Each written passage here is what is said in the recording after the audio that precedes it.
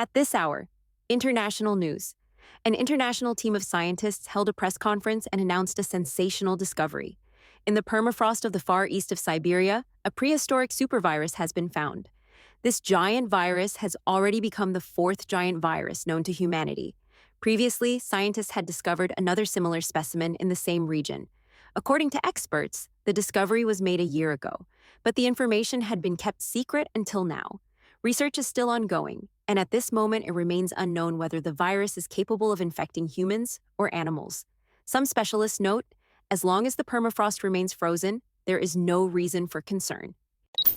I jumped up, everything matched. The star seed had warned me, in 10 days, a viral outbreak would begin. Without wasting a second, I studied survivalist forums, gathered supplies, and in just 2 days turned an old minibus into an armored shelter, removed the seats, installed a bed, reinforced the doors, and upgraded the engine and body. When the world collapsed, I was ready. Then they appeared, frightened, desperate girls begging for shelter. One in a torn dress, another covered in blood, and a third crying by the roadside. "Please, take us with you," they begged. I opened the door. Together, we drove through the dead city, toward a world where a new life was beginning. Guys, if you haven't seen the previous parts, you'll find the links in the description and the pinned comment. Now, let's get to the story.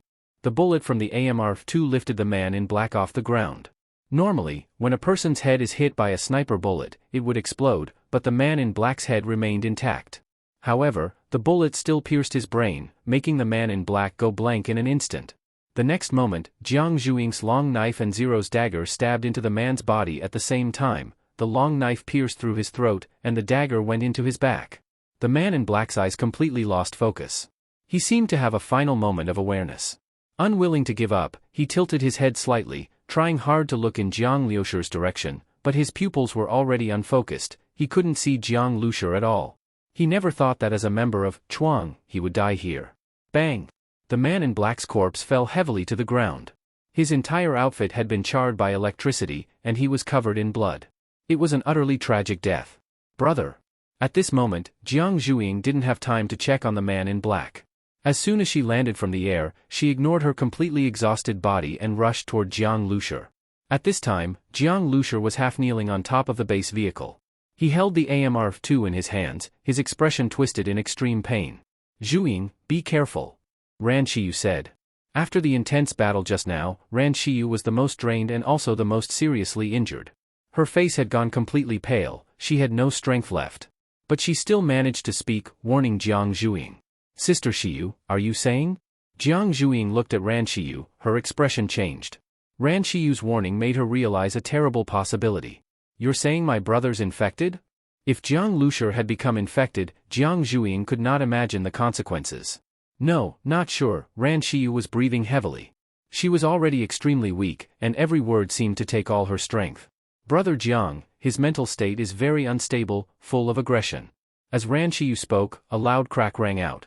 Everyone looked at Jiang Lucer in shock and saw that he had just broken the AMR-2 in half with his bare hands. Then his entire body rolled off the roof of the base vehicle. The high-strength alloy body of the gun had actually been broken by Jiang Lucer's physical strength. Gun parts flew everywhere. Jiang Zhuing froze. The original Jiang Lucer was only capable of modifying the base vehicle. In terms of his body, he had only evolved his brain domain. He had accurate shooting and fast reflexes, but in terms of strength and physical endurance, Jiang Lucer was only a bit stronger than normal people, still much weaker than second-level psychics. But now, breaking an AMR-2 by hand, even strength-type psychics wouldn't be able to do better. This was clearly the power given to him by the Plague Mother. Jiang Lucer had still been affected by the Plague Mother. But why was Jiang Lucer still able to attack the man in black earlier? If it wasn't for him, they would all have been wiped out. "Brother!" Ignoring Ran Shiyu's warning, Jiang Zhuing walked to within 5 meters of Jiang Lucer. "My brother is different from them," Jiang Zhuing said. She firmly believed this, even though Jiang Lucer's eyes were filled with violence, she believed he would not attack her. Or perhaps she was too concerned about Jiang Lucer to care anymore. Everyone watched Jiang Lucer nervously. He was in an extremely unstable state, like a beast about to go berserk. "Shiyu, do you have any way?" Xiang Shuahai asked. Right now, the only person who might be able to communicate with Jiang Lucer was Ran Shiyu. Direct communication via mental power could calm him, but unfortunately, Ran Shiyu was seriously injured and could barely use her mental energy. Ran Shiyu shook her head helplessly. Let me do it. Li Yusin came down from the base vehicle. As soon as she got down, she was already very close to Jiang Lucer. Yusin. Xiang Shuahai called out with concern. Although she and Li Yusin were love rivals, she still didn't want anything to happen to her. I'll be fine. The fact that brother Jiang could attack Shanghai proves he still has his mind. Shiyu can't use her mental power right now, so it has to be me. Even though I'm a doctor, I also use mental energy to practice medicine. I count as a half mental power user too. Li Yusin slowly walked toward Jiang Lucer. She reached out her hand and gently tried to touch his body. Everyone held their breath. At this moment, no one cared about their own safety anymore. Ying had already gotten off the base vehicle and, along with Zero, was flanking Jiang Lucer from behind, one on the left and one on the right, ready in case Jiang Lucer lost control and hurt Li Yusin or himself. Brother Jiang, it's me, Yusin. Li Yusin very gently and carefully touched Jiang Lucer's hand. She was different from Ran Shiyu. Ran Shiyu's mental power could be projected outward, while Li Yusin could only connect her mental power to another body through physical contact. She quietly sensed Jiang Lucer's brain domain. With Li Yusin's mental perception, she could see what no CT, X-ray, or MRI could. Jiang Lucer remained silent. He was still struggling. However, he did not attack Li Yusin. Brother Jiang's situation is very complicated. Li Yusin spoke. I've studied those liquid life forms. They all take over the infected person's brain first, controlling the brain domain before spreading throughout the body. But Brother Jiang is different. In his brain domain, there seems to be a layer of energy protecting his brain. The Plague Mother is powerful, but it can't get into his brain. It can only stay in his body. But it has entered his nerves and seems to be trying to control his body through his spinal and peripheral nerves. Li Yusin's mental observation ability was extremely strong. She quickly identified the cause. Such a diagnosis would be unimaginable in a regular hospital. Ying fell silent. Li Yusin didn't know what the protective energy layer in Jiang Lucer's brain was, but Ying did. It was the starseed. Because the starseed had occupied Jiang Lucer's brain domain, it naturally wouldn't allow any other life form to invade. With the starseed present, Ying wasn't too worried about Jiang Lucer. I can try to extract it, but I'm not confident. If we give the Plague Mother enough time, it might eventually break through Brother Jiang's brain defenses. Or it might control him just through the spinal and peripheral nerves. Li Yusin said with determination. In theory, just controlling the spinal and peripheral nerves is enough to control all behavior except thought. At that point, even if Jiang Lucer still had his own mind, it would be useless. However, separating the Plague Mother from his body without harming Jiang Lucer was extremely difficult. And during the separation, Li Yusin herself might get infected. But she could no longer worry about that. Yusin, don't act impulsively. Did you see the blue energy in Brother Jiang's body earlier? Was it absorbed by the bus? Maybe, that bus can absorb the Plague Mother. Seeing that Li Yusin was about to risk saving Jiang Lucer, Ran Shiyu said weakly. Although she was seriously injured earlier, her mental strength was powerful, and she had observed every detail on the battlefield carefully. Use the bus to absorb it, but how? How do we operate it? Usually, the only ones who could control the base vehicle were Jiang Lucer and Ying. Li Yusin looked at Ying. Ying. Maybe Brother Jiang doesn't need your treatment. Ying shook her head. Huh? Jiang Zhuiying was stunned. Why? Brother Jiang can handle it himself. How do you know? A feeling. Ying said seriously, her tone leaving no room for doubt. A feeling? What use is a feeling? Captain Jiang is strong, but that's the Plague Mother. If something happens to Captain Jiang, then what will we do? Hearing that Ying was relying on just a feeling, Xiang Shuahai was unhappy. At this moment, no one dared to joke about Jiang Lucer's safety, and no one dared to assert what would happen, only Ying was drawing conclusions based on a feeling. But what she didn't expect was that, after a moment of silence, Jiang Zhuiying actually spoke, I believe Ying. Zhuiying, you. Xiang Shuahai was shocked. At this time, Ran Shiyu and Zero also hesitated for a moment but did not object. Even Li Yusin nodded. Ying was very mysterious. Ran Shiyu and the others didn't actually know her background, but since Jiang Lucer and Ying never deliberately hid anything, they had vaguely guessed some things. There was a special connection between Ying and Jiang Lucer. They could communicate mentally without Ran Shiyu's help, and that wasn't ordinary psychic ability. Moreover, among everyone, only Ying and Jiang Lucer could drive the base vehicle. Even if others sat in the driver's seat, they couldn't drive it. Perhaps, always silent, only driving, often 24 hours without rest, Ying was actually the one who understood Jiang Lucer the best. Shiyu, Yusin, maybe Brother Jiang still needs your care. Although he's not in danger, if he can't control his body for a long time, the plague mother might still damage his nerves, Ying added. I'll take care of brother Jiang. What should we do next? Li Yusen asked. She had always been used to Jiang Lucer being the leader. Now that he suddenly couldn't give orders, she felt a bit lost. First, loot the Shuahai base. They collected so many zombie crystals to cultivate infectees, there must be valuable things. Take it all. Leave them nothing. Jiang Zhuing said fiercely. It was all because of those bastards from Shanghai, otherwise, how would her brother have gotten infected? Sorry. If I hadn't said there was a plague in northern Jiangsu, Captain Jiang wouldn't have been implicated. Xiang Shuahai said with guilt. Miss Xiang, don't blame yourself. This has nothing to do with you. My brother had already decided to go to the Shanghai safe zone. Northern Jiangsu and Jinling were on the way. Without you, we would have still run into Shanghai. Besides, Shanghai targeted us first. That guy was determined to get my brother. Even if we hadn't come, they would have come for us. Although Jiang Zhuing was worried about Jiang Lucer, she didn't blame Xiang Shuahai. In fact, if it hadn't been for Xiang Shuahai's wind-type powers allowing her and Zero to float in the final battle, the consequences would have been unimaginable. Xiang Shuahai's presence had actually helped Jiang Lucer, which made Jiang Zhuing develop a good impression of her. Thank you, Zhuing, Xiang Shuahai said softly. Unknowingly, she felt like she had also become part of this team. By the way, Miss Xiang, what are your plans for the future? Jiang Zhuing's eyes turned as she thought of this. Originally, both Team Shering and Xiang Shuahai had assumed they were just traveling together temporarily. Xiang Shuahai would eventually return to her own team in northern Jiangsu to build a safe zone and fulfill her goal. But now, her original team based in the northern Jiangsu safe zone had all moved to Jinling and been taken over by Shanghai. Now they were all wiped out.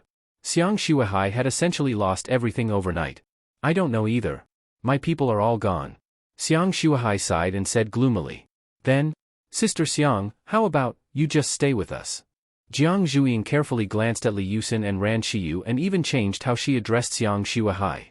This. Xiang Shuahai bit her lip. Actually, under the current circumstances, she certainly wanted to join Team Shering. After so many days together, she felt very comfortable here. She could feel the genuine care between the team members. In a post-apocalyptic world where everyone calculated and guarded against each other, such a pure place was rare. Just these girls alone made her feel happy staying here, let alone Jiang Lucer. Thinking of that, Xiang Shuahai blushed. She did want to stay, but maybe not everyone wanted her. After all, both Ran Shiyu and Li Yusen liked Jiang Lucer. If she joined too, it'd almost be a full table of mahjong. Actually. Xiang Shuahai didn't know how to respond to Jiang Zhuing, but unexpectedly, Ran Shiyu spoke. Her voice was still weak. Miss Xiang, please stay. Your ability is very important. Otherwise, today brother Jiang might have. At that moment, Ran Shiyu didn't think about rivalries. Her only concern was Jiang Liucer's safety. Who knew if there would be another flying psychic in the future? If they couldn't hit the enemy, they would be sitting ducks. But with Xiang Shuahai, that wouldn't be a problem. Miss Xiang. If you're willing, then stay. Our vehicle is lively. Calling you Miss Xiang is too awkward. Let's just call you Xiao Xiang or Xiang Xiang, Li Yusen said with a smile. She naturally understood what Xiang Shuahai was worried about. After today's battle, Li Yusen no longer rejected her. As for competing for Jiang Lucer, in this apocalypse, the most important thing was to survive. One more person meant one more strength. And their conflict with Chuang was already a fight to the death. Let's go to Shanghai's base. Tonight we'll celebrate Sister Xiang joining us. Jiang Zhuing said happily. With Xiang Shuahai joining Team Shering, they now had air, land, and sea capabilities. Luo had also evolved into an invincible shield.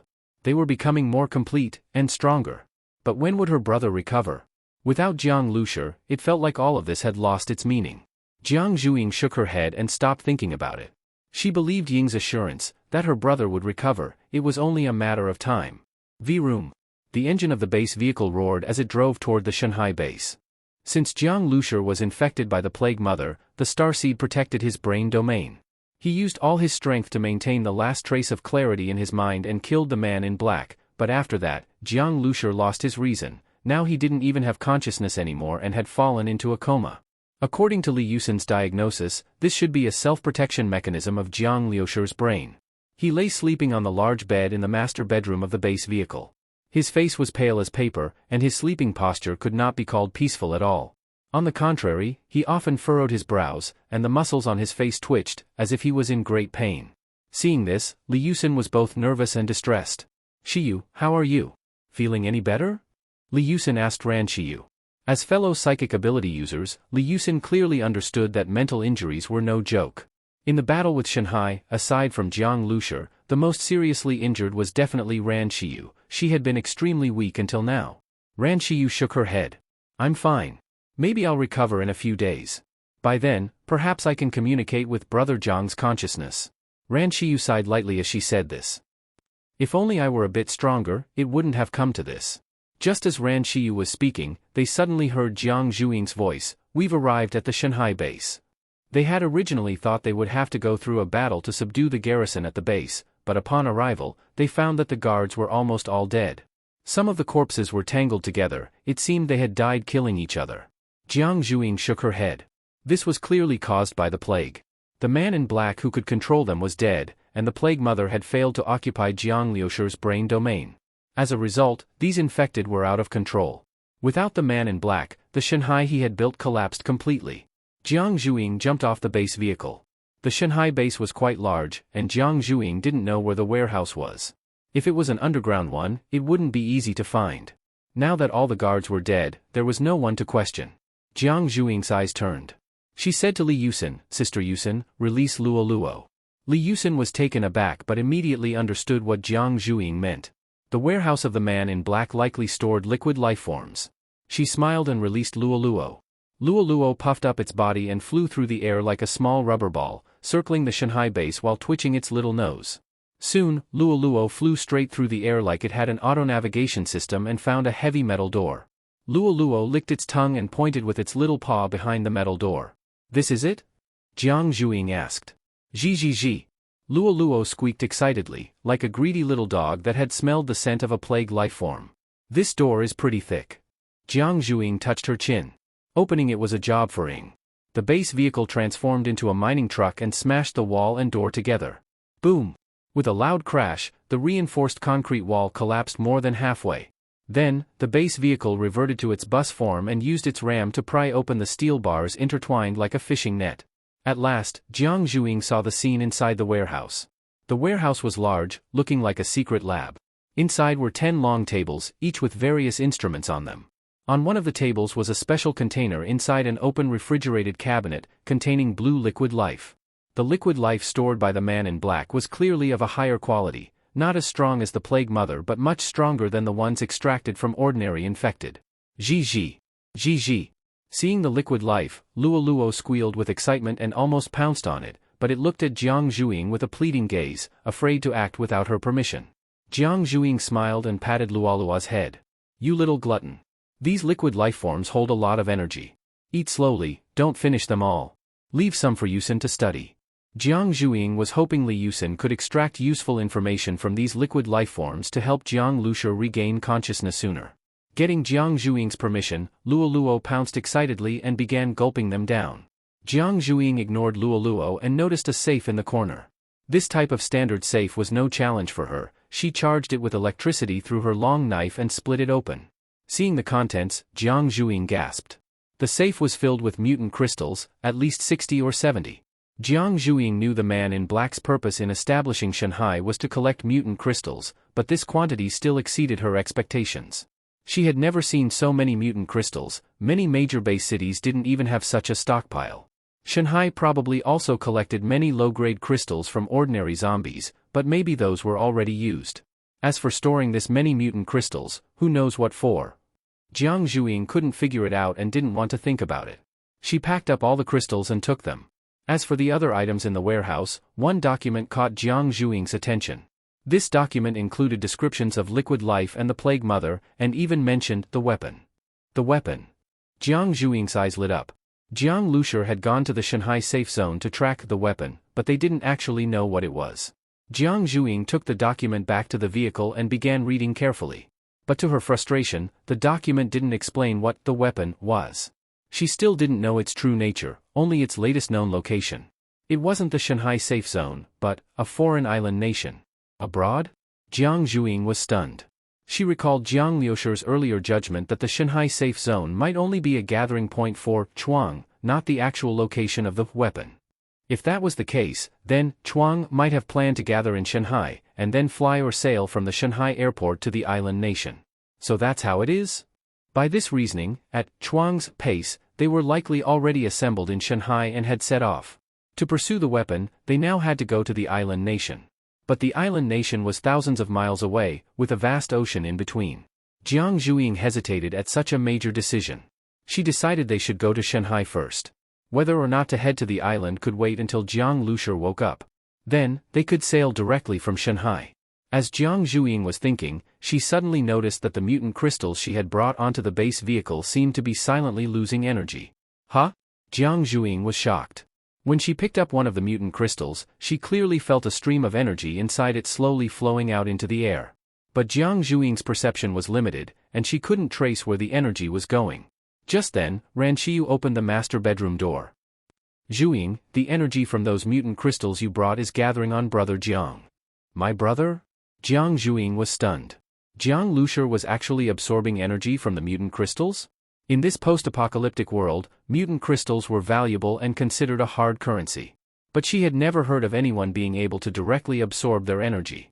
Even the military had to rely on scientists to extract the energy to make evolution crystals. Normal psychics could only consume evolution crystals to enhance their abilities. Direct absorption of mutant crystals was impossible. Some high-level crystals could even be poisonous and cause vomiting blood or death. Could it be the Plague Mother? Jiang Zhuiying quickly thought of this.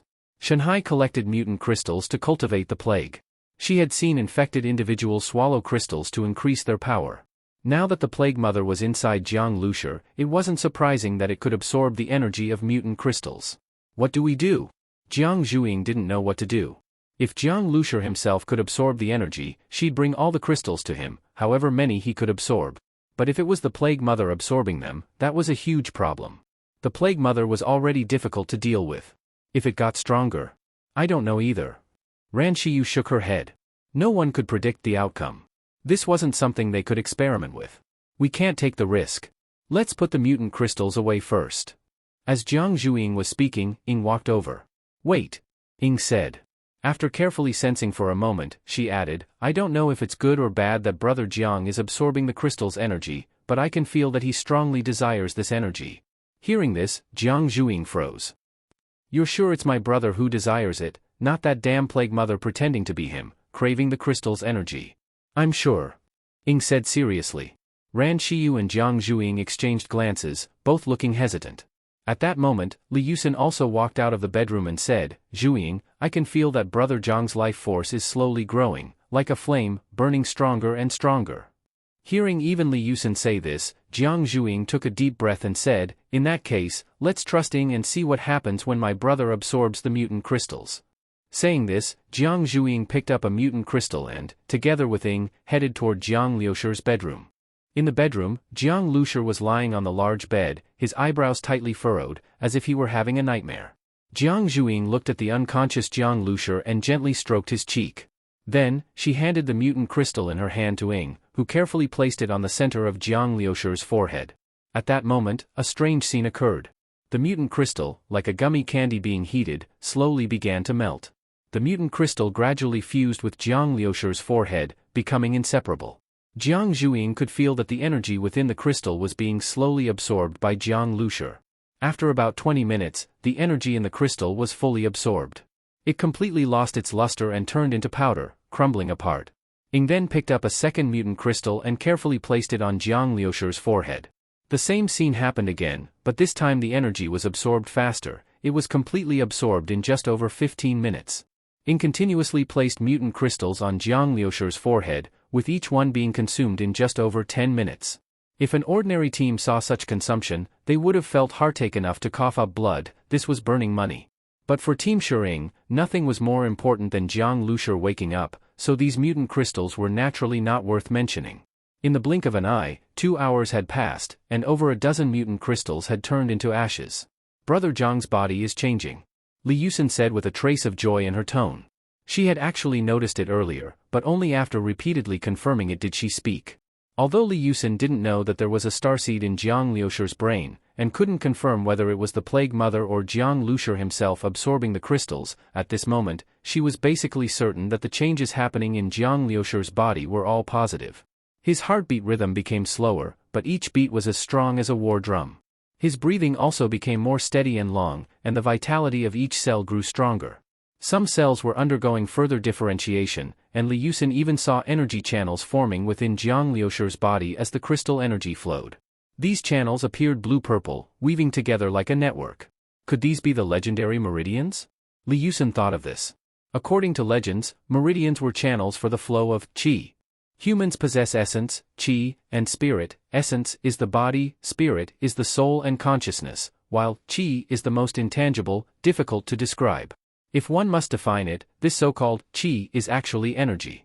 She used to think it was all just legend, but now that the existence of spiritual power had been confirmed, and with the changes happening to Jiang Lucer, it made her rethink. Since the apocalypse, the evolution of Earth's life forms had shown that life was far more complex and profound than she had understood. The changes in Jiang Lucer's body attracted the attention of everyone in the vehicle, including Xiang Shuahai. All the girls silently watched him. They had a vague feeling that Jiang Lucer might be undergoing an evolution. And this evolution was more thorough than that of ordinary ability users. Just as Ing placed the 16th mutant crystal on Jiang Lucer's forehead, he seemed to experience some pain and began to tremble. Brother Jiang. The girls all became nervous at once. No one knew what would happen next. At this moment, Ing was the only one who remained calm. Her expression was focused as she carefully secured the 16th mutant crystal in place. Meanwhile, Jiang Lucer's tremors became more intense. His muscles began to spasm, and the veins on his forehead bulged like earthworms. A few minutes later, as the 16th crystal was absorbed, Jiang Lucer's skin started turning red, and sweat began to pour from his pores. Jiang Zhuiying nervously touched Jiang Lucer's forehead and quickly pulled her hand back. So hot. Jiang Zhuiying's face changed color. The high fever was scalding to the touch. What kind of temperature was this? 40 or 50 degrees at least. A normal person would have died long ago under such conditions. Ing, are you sure there's really no problem? Xiang Shuahai asked worriedly. But Ing didn't respond. She was completely focused on Jiang Lucer, as if everything else in the world didn't matter. Her eyes only held Jiang Lucer. The 16th mutant crystal was absorbed especially fast. As soon as it turned to ash, Ing picked up the 17th crystal. Xiang Shuahai felt like her heart skipped a beat. Ing was incredibly bold. Don't be fooled by how quiet she usually was. When she actually did things, she was decisive beyond belief. The 17th crystal was again placed on Jiang Lucer's forehead. At this point, Jiang Lucer's body looked like a cooked prawn, bright red all over. What came from his pores wasn't just sweat anymore, but also streaks of blood. Seeing this, Xiang Shuahai covered her mouth. Sweating blood, this was alarming. Yet Ing had already placed the 18th crystal. Not only Xiang Shuahai, but all the girls were holding their breath. Jiang Lucer's tremors grew more intense, and the veins on his forehead and arms swelled so much they were nearly bursting. His pores, in addition to blood, also began to exude filth. The foul matter increased, appearing gray-black, with a faint stench. But none of the girls present had the mind to care about the smell. They were all focused on what would happen to Jiang Lucer. Then, Jiang Lucer's body suddenly convulsed violently, then became completely still. He fell into sleep again. This time, he no longer frowned or looked in pain. He seemed to be sleeping peacefully. Ing let out a long breath and finally stopped. Wiping the sweat from her forehead, Ing looked exhausted. Xiang Shuahai didn't understand. Ing had strong combat ability, and yet all she did was place a few crystals. Why was she so drained? What she didn't know was that while placing the crystals, Ing was using her mental power to stay connected to the starseed, closely monitoring every subtle change in Jiang Lucer's body. She wasn't a psychic like Liucin, so doing this was extremely strenuous for her. Brother Jiang is okay for now, but waking up will still take time. He might remain asleep for a while. I'm going to rest. Ying's face was pale. She stood up and left the bedroom, leaving the other girls staring at each other. What now? Jiang Lucer was now covered in filth. Due to his high body temperature, some of it had even dried and formed a gray crust on his skin, emitting a faint stench. Could this be the legendary cleansing of marrow? Earlier, they were too worried about Jiang Lucer to care. But now, a few of the more cleanliness-conscious girls started to feel uncomfortable. If Jiang Lucer stayed unconscious for half a month, wouldn't the stench become unbearable?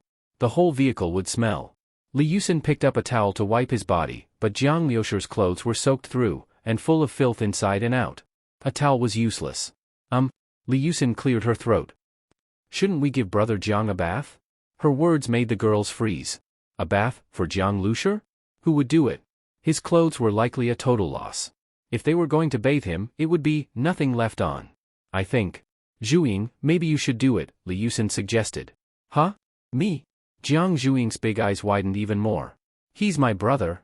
Don't you think that's inappropriate? Exactly, because he's your brother, it's more appropriate. It's even less appropriate for the rest of us. Didn't you bathe with him when you were little? Embarrassed, Jiang Zhuing said, we did, but that was back in elementary school. It's not the same anymore. Elementary school? You bathed with your brother in elementary school? Li Yusin giggled teasingly. Her words made Jiang Zhuing blush. She and Jiang Lucer were orphans who grew up depending on each other, so their bond was especially deep. As a child, Jiang Zhuing clung to her brother and even had him bathe her until 2nd grade, until Jiang Lucer firmly put a stop to it.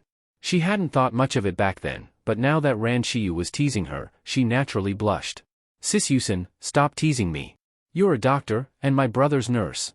Of course the nurse should bathe him, not me. She then smirked and said, besides, there's another reason you should do it. Hearing this, Li Yusin got a bad feeling, as if Jiang Zhuing was about to flip the script. What nonsense are you talking about? I'm not talking nonsense. It's your best chance to take advantage of my brother. Jiang Zhuing couldn't hold back her laughter. Now it was Li Yusin's turn to blush to her neck. What advantage? You little girl. You're too young to think like this. Everyone already knew Li Yusin liked Jiang Lucer, but now that it was said out loud, she was still embarrassed. She quickly dragged Ran Shiyu into it. Good friends always helped each other. Shiyu, you're the best at taking care of people. You should do it. Everyone also knew Ran Shiyu liked Jiang Lucer. She blushed deeply and said, I'm still weak. I might not have the strength. Among the girls, Ran Shiyu was the most shy. If it were just her and Jiang Lucer, maybe she could do it with eyes closed, but with everyone watching? Just then, Xiang Shuahai said, it's just a bath. Why are you all so hesitant? If no one wants to do it, I'll do it. I've got wind powers, I can dry him off naturally too. Hearing this, Li Yusin and Ran Shiyu froze. Was she not embarrassed at all? And hey, they weren't unwilling, they were just shy. Li Yusin quickly changed her tune. I thought it over. I'm his nurse, it's my duty to take care of him. Bathing a patient is part of my job. I'll do it. No need, I can do it. I've been meticulous since I was little, I'll make sure brother Jiang is sparkling clean, every pore scrubbed. Xiang Shuahai wouldn't back down. Li Yusin was turning red. Good grief, this girl had no shame at all. How could a girl say such things with a straight face? But she couldn't back down either. She poked Ran Shiyu to get her support. Ran Shiyu was already blushing before she even spoke. But with Li Yusin urging her, she forced herself to say, I can do it too. I can use my mental powers to monitor his condition while washing. Then, how about the three of us do it together? Xiang Shuahai blinked. Li Yusin was stunned. What the heck, there's even that option. She thought Xiang Shuahai's earlier words were wild enough, but this topped it all. 3 girls bathing one unconscious man? That scene would be overwhelming. Still, if they all did it together, at least she could keep an eye on Xiang Shuahai and make sure she didn't try anything. So, we start now? Xiang Shuahai said. Li Yusin and Ran Shiyu were both stunned. Why did she talk about bathing like it was as normal as eating? As for Jiang Zhuing, she just smirked. Sis Zhuing, want to join us? Xiang Shuahai blinked. Jiang Zhuing quickly stopped smiling. Though usually bold and brash, she was still a shy girl at heart. She couldn't keep up with Xiang Shuahai. You guys take your time, I'll excuse myself. She quickly ran off with her iPad. In no time, only Jiang Lucer, Xiang Shuahai, Li Yusin, and Ran Shiyu remained in the room. Li Yusin and Ran Shiyu were still unsure how to proceed, when Xiang Shuahai started undressing Jiang Lucer. First the shirt, then the pants, all soaked and beyond saving. In this post-apocalyptic world, clothes weren't in short supply. Stores still had plenty of brand names. From top to bottom, they had everything. If you had the skill to get through zombie swarms, you could take anything you wanted. And for Team Shering, that wasn't a problem. Li Yusin and Ran Shiyu moved their hands, but in the end they completely left the taking off clothes to Xiang Shuahai, letting them do it. They really did not have the nerve. Actually, although Xiang Shuahai spoke as if she was not afraid of anything, when she really gave Jiang Lucer his clothes off, her lightly trembling fingers betrayed her thoughts. She was still very nervous. Only after she took all of Jiang Lucer's clothes off and threw them out the window as a bundle did Xiang Shuahai say to Ran Shiyu, Shiyu, go draw some hot water. Ran Shiyu hurried to draw the water. After the water was ready, Xiang Shuahai used a wind-type ability to make Jiang Lucer float into the bathtub. Then, Xiang Shuahai picked up a towel and began to seriously give Jiang Lucer a bath. She washed meticulously, from his arms, body, to his thighs. However, whenever her gaze inevitably passed over some important part, Xiang Shuahai's fingers would gently tremble. Seeing this scene, Ran Shiyu's whole face was burning. She stood dully beside the bathtub. Although she held a towel in her hand, she didn't even dip it in water, she just stood there foolishly, her mind already a blank. Li Yusin, after watching for a long time, was unwilling to be outdone. She finally also took a towel to help Jiang Lucer wipe his body. This bathing was like a great battle. During the whole washing process the three women's hearts all beat faster, and their breathing quickened. And until it was almost finished, Jiang Lucer's key parts had still not been taken care of. Even Xiang Shuahai did not have the courage to use a towel to wipe there. Fortunately, having been in the water for a long time, it was somewhat clean. When the bath was nearly over, Ran Shiyu hurriedly exited the bathroom, but Li Yusin persisted until the end, drying and dressing him. She was determined to watch over Xiang Shuahai, afraid that she would do something to brother Jiang. Ing said that just now he used 18 mutant crystal cores in one breath, which reached the limit brother Jiang's body could endure. In maybe a day or two, brother Jiang will digest the crystal cores. That means, every 2 or 3 days in the future, brother Jiang will have to absorb some mutant crystal cores. When Jiang Lucer, having just put on clean clothes, was sent out by Xiang Shuahai's wind ability, Ran Shiyu said softly, she had just communicated with Ing. Li Yusin listened, stunned. Then won't we have to help brother Jiang bathe every time? Yes. Ran Shiyu said awkwardly, but Xiang Shuahai heard it and clearly did not think it was any hard or embarrassing thing. Instead she seemed, faintly somewhat happy. Seeing Xiang Shuahai's expression, Li Yusin said, in the future we can divide the work better. Next time little Xiang and I a group, the time after that me and Ran Shiyu a group. Xiang Shuahai heard and was stunned. You wash every time? Of course, I am brother Jiang's full-time nurse, responsible for brother Jiang's body, naturally following every time. Li Yusin tilted the corner of her mouth. Being with Xiang Shuahai was because she did not trust Xiang Shuahai, and as for being with Ran Shiyu, she thought Ran Shiyu was so shy that if she were alone dealing with Jiang Lucer it might take 2 or 3 hours. Li Yusin's prediction was correct. Afterwards, every 60 hours apart, Ing would bring mutant crystal cores for Jiang Lucer to absorb. Except the first time was 18, afterwards it was about 12. And after each absorption of mutant crystal cores, some filthy things were expelled from Jiang Lucer's body, of course meaning another bath. Only with the passage of time, the filthy things expelled from Jiang Lucer's body became less and less, and Jiang Lucer's skin began to become more and more perfect, simply as delicate and smooth as a baby. At the same time, his muscle lines also became more pronounced yet not exaggerated, simply like fine jade carved. So that when washing Jiang Lucer, even shy Ran Shiyu could not help secretly looking at Jiang Lucer's body. She felt Jiang Lucer's skin was more perfect than the girl's, yet his body shape was very strong and beautiful. This beauty of soft and strength intertwined made her unconsciously slightly entranced. Brother Jiang seems to have grown taller again. Li Yusin suddenly said. She had not paid attention before, but today looking carefully, Jiang Lucer seemed to have grown a few centimeters, making his body appear more upright. Even his face seemed more handsome, although his features had not changed, his appearance was still the original. Ultimately, it seemed Jiang Lucer's temperament had changed, becoming more extraordinary. Seeing such a perfect Jiang Lucer, Li Yusin's heart felt like a little rabbit pounding. She had always liked Jiang Lucer, but not obsessed with his appearance, but like Jiang Lucer's inner self. In the daily companionship she unknowingly made Jiang Lucer her whole life. Now, even Jiang Lucer's appearance and figure had become so outstanding, making Li Yusin have a premonition that in the future more people would be enamored with Jiang Lucer, naturally increasing her own competition difficulty. Thinking this, Li Yusin felt somewhat anxious. Yusin, why did you stop washing? Ran Shiyu opened her mouth to ask. I'm washing. Li Yusin was stunned a moment, then continued to begin wiping Jiang Lucer's body.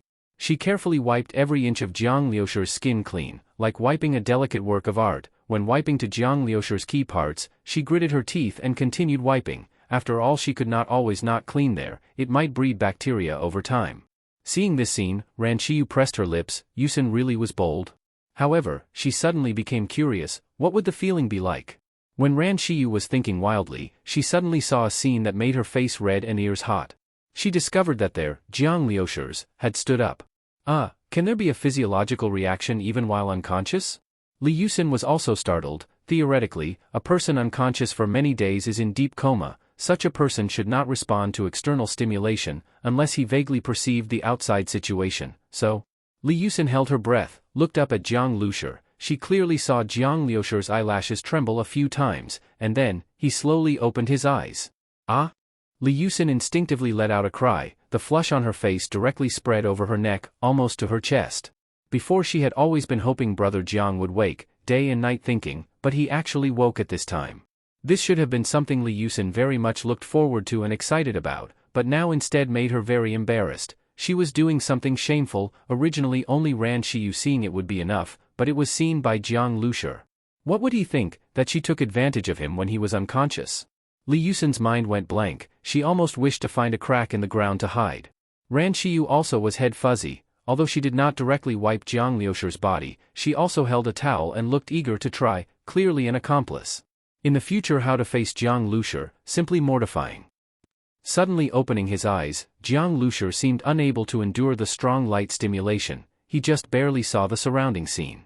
He saw himself lying in the bathtub, with Ran Shiyu and Li Yusin beside him, holding towels, seeming to be giving him a bath. Looking at their expressions, seeming stunned, embarrassed, at a loss, Jiang Lucer seemed to hear Li Yusin just let out a cry, not knowing what she was screaming, but he was not very clear, felt the sound he heard was somewhat distant. He could not even discern if Li Yusin really did call out.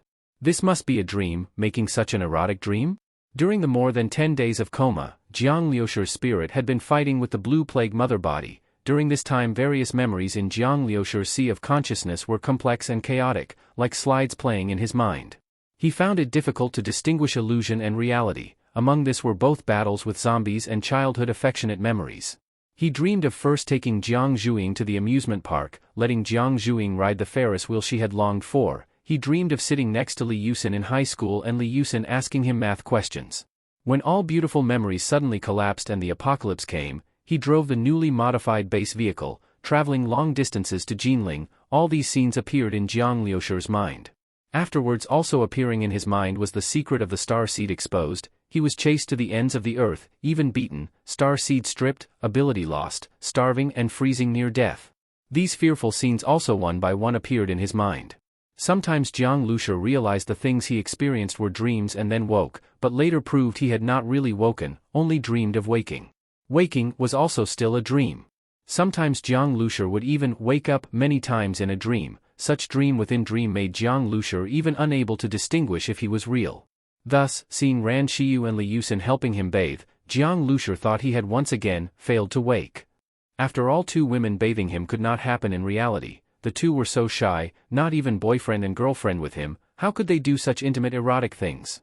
But making such a spring dream made Jiang Lucer somewhat self-mocking. After all, he was also a normal man. Being with so many beauties long term, it was inevitable to let his thoughts run wild. Sometimes in his dreams some girl would appear and some erotic things would happen, and now naturally so.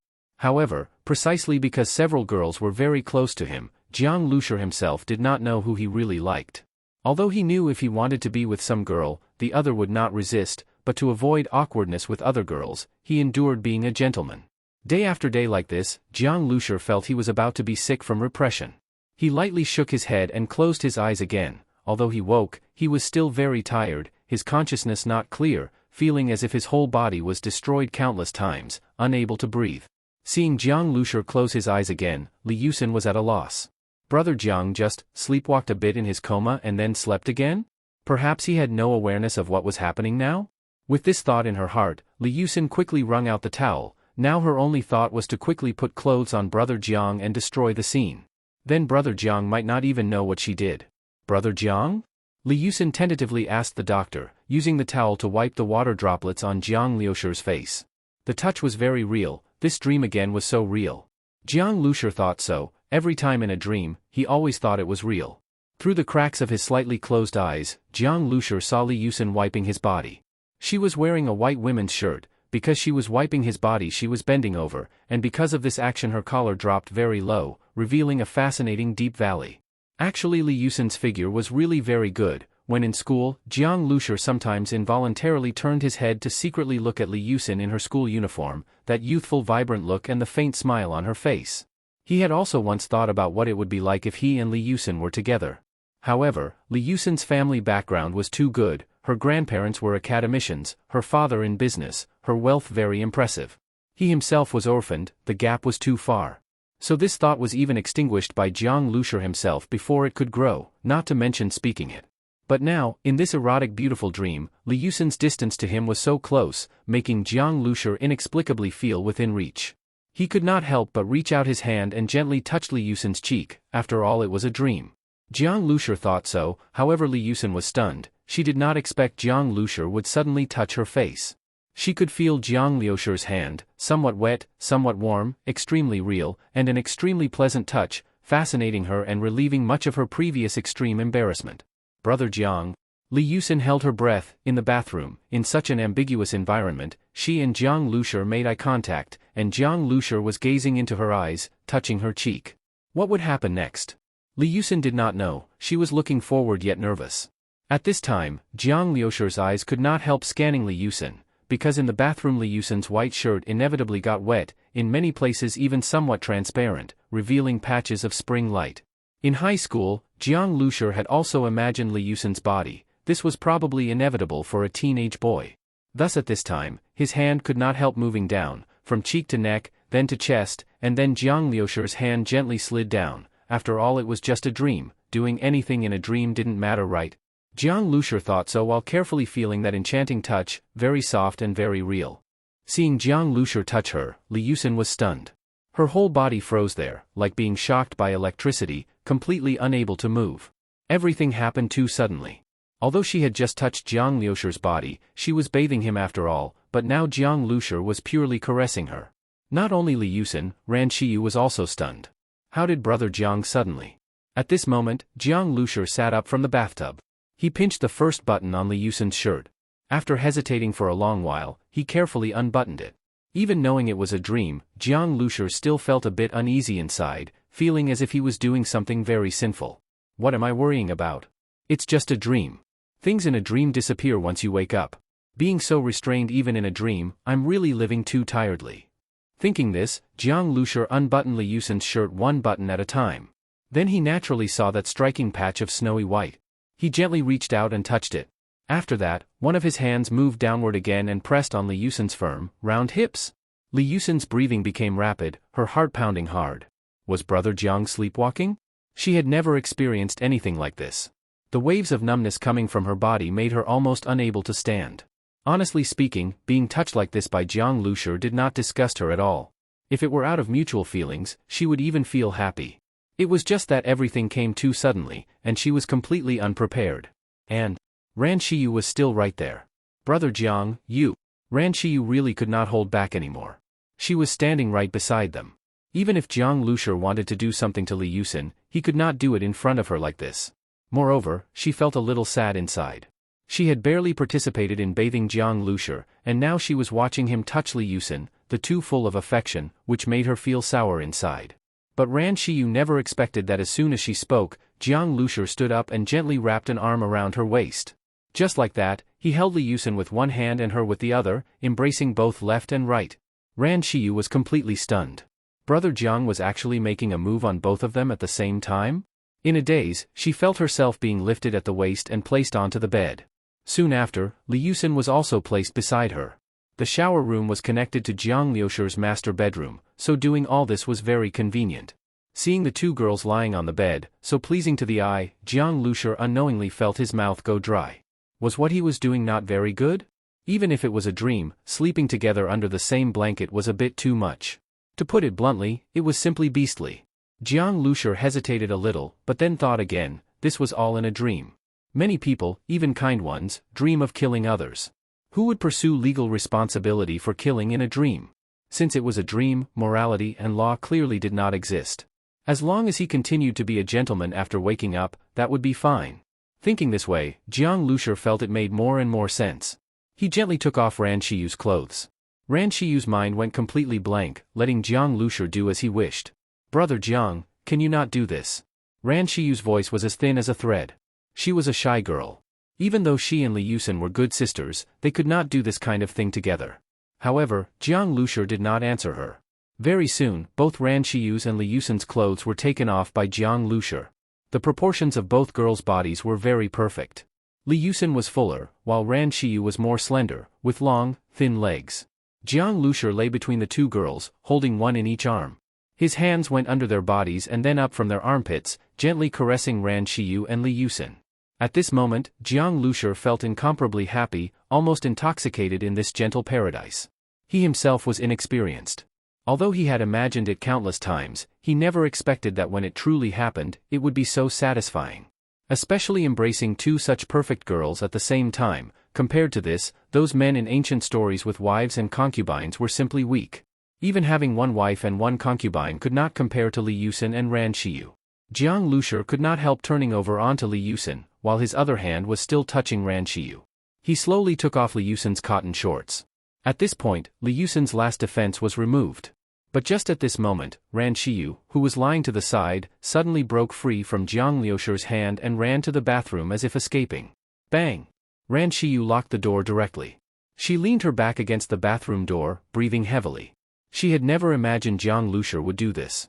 It was too intense, she simply could not accept it. Seeing Ran Xiyu run away, Jiang Lucer was stunned for a moment. Was he really that scary? With Ran Xiyu gone, Jiang Lucer felt a bit regretful, but at this time he naturally could not force his way into the bathroom, and he was also having trouble restraining himself. Xiyu, Li Yusen's mouth was blocked by Jiang Lucer, unable to speak. When Ran Xiyu was there, Li Yusen felt embarrassed, but now that Ran Xiyu had run away, leaving only herself, she became even more nervous. Although Jiang Lucer really wanted to, he was not in a hurry. It was like getting the most delicious food in the world and being unwilling to eat it all at once. He held Li Yusen, kissed her, and touched her. This process lasted a long time, until Li Yusen forgot her earlier nervousness. She melted like a piece of soft candy. Thinking carefully, being with brother Jiang was exactly what she had hoped for. In the apocalypse, marriage and such were not that important anymore. She did not dare to hope for much, just having it was enough. Thinking this, Li Yusen let go of her already weak resistance. She even clumsily stuck out her tongue, responding to Jiang Lucer. Just like this, Jiang Lucer slowly entered Li Yusen's body. Pain followed immediately. Li Yusen bit her teeth tightly, silently tasting this moment where pain and happiness intertwined. At this moment, she truly became one with Jiang Lucer. When waves of pleasure came, Jiang Lucer finally reached the peak. When he released everything, he felt as if even his life had been sublimated. After all this, he felt that he seemed to calm down. He lowered his head and saw Li Yusen curled obediently beneath him like a lamb. The expression on her face seemed both painful and happy, and a red blossom quietly bloomed on the bedsheet beneath her. Seeing this bright color, Jiang Lucer's spirit jolted. He froze completely. He had experienced a long period of confusion. In reality it lasted only a dozen days, but in the dream it felt like half a lifetime. In this endless half-dream, half-wake state, Jiang Lucer felt an extremely strong sense of reality for the first time. This impact of reality completely woke Jiang Lucer, who had been immersed in the struggle within the plague mother body's consciousness. People sometimes cannot tell whether they are awake in a dream, but rarely cannot tell whether they are dreaming in reality. This left Jiang Lucer completely stunned. Just now, it felt as if he had awakened from a dream again, but everything in front of him was exactly the same as what he had thought was a dream. Everything had really happened. He had turned Li Yusen from a girl into a woman? And thinking of Ran Xiyu again, she was still in the bathroom? Jiang Lucer instantly felt like dying. While taking advantage of Li Yusen, he had also laid hands on Ran Xiyu. Yusen. Jiang Lucer rolled off Li Yusen, his entire face red. Had he really done something so shameless just now? Brother Jiang. Li Yusen smiled shyly. She had no idea about the complicated emotional experiences in Jiang Lucer's inner world. She thought Jiang Lucer had been a bit reckless just now because of hormones, and now that some of that had been released, he had finally regained his senses, which was why he looked so flustered. This version of Jiang Lucer was the Jiang Lucer Li Yusen was familiar with, and she liked him even more. Brother Jiang, why are you so nervous? When you were holding both me and Xiyu just now, you didn't look nervous at all. I was scared back then. I didn't expect you to be so greedy, actually wanting to eat both me and Xiyu at the same time. Having already crossed that line with Jiang Lucer, Li Yusen relaxed a lot. Jiang Lucer's words got stuck in his throat, unable to come out. How could he explain this? Could he say that he thought he was dreaming just now? That would be worse than not explaining at all. Besides, even if he thought it was a dream, he was very clear-headed at the time. His choices were actually his own wishes. He only thought everything was fake and could all be redone, which was why he was so unrestrained. So this was his true nature. Realizing this, Jiang Lucer lost his momentum. Since it was his nature, what was there to explain? He discovered that deep down, he was not a true gentleman at all. Even though he appeared calm and restrained on the surface, thinking carefully, wasn't he subconsciously unwilling to let any girl around him grow distant, and that was why he carefully kept a certain distance with each of them? After all, in the environment of this base vehicle, once he established a relationship with one girl, his relationship with the others would inevitably become delicate. Only his younger sister could be an exception. Do you still want Xiyu? Liucin blinked and suddenly asked. Jiang Lucer froze immediately. How was he supposed to answer that? Liucin gently pinched the soft flesh at Jiang Lucer's waist and said angrily, I didn't expect you to be so fickle, brother Jiang. If you really want Xiyu, you'd better treat her well. You can't force yourself on her like that. Xiyu is thin-skinned, she can't take you treating her that way. Before the apocalypse, Liucin had never imagined she would say something like this. But now everything was different. So many girls were on one vehicle, and there was only Jiang Lucer. She had no special advantage over the other girls. Even she felt it was unrealistic to want to monopolize Jiang Lucer. The vehicle was only so big. Could she really demand that Jiang Lucer distance himself from all the other girls? To put it extremely, when Jiang Lucer crossed paths with every girl in the narrow passageway, some physical contact was unavoidable. How could she make Jiang Lucer draw a clear line with every girl? If that happened, the other girls would feel awkward, avoid suspicion, or even have to move out of the bus. In the future, the Shuriying squad might even slowly fall apart. Liucin put herself in their place. If Jiang Lucer were together with Ran Xiyu and deliberately distanced himself from her, what would she do? That would definitely be unbearable. Especially seeing Jiang Lucer and Ran Xiyu being affectionate every day, she might not be able to help leaving. She even felt she would lose the courage to keep living. Liucin knew that Ran Xiyu probably thought the same as her. Ever since Jiang Lucer rescued Ran Xiyu from the black market, Ran Xiyu had likely already fallen for him. Liucin did not want to ruin Ran Xiyu's life because of herself. She also liked the current Shuriying squad. Without Jiang Lucer, what would her life be like? She might have already died in the catastrophe in Shanghai. Now she already had everything many girls in the apocalypse dreamed of. What more could she hope for? Liucin was very smart. She knew what could not be demanded and what it meant to be content. Yucin, just now I actually... Jiang Lucer was extremely embarrassed. He did not know how to explain. Liucin wrinkled her small nose and pinched Jiang Lucer again. What just now? You already touched Xiyu all over. She's in the shower room now, who knows how awkward she feels. Why don't you hurry in and comfort her? I'll go out first. As Liucin spoke, she pulled the blanket over her body and got dressed under it with rustling sounds. Even though everything had already happened with Jiang Lucer, she was still a bit shy about dressing in front of him. Watching Liucin leave, Jiang Lucer slowly walked to the bathroom. He realized that in the dream he was a big demon, but once awake he turned into a little white rabbit. Was he really that useless? Jiang Lucer took a deep breath and knocked on the door. Xiyu, it's me. Can you open the door? It was quiet inside for quite a while before Ran Xiyu carefully opened the door. Earlier, Ran Xiyu's clothes had already been taken off by Jiang Lucer, leaving only a small pair of underwear. However, when Jiang Lucer was bathing, his shirt had been left in the shower room, so Ran Xiyu put on Jiang Lucer's shirt. The shirt was quite long, the hem hanging down to Ran Xiyu's thighs, just enough to be worn like a short dress.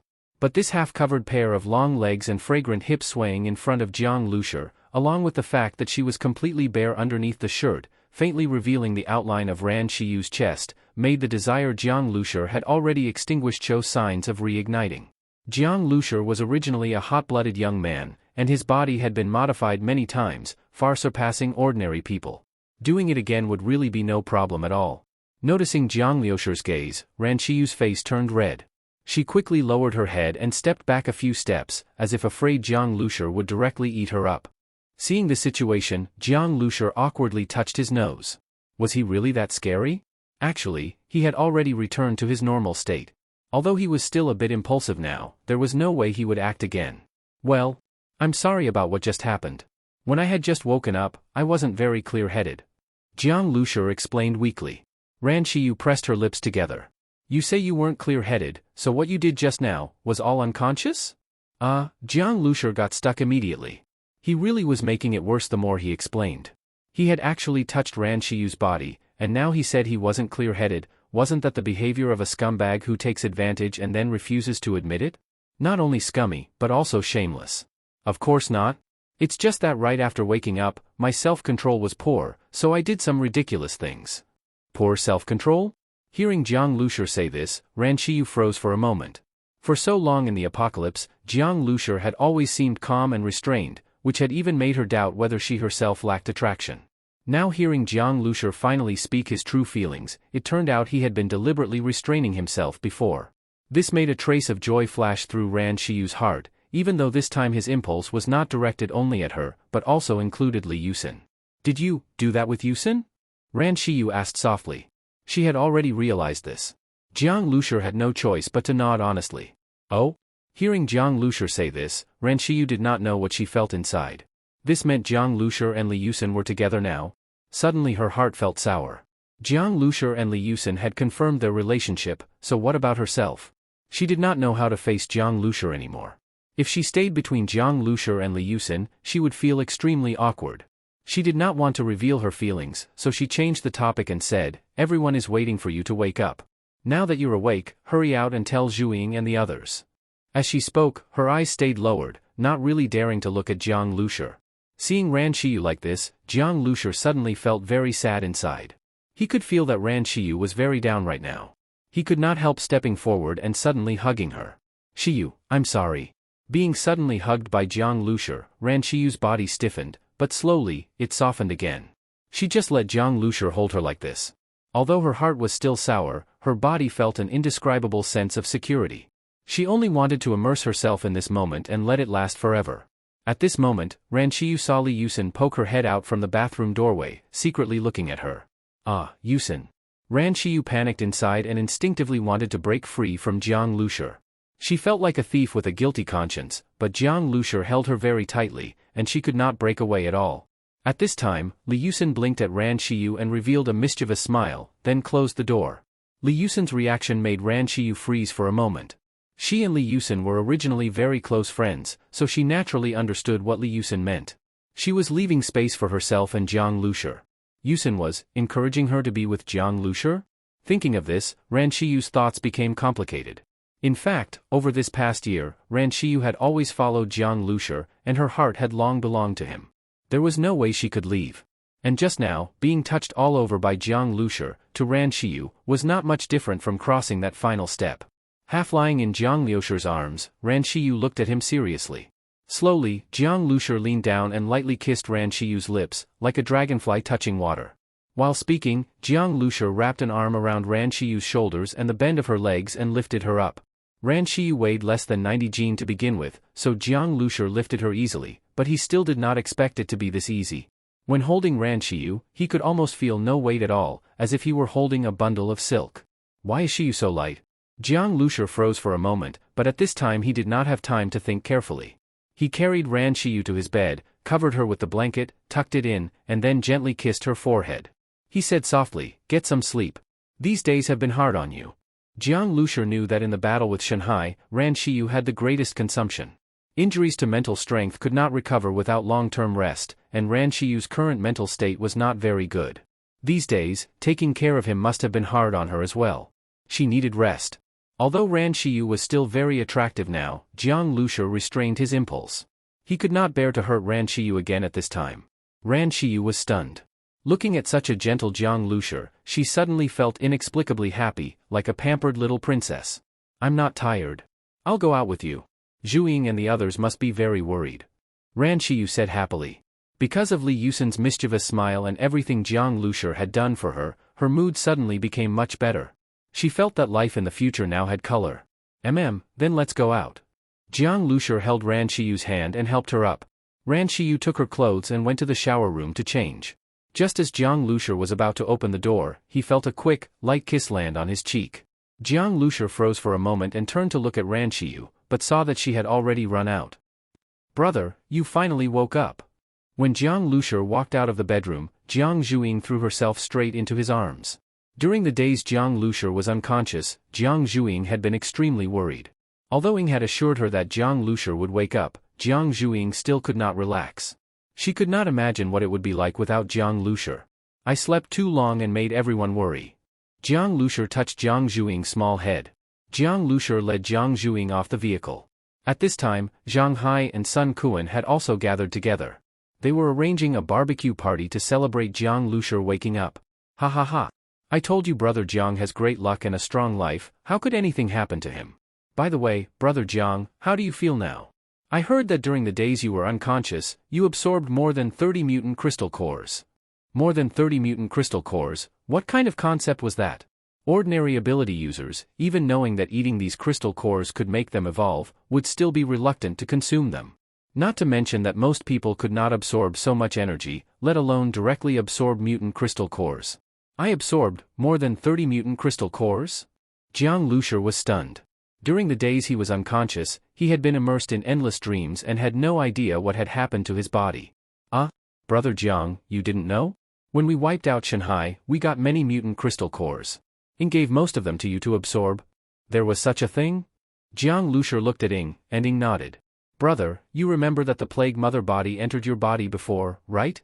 And after you absorbed so many mutant crystal cores, your body expelled a lot of filth, because of this reason. Xiu, Yusin, and Sister Xiang helped bathe you. Jiang Zhuing said with a mischievous smile.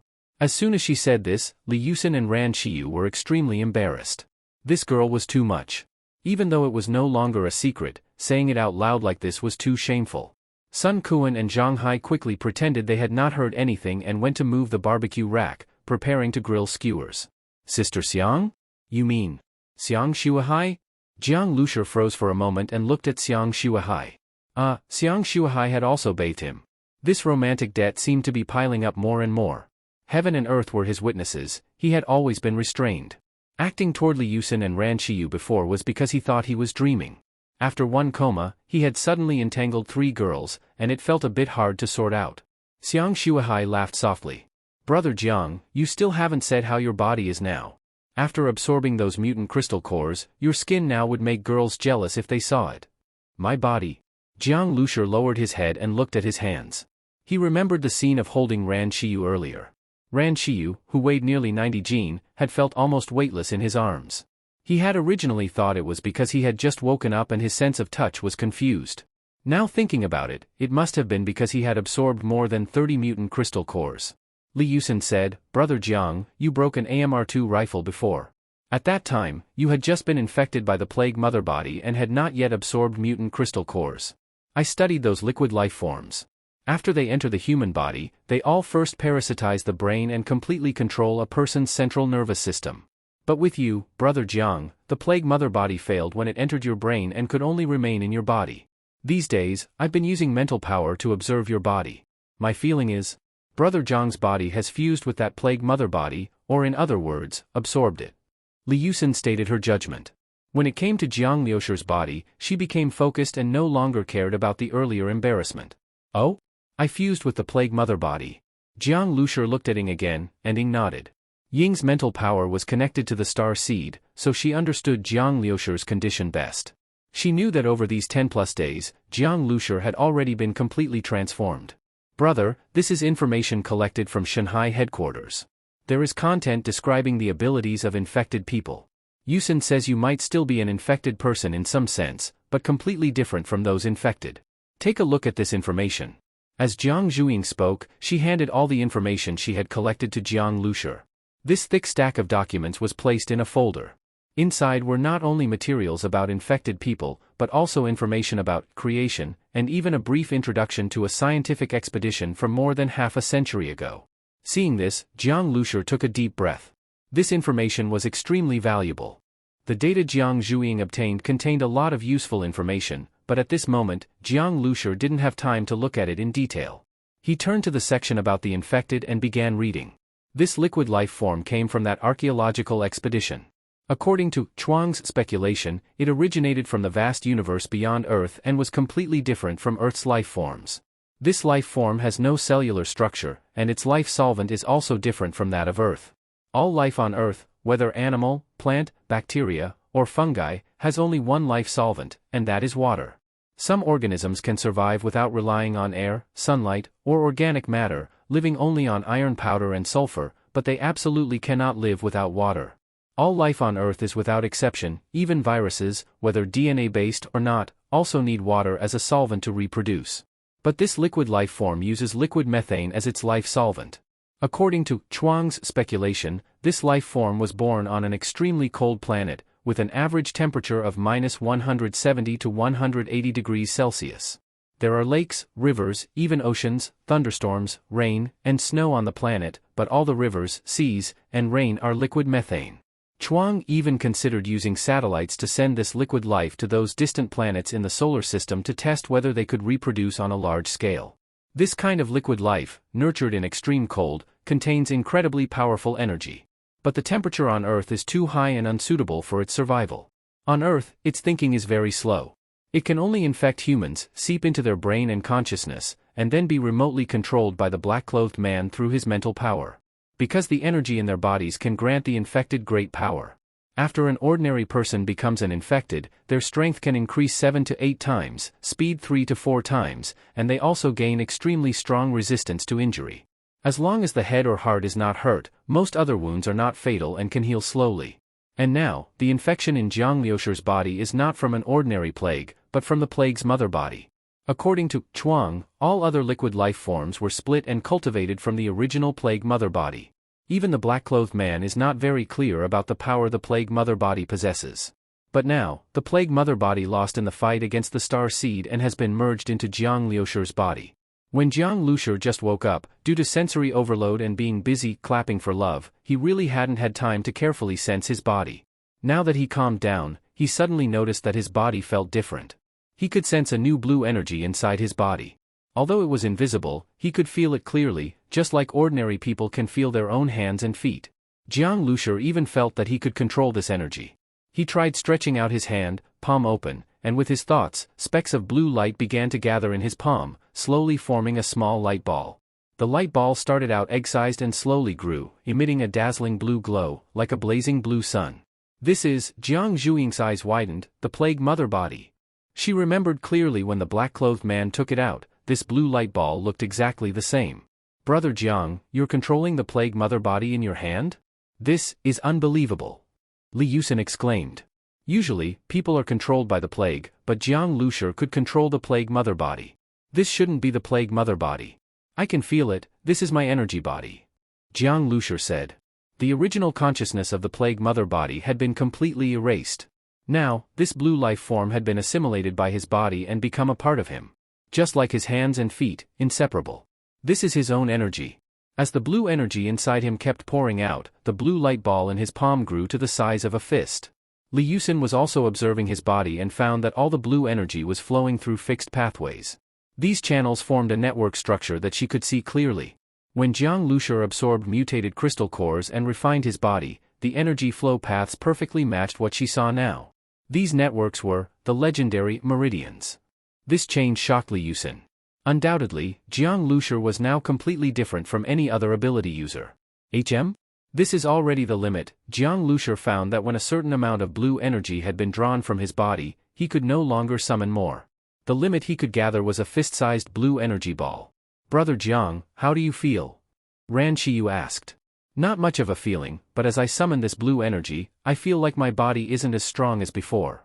By now, the blue light ball was completely stable and could float in the air on its own. Jiang Lucer looked at a military jeep Shanghai had brought nearby. He walked over, grabbed the rear of the jeep, and then exerted force with his whole body. The jeep shook a few times, and Jiang Lucer easily lifted its rear wheels off the ground. This type of jeep weighs around 2 to 3 tons. To lift just the rear would require bearing about 1.5 tons. Jiang Lucer lifted it without much effort. As he willed it, the hovering plague mother body released countless blue light particles back into his body. As this happened, he felt his strength rapidly increase. He held the jeep's undercarriage and lifted the entire vehicle. Even then, he didn't feel strained. Brother Jiang, you're so fierce, Xiang Shuahai said in surprise. Lifting such a large jeep is hard to balance, but Jiang Lucer did it easily, meaning his strength had surpassed this level. He put the jeep down and felt that it wasn't just his strength that had increased. He raised his right hand, clenched his fist, and energy gathered around it, wrapping his entire hand. Then, he punched the jeep door. Boom! A loud bang followed, the jeep shook violently, and the entire door was punched through. The sharp broken metal didn't hurt his energy-wrapped fist at all. Seeing this, Jiang Lucer was pleasantly surprised. He hadn't used much force, but thanks to the blue energy, his punch had unmatched penetration power. This energy was incredible. He raised his left hand too, wrapped it in the same blue energy, then punched with both fists in succession. The door was smashed within seconds. Seeing his power, Xiang Shuahai's eyes sparkled. Brother Jang was just too strong, and he even had an awesome bus. Brother Jang, that was the Hummer I spent so much effort finding, Zhang Hai said, heartbroken. Brother Jiang had turned into a humanoid tyrannosaurus, tearing apart the jeep like a toy. You already have a tank. Why do you need a jeep? Jiang Lucer chuckled. Since Shanghai's base was wiped out, Zhang Hai must have found enough diesel to keep playing with that Type 99 tank. Brother, now that you're this strong, if you meet that guy who flew around stepping on iron plates, wouldn't you crush him? Seeing Jiang Lucer's power leap, Jiang Zhuing said happily. Jiang Lucer nodded, I should be able to fight him. But the black-clothed man said, Chuang has 11 council members. Shanghai, the one we killed, was good at mental control. He could command a group of subordinates, but might not be that strong himself. The other members of Chuang, especially those focused on combat, should be much stronger than Shanghai. Since learning Chuang's background, Jiang Lucer had felt a sense of crisis. Chuang had existed for half a century and must possess some advanced technology. Its members started strengthening themselves at least 10 years ago and had long acquired extraordinary powers. Jiang had only started a year ago and had to catch up fast. Brother, I think Chuang's people have gone to the island country. The weapon is there, Jiang Zhuing said. The island country, Jiang Lucer murmured. Whatever weapon Chuang valued so highly must be extraordinary. Since they were mortal enemies, he couldn't let Chuang get their hands on it. Even if it was in the island country. Come to think of it, I've never been abroad. Jiang Lucer suddenly smiled. Hearing this, Xiang Shuahai and the others were all surprised. Brother Jiang, you mean? Brother, we're going to the island country. Jiang Zhuing said. She had never gone abroad before the apocalypse. Even now, in the apocalypse, the idea of crossing the sea still felt like an adventure. Of course, the dangers along the way went without saying. Yes. Jiang Lucer nodded. He had made up his mind. No one knew what the island country looked like after the apocalypse.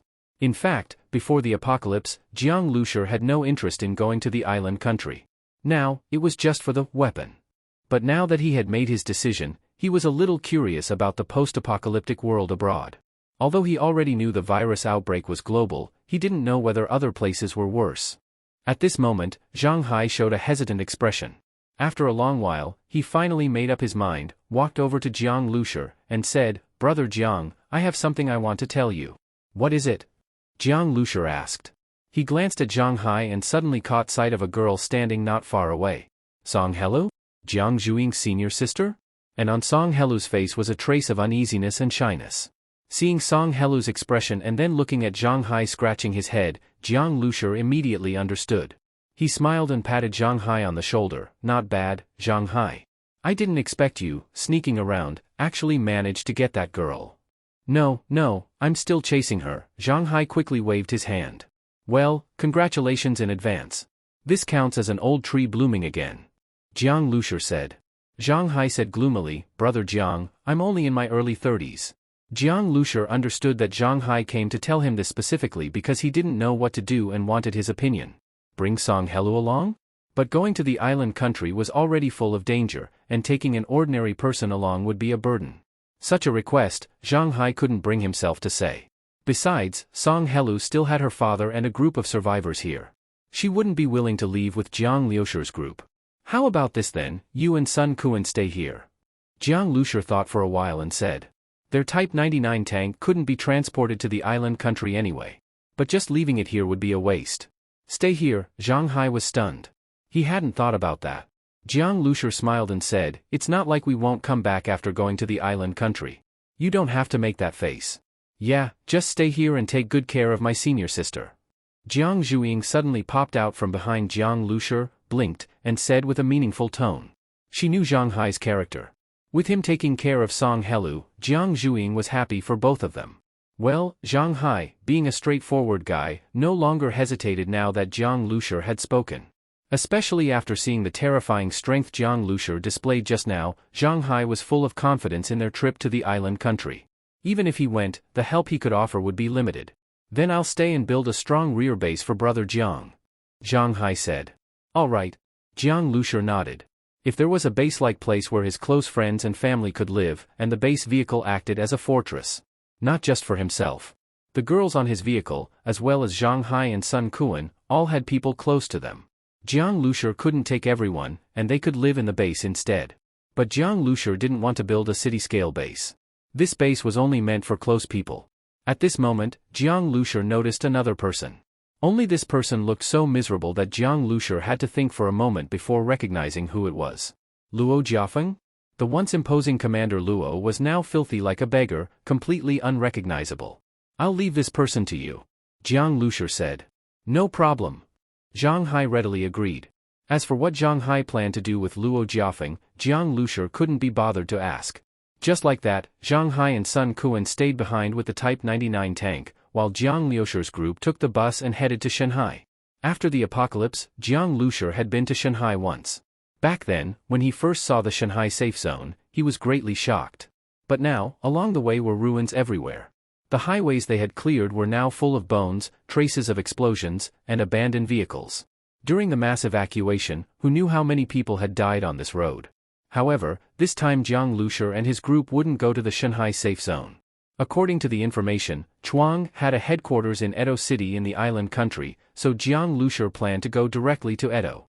The bus arrived at a dock in Shanghai. The place was filled with cargo ships and stacked containers but not a single person. Leaving the Yangtze River estuary would take them into the East China Sea. As soon as Jiang Lucer saw the wide river, he immediately thought of the giant sea monster he had seen in Jinling. But now the base vehicle had some combat capabilities on water too, and Jiang Lucer felt confident. By the way, do we have someone who knows how to sail? Xiang Shuahai suddenly asked.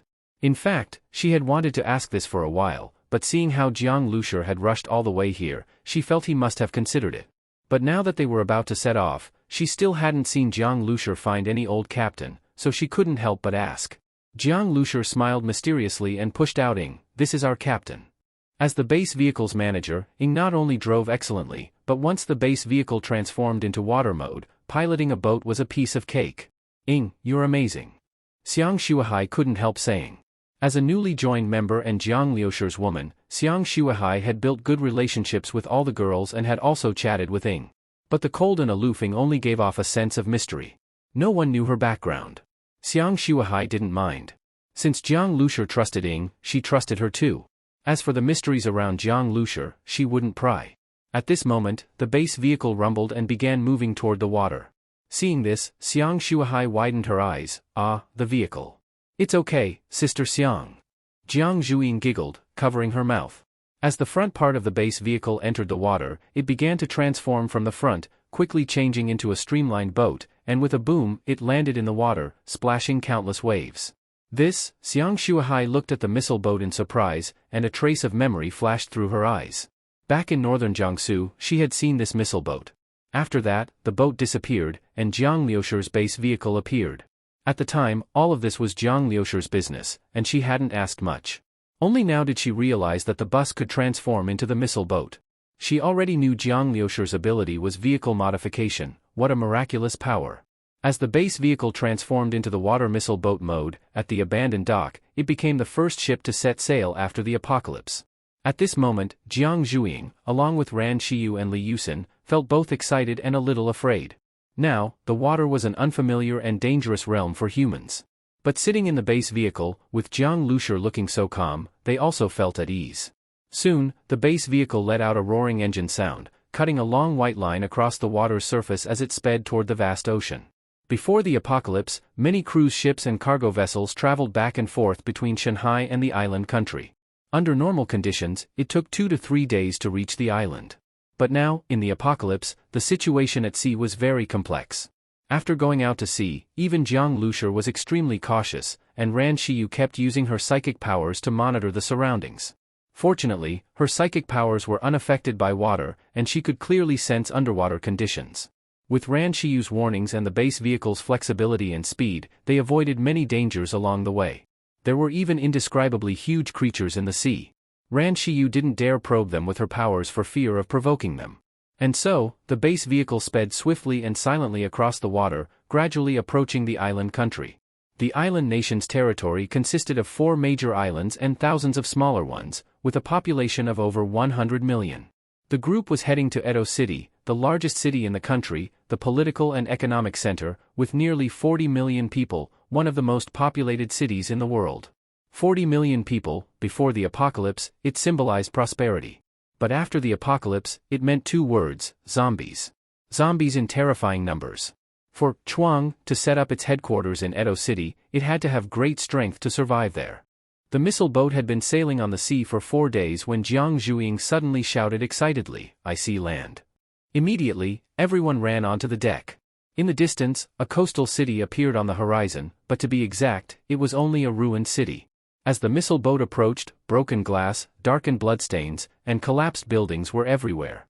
Just like Huaxia, the island country had not escaped the apocalyptic catastrophe at all. The missile boat kept going into shallow waters. Jiang Lucer wasn't afraid of running aground. When the bottom of the boat touched the seabed mud, Ying had already transformed the base vehicle into a mining truck. The 160-ton mining truck moved steadily through 2 meters deep seawater, the massive body pushing aside the sea. When they finally reached the shore, the mining truck transformed into a bus and drove straight onto the beach. Seeing this, Xiang Shuahai couldn't help but sigh. Jiang Lucer's vehicle was simply unbeatable, amphibious on both land and water. In the apocalypse, having such a mobile living space was simply too comfortable. "What city is this?" Jiang Lucer asked. Jiang Shuahai shook her head. Although they had prepared detailed maps of the island country before coming, without GPS positioning, maps were useless. The bus drove into the city's residential area. There were road signs on both sides of the road. These signs were mostly in Chinese characters, so even Jiang Lucer, who didn't know the island language, could understand most of them.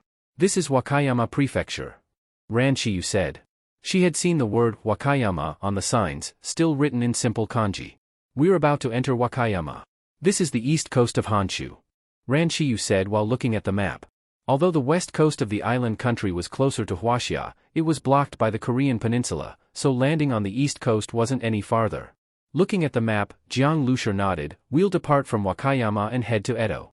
As for communication, we'll rely on you, Shiyu." Ran Shiyu knew quite a bit of island language. For Huaxia people, the island language was easy to learn. As long as you memorized the 50 phonetic sounds, you could read it. As for the meanings, because of shared kanji, it was easier to grasp than English. People with some language talent could master basic conversations through self-study and electives. Ran Shiyu's island language was at a higher level, she could communicate fluently. Jiang Lucer wasn't surprised. Ran Shiyu was originally a princess of the Ran family's business empire, a top student who studied for an MBA in America at age 20 and helped manage the family business. Learning island language in her spare time was normal. After all, the Ranka group had business dealings with the island country. Ranka was a manufacturing company, and the island country's machine tools were world famous. Many of Ranka's imported tools came from there. "Brother, don't forget me. My island language isn't bad either," Jiang Shuahai said cheerfully. Jiang Lucer rolled his eyes. He had been surprised to learn she knew some island language. In his memory, Jiang Shuahai never studied seriously, always cramming for exams. How could she know island language? Later he found out Jiang Shuahai learned it to watch anime, especially untranslated, raw, series. She took an island language elective at Jinling University and taught herself basic island language. Jiang Lucer was speechless about this motivation. This girl didn't follow any logic. But now, it was convenient. With two people knowing island language, he wasn't worried about communication. While chatting, the base vehicle entered the city. Buildings in the island country, except in Edo, generally weren't tall, only 3- or 4-story buildings, and some wooden houses. This was due to local building customs. They didn't like their houses being blocked from sunlight by tall buildings. After entering the city, Jiang Lucer felt the streets were relatively narrow. It was a bit cramped for the large base vehicle. From time to time, the roads were blocked by abandoned vehicles, so the base vehicle had to use its ramming horn to push them aside. The main roads hadn't been cleared. That meant that even if survivor teams existed in Wakayama, their strength wasn't high, otherwise, the roads would have been cleaned up long ago. "Brother Jiang, there's something ahead." At that moment, Ying suddenly said. Jiang Lucer looked up and saw a school-like building at the end of the street. The road sign also said, "School Route," in 3 characters. "It's a middle school," Ran Shiyu said. Jiang Lucer nodded. The situation Ying mentioned was actually a zombie horde of about several dozen, rushing toward the school and soon surrounding it. Ran Shiyu activated her psychic vision and quickly detected the school situation. There are survivors in the school building, 6 people in total. If I'm not wrong, this school is their base. They went out for food and accidentally attracted the zombie horde. Among them is a slightly intelligent mutant zombie, which led the horde into the school. The survivors have been forced to the top floor. As Ran Shiyu spoke, the bus had reached the school, and Jiang Lucer could see the zombies. Most of them were office workers. The men were in suits, and the women in blouses and uniforms. After all this time, the uniforms were tattered, exposing messy underwear.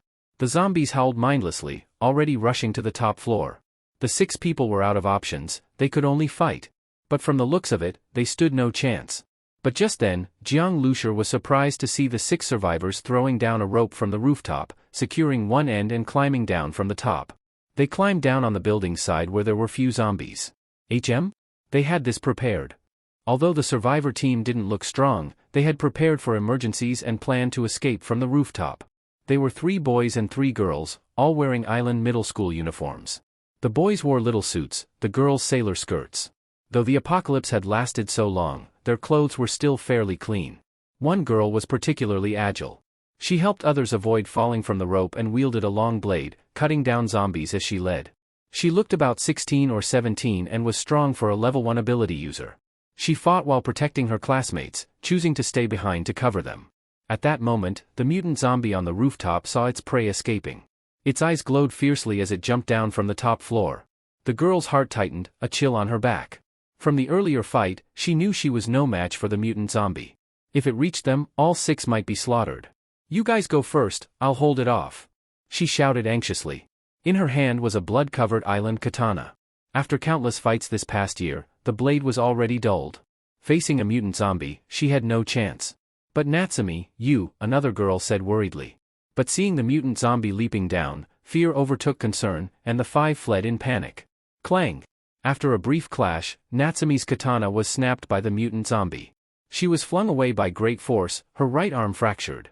She was no match at all. At that moment, beside Jiang Lucer, Jiang Zhuing had already leaped out. She couldn't stand seeing girls her age being eaten by zombies. Jiang Zhuing moved like a blue sprite through the air, lightning fast.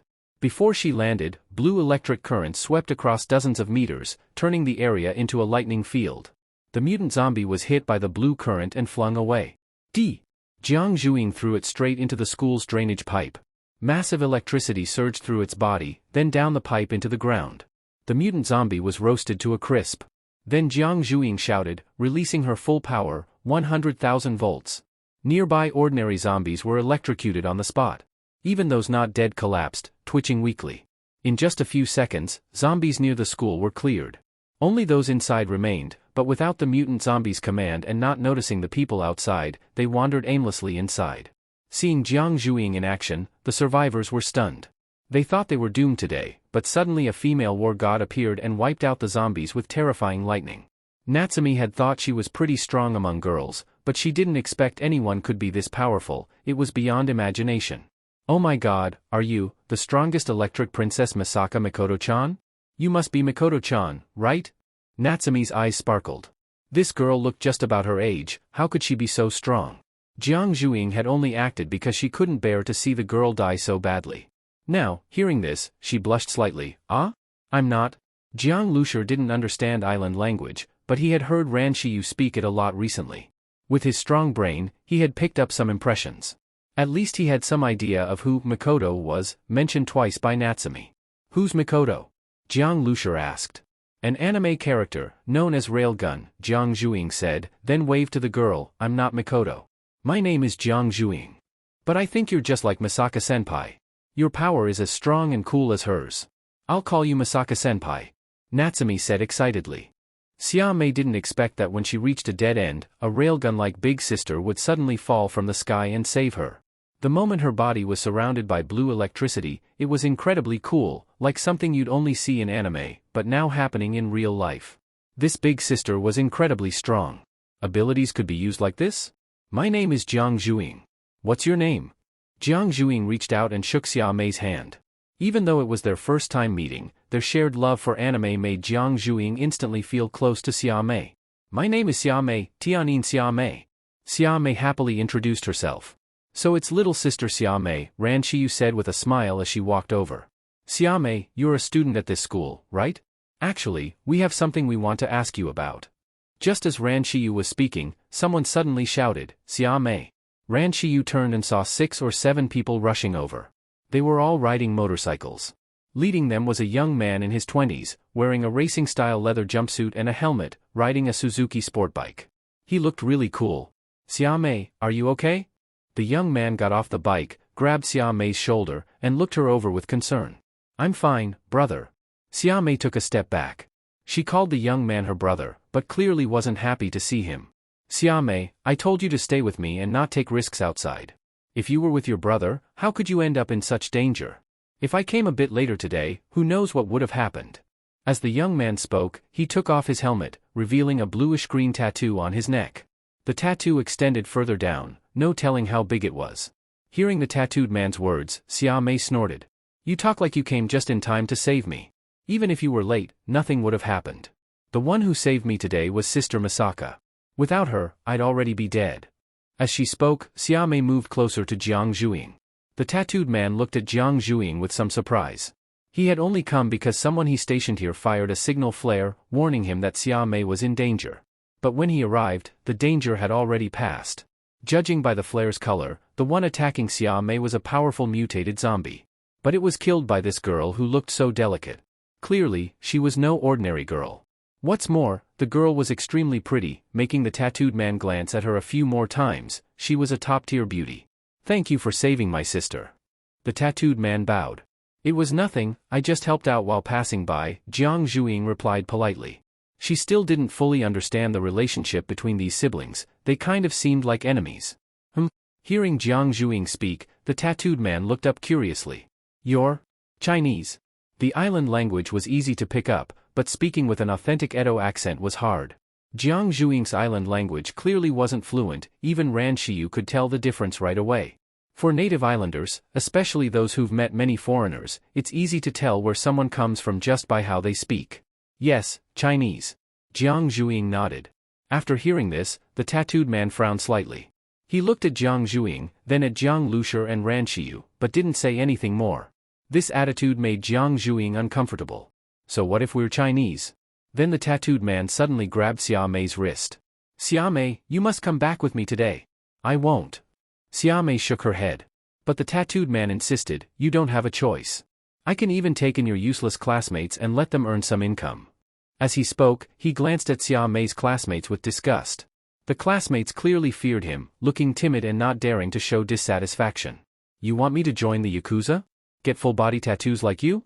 Join your sword kill society to loot and kill? Don't think I don't know what you people do. I won't go with you.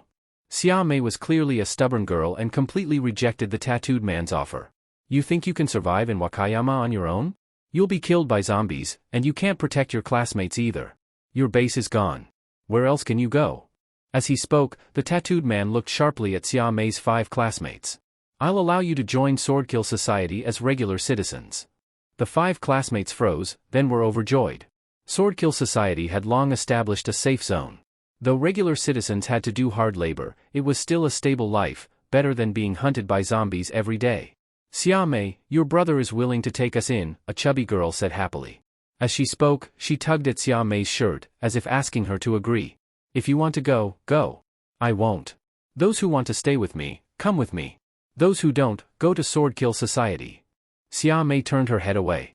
Even though the tattooed man looked furious, she wouldn't back down. The 5 classmates were torn. Honestly, they all wanted to go to Swordkill Society.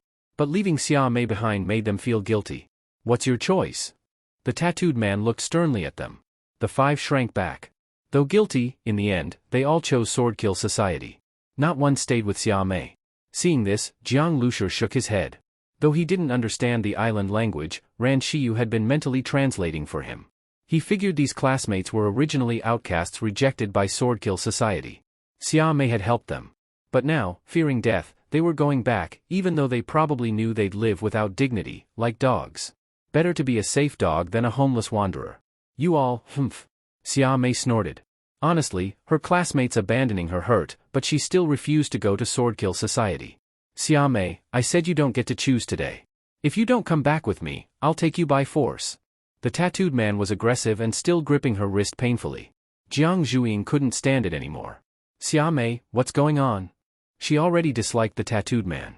Now knowing he was in the Yakuza, and rude to her too, she didn't want someone as cute as Xiamei getting involved with gangsters. Hey! What's your problem? Your sister clearly said no. Didn't you hear? Jiang Zhuiying couldn't hold back. This is my family's business. Stay out of it, the tattooed man growled, stepping closer and glaring at her. Jiang Zhuiying bristled. She had saved Xiamei, and now this guy was getting aggressive with her? What a heartless jerk. You're from Longting, aren't you? When I see people from Longting, I only think of one word, kill. But today you saved my sister, so I'll let you go for her sake. Don't make me mad. I can't promise I'll hold back my killing intent. What? Jiang Zhuiying acted like she misheard. You're going to let me go? That's hilarious. Hearing this, the tattooed man frowned and grabbed his sword. Looks like you want to try me? What are you doing? Sister Misaka is my savior. You want to hurt her? Xiamei was furious. Before the apocalypse, you went to jail for drug dealing and made mom die of anger. Then dad died just after the apocalypse began. Now you want to drive me to death too? You murder, Rob, I've stopped recognizing you as my brother long ago. Hearing this, the tattooed man's face twitched, and he slowly let go of his sword. He hadn't expected that he caused his mother's death. Jiang Zhuiying was stunned. So this guy was a gangster even before the apocalypse, and now he's joined some criminal group called Swordkill Society. So you're pure scum. People like you are pollution on this earth. Jiang Zhuiying said coldly. She hated those who used power after the apocalypse to exploit girls. What did you say? The tattooed man glared at her with murderous eyes. Sister Misaka, stop provoking him. He really might do anything, Xiamei said nervously. The tattooed man squinted. I'll let you off this once. Don't think Xiamei can't survive without you. At most, you saved her classmates. As for Xiamei, she could have lasted until I got here. He turned back to Xiamei. You don't want to come with me? You want to go with these Chinese to Longting? I won't allow it. I won't let you join Longting, or be in any team with a Chinese man. As he said that, he glanced at Jiang Lucer. Hearing the tattooed man's words, Xiamei was furious. What stupid thing are you saying? I never planned to join Sister Misaka's team at all. Even if I joined, she might not accept me. Xiamei looked angrily at the tattooed man. Her brother not only did all kinds of evil, but had almost a perverted need to control her. Before, a male classmate had pursued her. Although she had no interest, that classmate didn't give up. In the end, that classmate was beaten up by people her brother sent. Many of his ribs were broken. Since then, that classmate didn't even dare to raise his head when he saw her. That classmate was after all an islander. If he had been Chinese, the outcome would have been even worse. Xiamei definitely didn't want to involve Jiang Lucer. Her brother was like a pervert, and the most dangerous thing was he controlled a large part of the Swordkill Society's power. In this world without law, he did whatever he wanted. Now, Xiamei just hoped Jiang Lucer's group would leave quickly and not get involved with her brother anymore. But she didn't expect that at this moment Jiang Zhuiying suddenly walked over and grabbed Xiamei's arm. Little sister Xiamei, it seems like you have nowhere to go. You can stay with us for now. My brother's car is very comfortable, the bed is soft, and you can even take a bath. Jiang Zhuiying said with a smile, even winking at Jiang Lucer. Jiang Lucer, who had been listening to Ran Shiyu's translations the whole time, was speechless in his heart. This girl only saved Xiamei casually, and didn't intend for Xiamei to follow them. But seeing Xiamei's brother being so prideful, she couldn't stand it and deliberately wanted to anger him. Sure enough, when Jiang Zhuiying said this, the tattooed man's face became completely dark. What Jiang Zhuiying said about beds and baths was like a challenge to his nerves. It seems you really want to die. I should have known you Longting people are a bunch of reckless trash. The tattooed man said this, then suddenly looked at Jiang Lucer. Boy, you sure are lucky to have so many beauties around you. Normally, even if you didn't offend me, I wouldn't want you alive. You saved Xiamei, so I originally planned to let you go. But I didn't expect your sister to repeatedly use Xiamei to provoke me. Although the provocation had nothing to do with you, I still think you are too dangerous. Xiamei is too pure and easy to deceive. I don't want to see her involved with a playboy. The tattooed man spoke and drew his long blade. With one hand he lightly stroked the blade and suddenly showed an evil smile. Tell me, what would happen if I castrated you? Brother. What are you doing? Hearing the tattooed man's words, Xiamei was very shocked. She was so anxious tears came down. But she couldn't stop the tattooed man at all. The tattooed man's long blade had already been swung. This cut was aimed straight at Jiang Lucer's vital spot. In a flash, the blade moved so fast its path couldn't be seen, only a cold gleam cutting through empty air. The tattooed man's proudest thing was his speed. His extreme speed could make many high-level element ability users lose their heads before they could react. Xiaomei cried out. Her brother was much stronger than her. She simply didn't have time to stop him. But at this moment, smack! A crisp sound. The tattooed man's body suddenly trembled. He felt a great force come through. He only felt the sword in his hand suddenly became like iron and could not move. The recoil from stopping so suddenly at extreme speed made even the muscles in his thumb go numb. When he looked closely, his eyes were full of disbelief. His sword was actually being held by Jiang Lucer. Jiang Lucer had his right hand firmly holding the blade, catching the blade with his bare hand. How was this possible? The tattooed man was shocked. How could a bare hand hold a sword blade out of thin air, especially such a fast blade that, with the strength he put into it, could cut a tree as thick as a waist in two? Time seemed to freeze. Jiang Lucer stood steady without moving a step. He just calmly held the tattooed man's blade. No matter how hard the tattooed man tried, he couldn't pull the blade free. The tattooed man saw that Jiang Lucer's palm was shining with blue light, even somewhat dazzling. What was this blue light? The tattooed man did not understand. At this moment, ding! A crisp sound. The tattooed man felt the weight in his hand suddenly become light. His long blade was directly broken in half by Jiang Lucer's bare hands. Jiang Lucer played with the half blade in his hand casually. You said what is Longting? But at this moment, the tattooed man couldn't hear Jiang Lucer's words. He stared at his broken sword in disbelief, his eyes red with blood. My sword! For island warriors, a katana meant extraordinary things, almost like a second life. In ancient times, many island warriors would spend their whole life savings making a blade and use it their entire life. The tattooed man saw his beloved blade broken and felt rage. But before he could attack, Jiang Lucer's fist was already there. Boom! Jiang Lucer punched into the tattooed man's chest. The tattooed man's body flew back like a broken sack and hit the wall hard. Crash! A brick wall made of stone was knocked down by the tattooed man's body, dust falling everywhere. Whoosh! The broken sword in Jiang Lucer's hand flew out like lightning and shot between the tattooed man's legs. Ah! The tattooed man screamed in unbearable pain. There was blood between his legs. He bent over on the ground like a shrimp. At this moment he realized he was ruined. He had been disabled by his own sword, his own privates were gone. Big brother! Big brother, are you okay? The fight happened in a flash.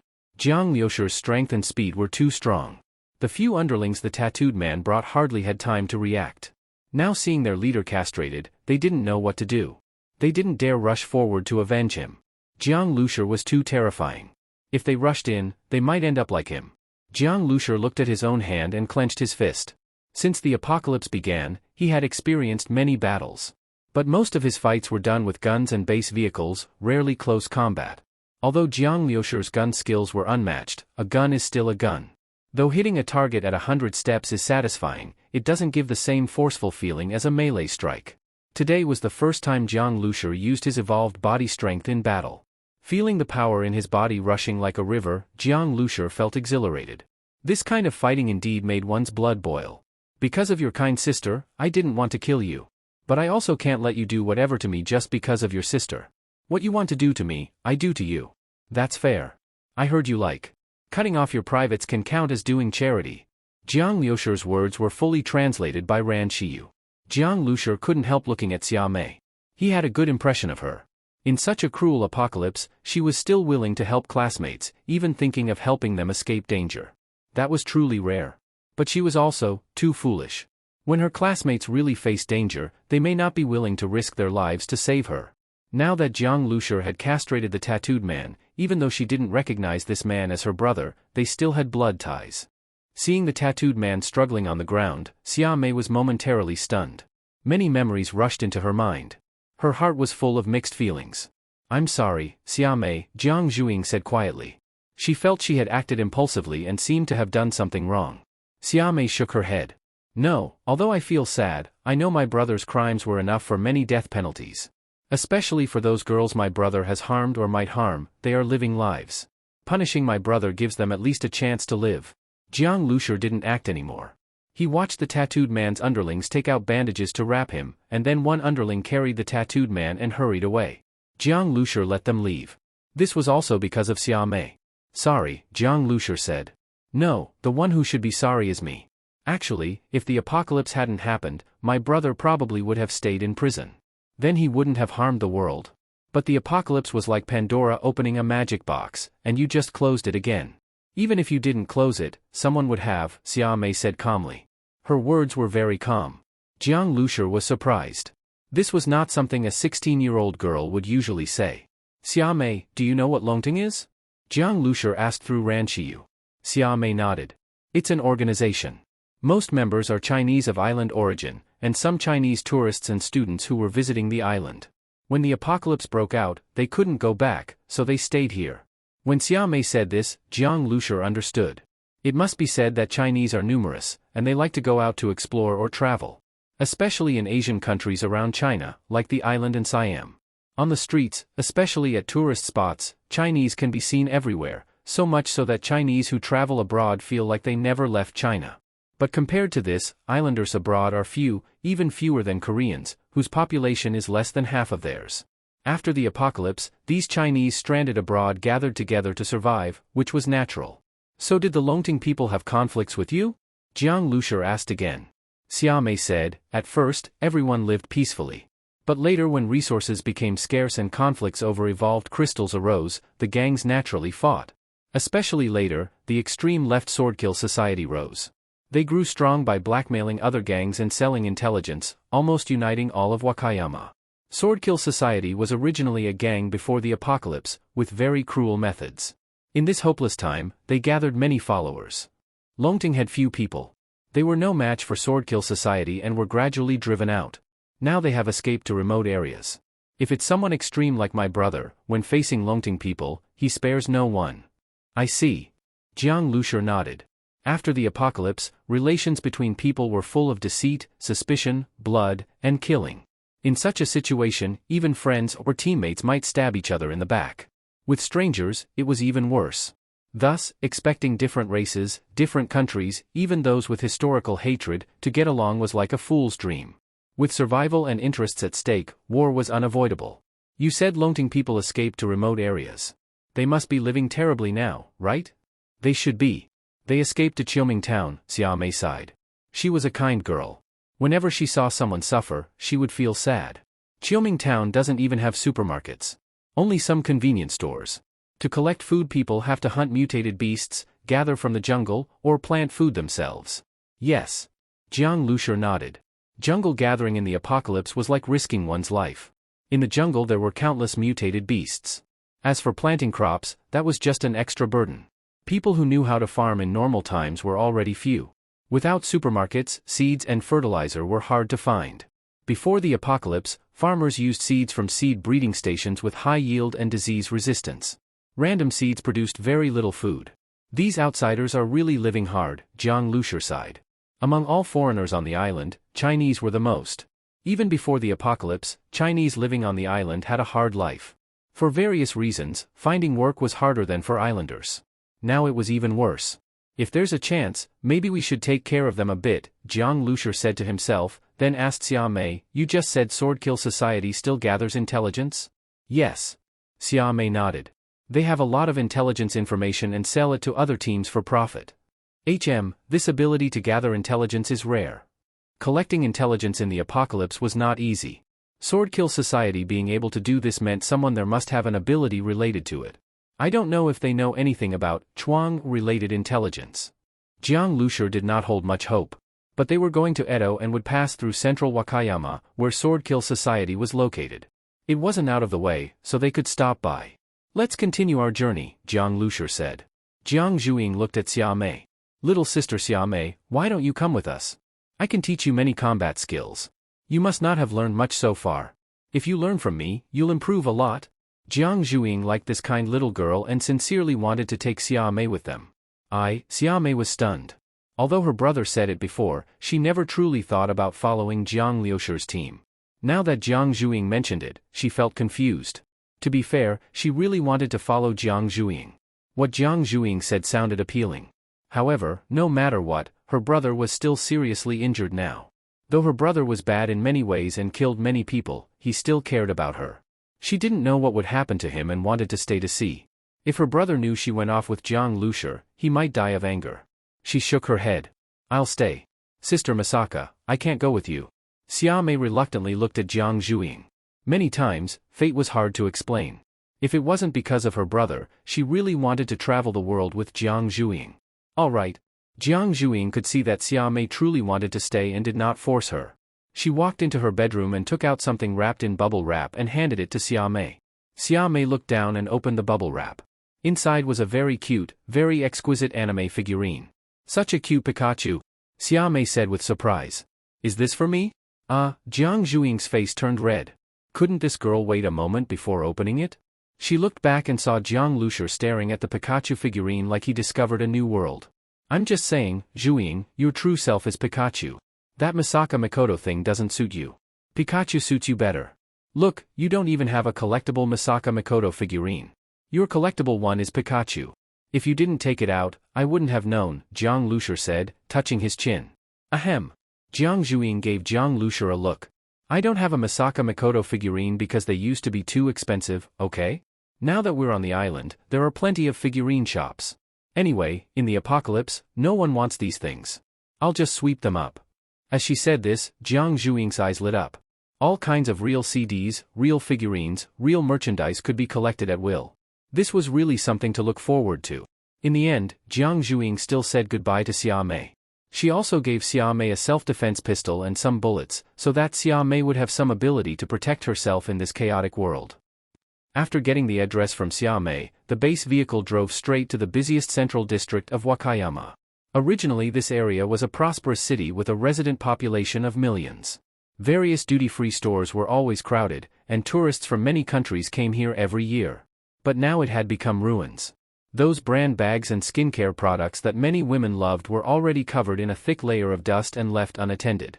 When the base vehicle drove into this street area, Jiang Lucer clearly felt the streets were much wider and the abandoned vehicles on the road had been cleared. The street is so clean, proving that the ability users here are relatively strong, only thus could they clear out the city main roads.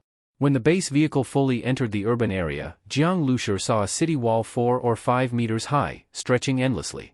Safe zone. In the apocalypse, the place that can let ordinary people live safely is only the safe zone. This safe zone is not large in scale, far inferior compared to the former Shanghai safe zone, but the Shanghai safe zone was established by the army, while this was only established by a gang. The island nation's gangs were originally much larger in scale than those of Huaxia.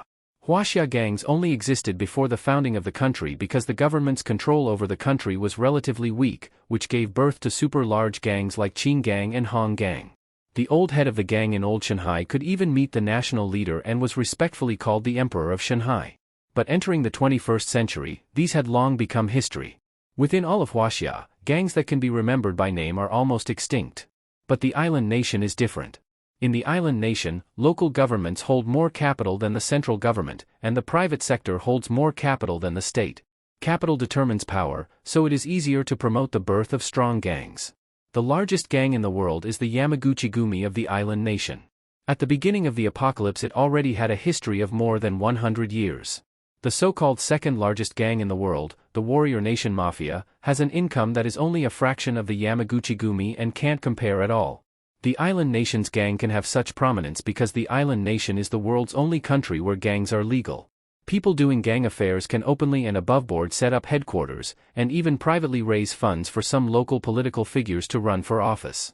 Mainly in the island nation, the law stipulates freedom of association, and gang society is also an association. You can't arrest people just because gang society might commit crimes. As a result, people who do gang society can, like engineers, lawyers, doctors, boldly fill in gang society Yakuza in the occupation column on their household registry. As for the work the gang society does, of course it is not something that can be shown in the light. On the surface they say they abide by laws and regulations and do legitimate business, but in the end they cannot get away from collecting protection fees, gambling, pornography, drug trafficking, smuggling, and so on. But occasionally they also play the part of police, maintaining the security of their own territory. Of course, sometimes these criminal behaviors are suppressed by the government, and many gangs also try to rehabilitate their image, but that is only when forced. When the government perished at the end of the world, these gangs naturally returned to their true nature and even became unrestrained. The current island nation gang society is a gang society that has completely lost control. Before the end of the world, the island nation was probably the most polite and highest quality country in this world, but long-term strict and rigid life represses character. Once it rebounds, it is more intense. After a year of apocalypse fermentation, it easily stimulates the ugly side of human nature. Ordinary people living in a safe zone formed by gang society, although they do not have to worry about becoming food for zombies, life is probably also absolutely not easy. When Jang Lucer entered the safe zone, there was not even an inspection. At the entrance of the safe zone there were only a few posing members of the island nation gang, and passage was smooth and without obstruction.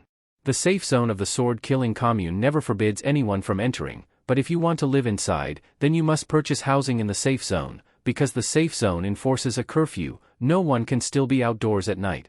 And the residence writes that the tattooed man promised to classmate Xia Mei were only finding a shack for the three of them in the slums. Even so, it made the three grateful. At this moment on the base vehicle, Jiang Lucer was studying the island nation language with Ran Xiyu. As early as when Jiang Lucer first evolved, he chose brain domain evolution. Now Jiang Lucer's learning ability has far surpassed before. Learning the entry-level simple island nation language only takes about a week to be able to communicate simply. Brother Jiang, look, Ran Xiyu suddenly pointed outside the window. Jiang Lucer turned his head to look. At this time, Jiang Lucer had already seen quite a few residents of the safe zone. Some people were sallow and thin, wearing ragged clothes, some were dressed finely with flushed faces. The contrast between them was sharp. These people had gathered in the area at the entrance of the safe zone because there was a large market here. The entrance to the safe zone is the market, very much the style of a gang. Jiang Lucer glanced and saw that those wearing fine clothes in the market were mostly trading mutated crystal cores and mutant beast meat. Large pieces of mutant beast meat were placed in the most conspicuous position in the center of the market. Mutated pigs and mutated cattle, just like domestic pigs and beef cattle in the past, were hung on iron hooks. These livestock were eviscerated and some were still smeared with blood, water dripping drop by drop into a blood basin. In front of every stall were ability users or butcher-looking men holding large butcher knives, cutting big pieces of meat. Next to the mutant beast meat, there was a grain and vegetable market, sacks of rice, flour, dried vegetables, and even a small amount of fresh fish, all kinds of things available. Those who patronized these markets were almost all ability users, and those malnourished poor people could only look and swallow their saliva. These people probably hadn't eaten a full meal in a year. They came to the market mostly just to set up stalls to sell some agricultural products. After so long in the apocalypse, many regions had already restored simple agricultural production. Although the yield was not high, for those poor people who worked day and night in the safe zone, it was already enough to barely fill their stomachs. There were also some poor people who were not there to sell things, but were being sold as merchandise. Jiang Lucer saw on the east side of the market a large-scale slave market. Various male and female slaves were tagged for sale. Generally male slaves were priced very low, and those beautiful female slaves were mostly priced starting at 100 pounds of mutant beast meat. Looking at those female slaves who were barely clothed and being selected like goods, Jiang Lucer felt many emotions. He remembered the scene in the old society of inserting grass and selling people, weighing on the scale, 100 pounds of mutant beast meat for one woman, truly 1 pound of meat for 1 pound of person. Jiang Lucer shook his head. The selling of female slaves also existed in Huaxia. This kind of thing was really very common in the apocalypse. Sometimes, some female slaves were sold into slavery voluntarily for various reasons. In front of these female slaves was a big fat man, robust and well-fed. He was shirtless, with greenish tattoos all over his front and back, looking to weigh about over 200 jin. In the island nation, gang tattoos are very common. They become a kind of culture, and even the tattoo patterns can show a person's gang status. This fat man was holding a leather whip and introducing to passing customers 12 carefully selected female slaves. These female slaves were all around 20 years old in their prime, all just captured, without any violation, and could be bought back and properly trained. There was even one little girl who looked only about 15 or 16, very immature. Brother Jiang, among them there are people from Longting. Ran Xiyu heard the fat man's introduction and her expression was somewhat complicated. Among these 12 female slaves there were island nation people, Europeans and Americans, and Huaxia people. There was only one European American girl, but 6 Huaxia girls, even more than the island nation girls. And these Huaxia girls, without exception, came from the Longting organization. Some of them even had abilities, but the abilities they had nothing to do with combat ability. Although Longting had already retreated to Qiuming town, when the squad was outside if encountered they could still have small-scale battles. Thus there were prisoners. Even without battles, it was possible that pretty girls were kidnapped and sold as slaves. In this apocalypse there were no human rights. Without strength, if you fell into others' hands, if they say you are a slave then you are a slave. Brother Jiang, Ran Shiyu said unwillingly, seeing compatriots being treated as merchandise for sale in a foreign land made her of course uncomfortable. Moreover, before joining the Shadowstone squad, Ran Shiyu was also a female slave, locked in a cage by Sister Red and nearly bought by Zhanshan. If that had happened, she would truly have lived a life worse than death. Putting yourself in that position, in the sword-killing commune, there are unknown how many psychologically perverted people. After they buy these slaves, who knows how they will torture them. If this had happened in Huaxia, Ran Shiyu would not be so conflicted, but happening in the island nation she really couldn't bear to watch. Just thinking about it made her heart hurt. Brother, Jiang Zhuiying also called to Jiang Lucer. Also a girl, Jiang Zhuiying also felt uncomfortable in her heart. The girls on the vehicle mostly looked at Jiang Lucer. Jiang Lucer was silent for a moment, sighed once, and said, stop the car. The base vehicle door opened. Jiang Lucer got off the car, and, with Jiang Zhuiying and Ran Shiyu, walked toward the slave market. Seeing customers coming, the fat man grinned broadly, showing a set of fierce teeth. They looked fierce because more than half of his teeth were inlaid with gold teeth, as if this half-mouth of teeth had been forcibly knocked out. With this appearance, customers without strong psychological quality would be scared away upon arrival. Buying women? The fat man asked. This one, and these a few, Ran Shiyu pointed out all 6 Huaxia female slaves. When Ran Shiyu opened her mouth, the fat man raised his thick eyebrows. He had already heard Ran Shiyu's accent. She was definitely not a native of the island nation. Plus the girls Ran Shiyu wanted to buy were all from Huaxia. Even a fool could guess that Ran Shiyu and her party were Huaxia people. People from Longting? The fat man frowned. After all, he belonged to the sword-killing commune. Although these Longting slaves were hunted by their squad and their combat ability was not strong, really doing business reselling to Longting, of course he was not willing. The fat man was of course filled with hostility toward the Longting organization. Will you sell or not? Ran Shiyu asked, forcing down the impulse to punch this fat man in the face. You want to buy your own people back. You dare come to the territory of the sword-killing commune, the people of Longting are getting bolder and bolder, huh? The fat man stroked his chin and unscrupulously sized up Ran Shiyu. In Jiang Zhuiying's eyes a cold light flashed. She almost reached for a knife, but was quietly restrained by Ran Shiyu. After all, this is the territory of the sword-killing commune. Although the Shadowstone squad is not afraid of the sword-killing commune, Ran Shiyu did not know whether behind the sword-killing commune there might be the shadow of creation. If they are entangled with creation, things would not be so simple. The fat man looked Jiang Lucer's group up and down several times. The 6 female slaves, hearing Jiang Lucer wanted to buy them, all showed hopeful expressions. Although they didn't know Jiang Lucer, he was at least their fellow countryman. Several of the slaves couldn't help but glance at the fat man, waiting to hear what price he would name. Just then, the fat man grinned and said, these 6, some of them are even virgins. If you want to buy them, 3 mutated crystal cores. Not a bit less. 3 mutated crystal cores? Hearing this price, Ran Shiyu slightly frowned. She had heard the fat man shouting prices before. One female slave went for just 1 to 200 gene of mutant beast meat. Even if these were top-tier slaves, together they should only cost half to 1 crystal core. The fat man was clearly overcharging. His unreasonable demand changed the expressions of the girls too. With such a high price, he clearly didn't want to sell them. These girls were well aware what kind of price they were really worth in this world.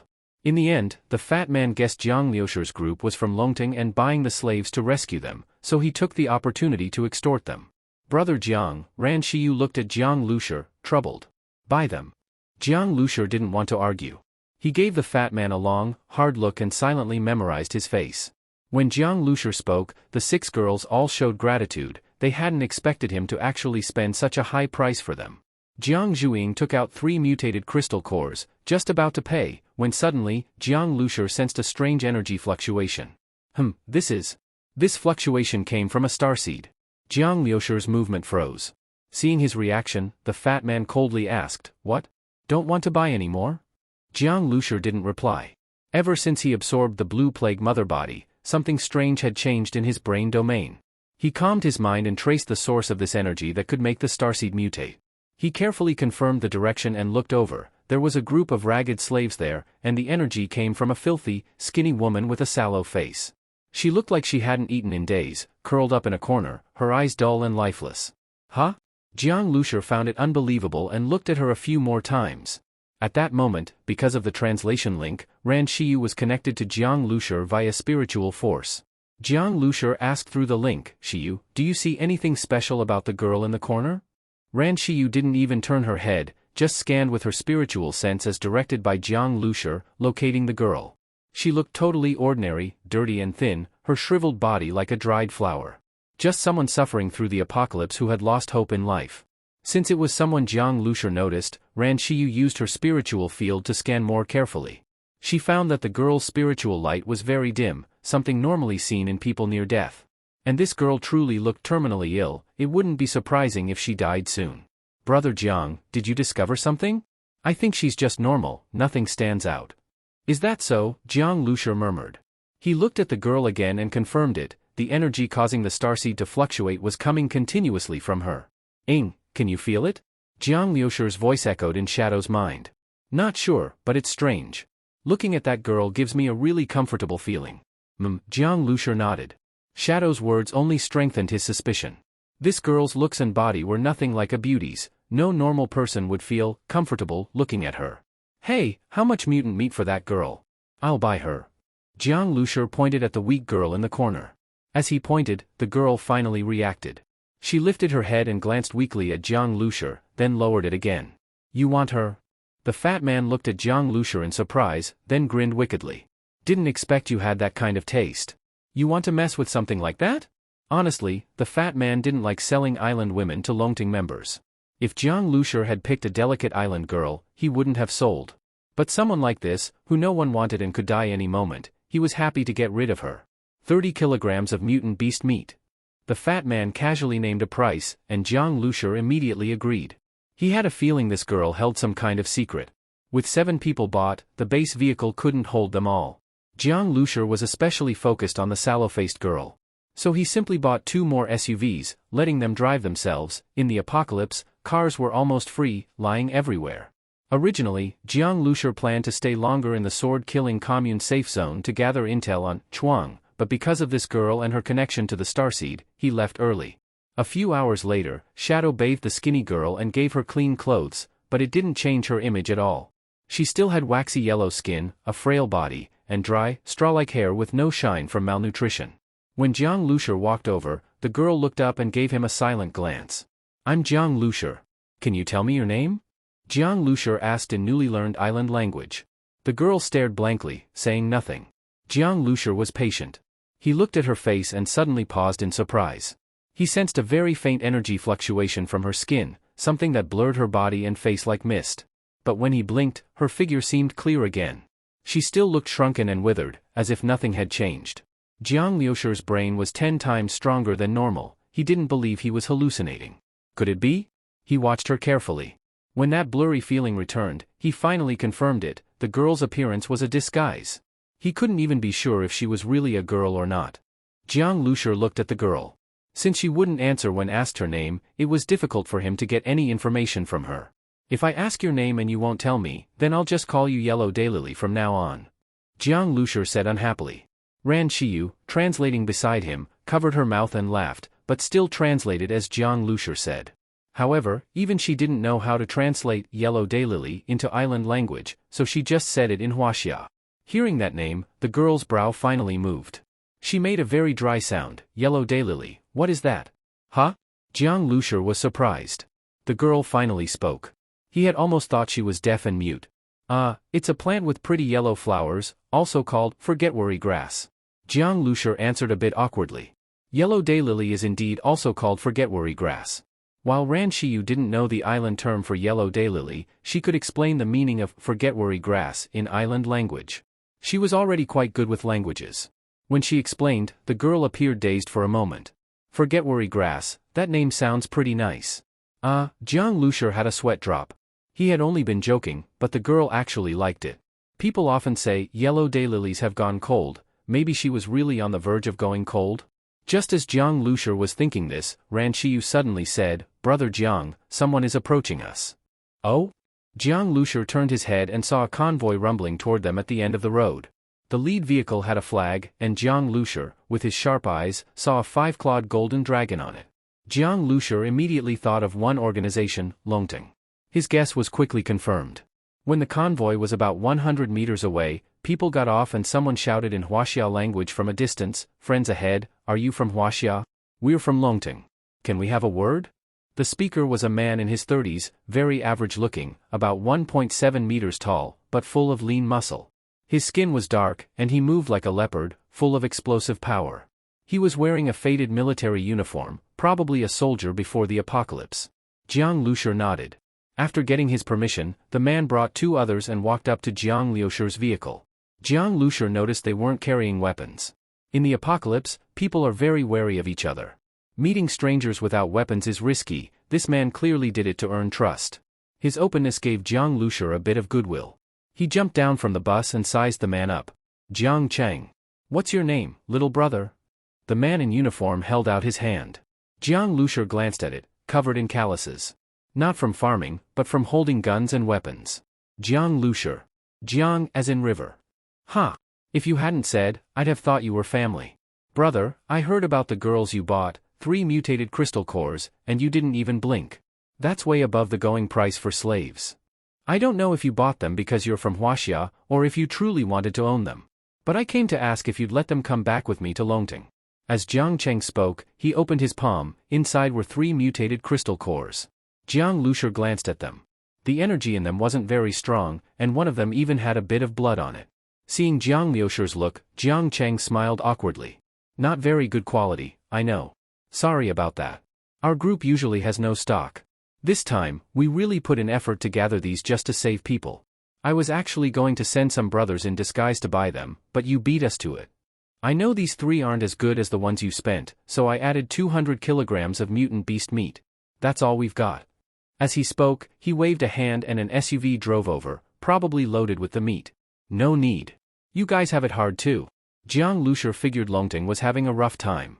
Under the pressure of the sword-killing commune, any mutated crystal cores they got were probably used to trade for evolution crystals to strengthen their fighters. When their members got captured, they couldn't overpower sword-killing directly, so they had to swallow their pride and rush to find ransom cores. That they could even do this showed that Longting's leadership had a sense of responsibility. That's also why Longting could still exist. If they had started infighting while surrounded by enemies in a foreign land, they'd have perished in no time.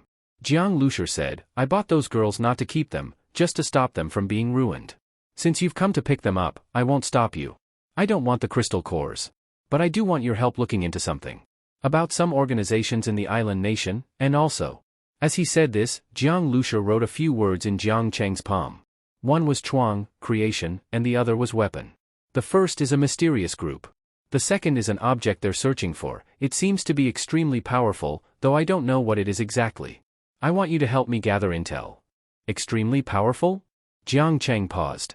From Jiang Lucer's description, it might be some kind of weapon. But weapon as a name? That was way too vague. Still, just asking about it was worth 3 crystal cores. That alone showed it was something serious. "Brother Jiang, I'll do my best. Whether I succeed, I can't say. Our Longting group here in Gu isn't strong, but I can contact the one in Edo for help." "Oh? Longting has branches?" Jiang Lucer was surprised. "Not really branches. Each group is equal. We linked up via radio and agreed on how to exchange info. Now there are 4 Longting teams. It's survival, we have no choice but to unite." "Yeah." Jiang Lucer nodded. "There's no right or wrong in this kind of struggle, only winners and losers.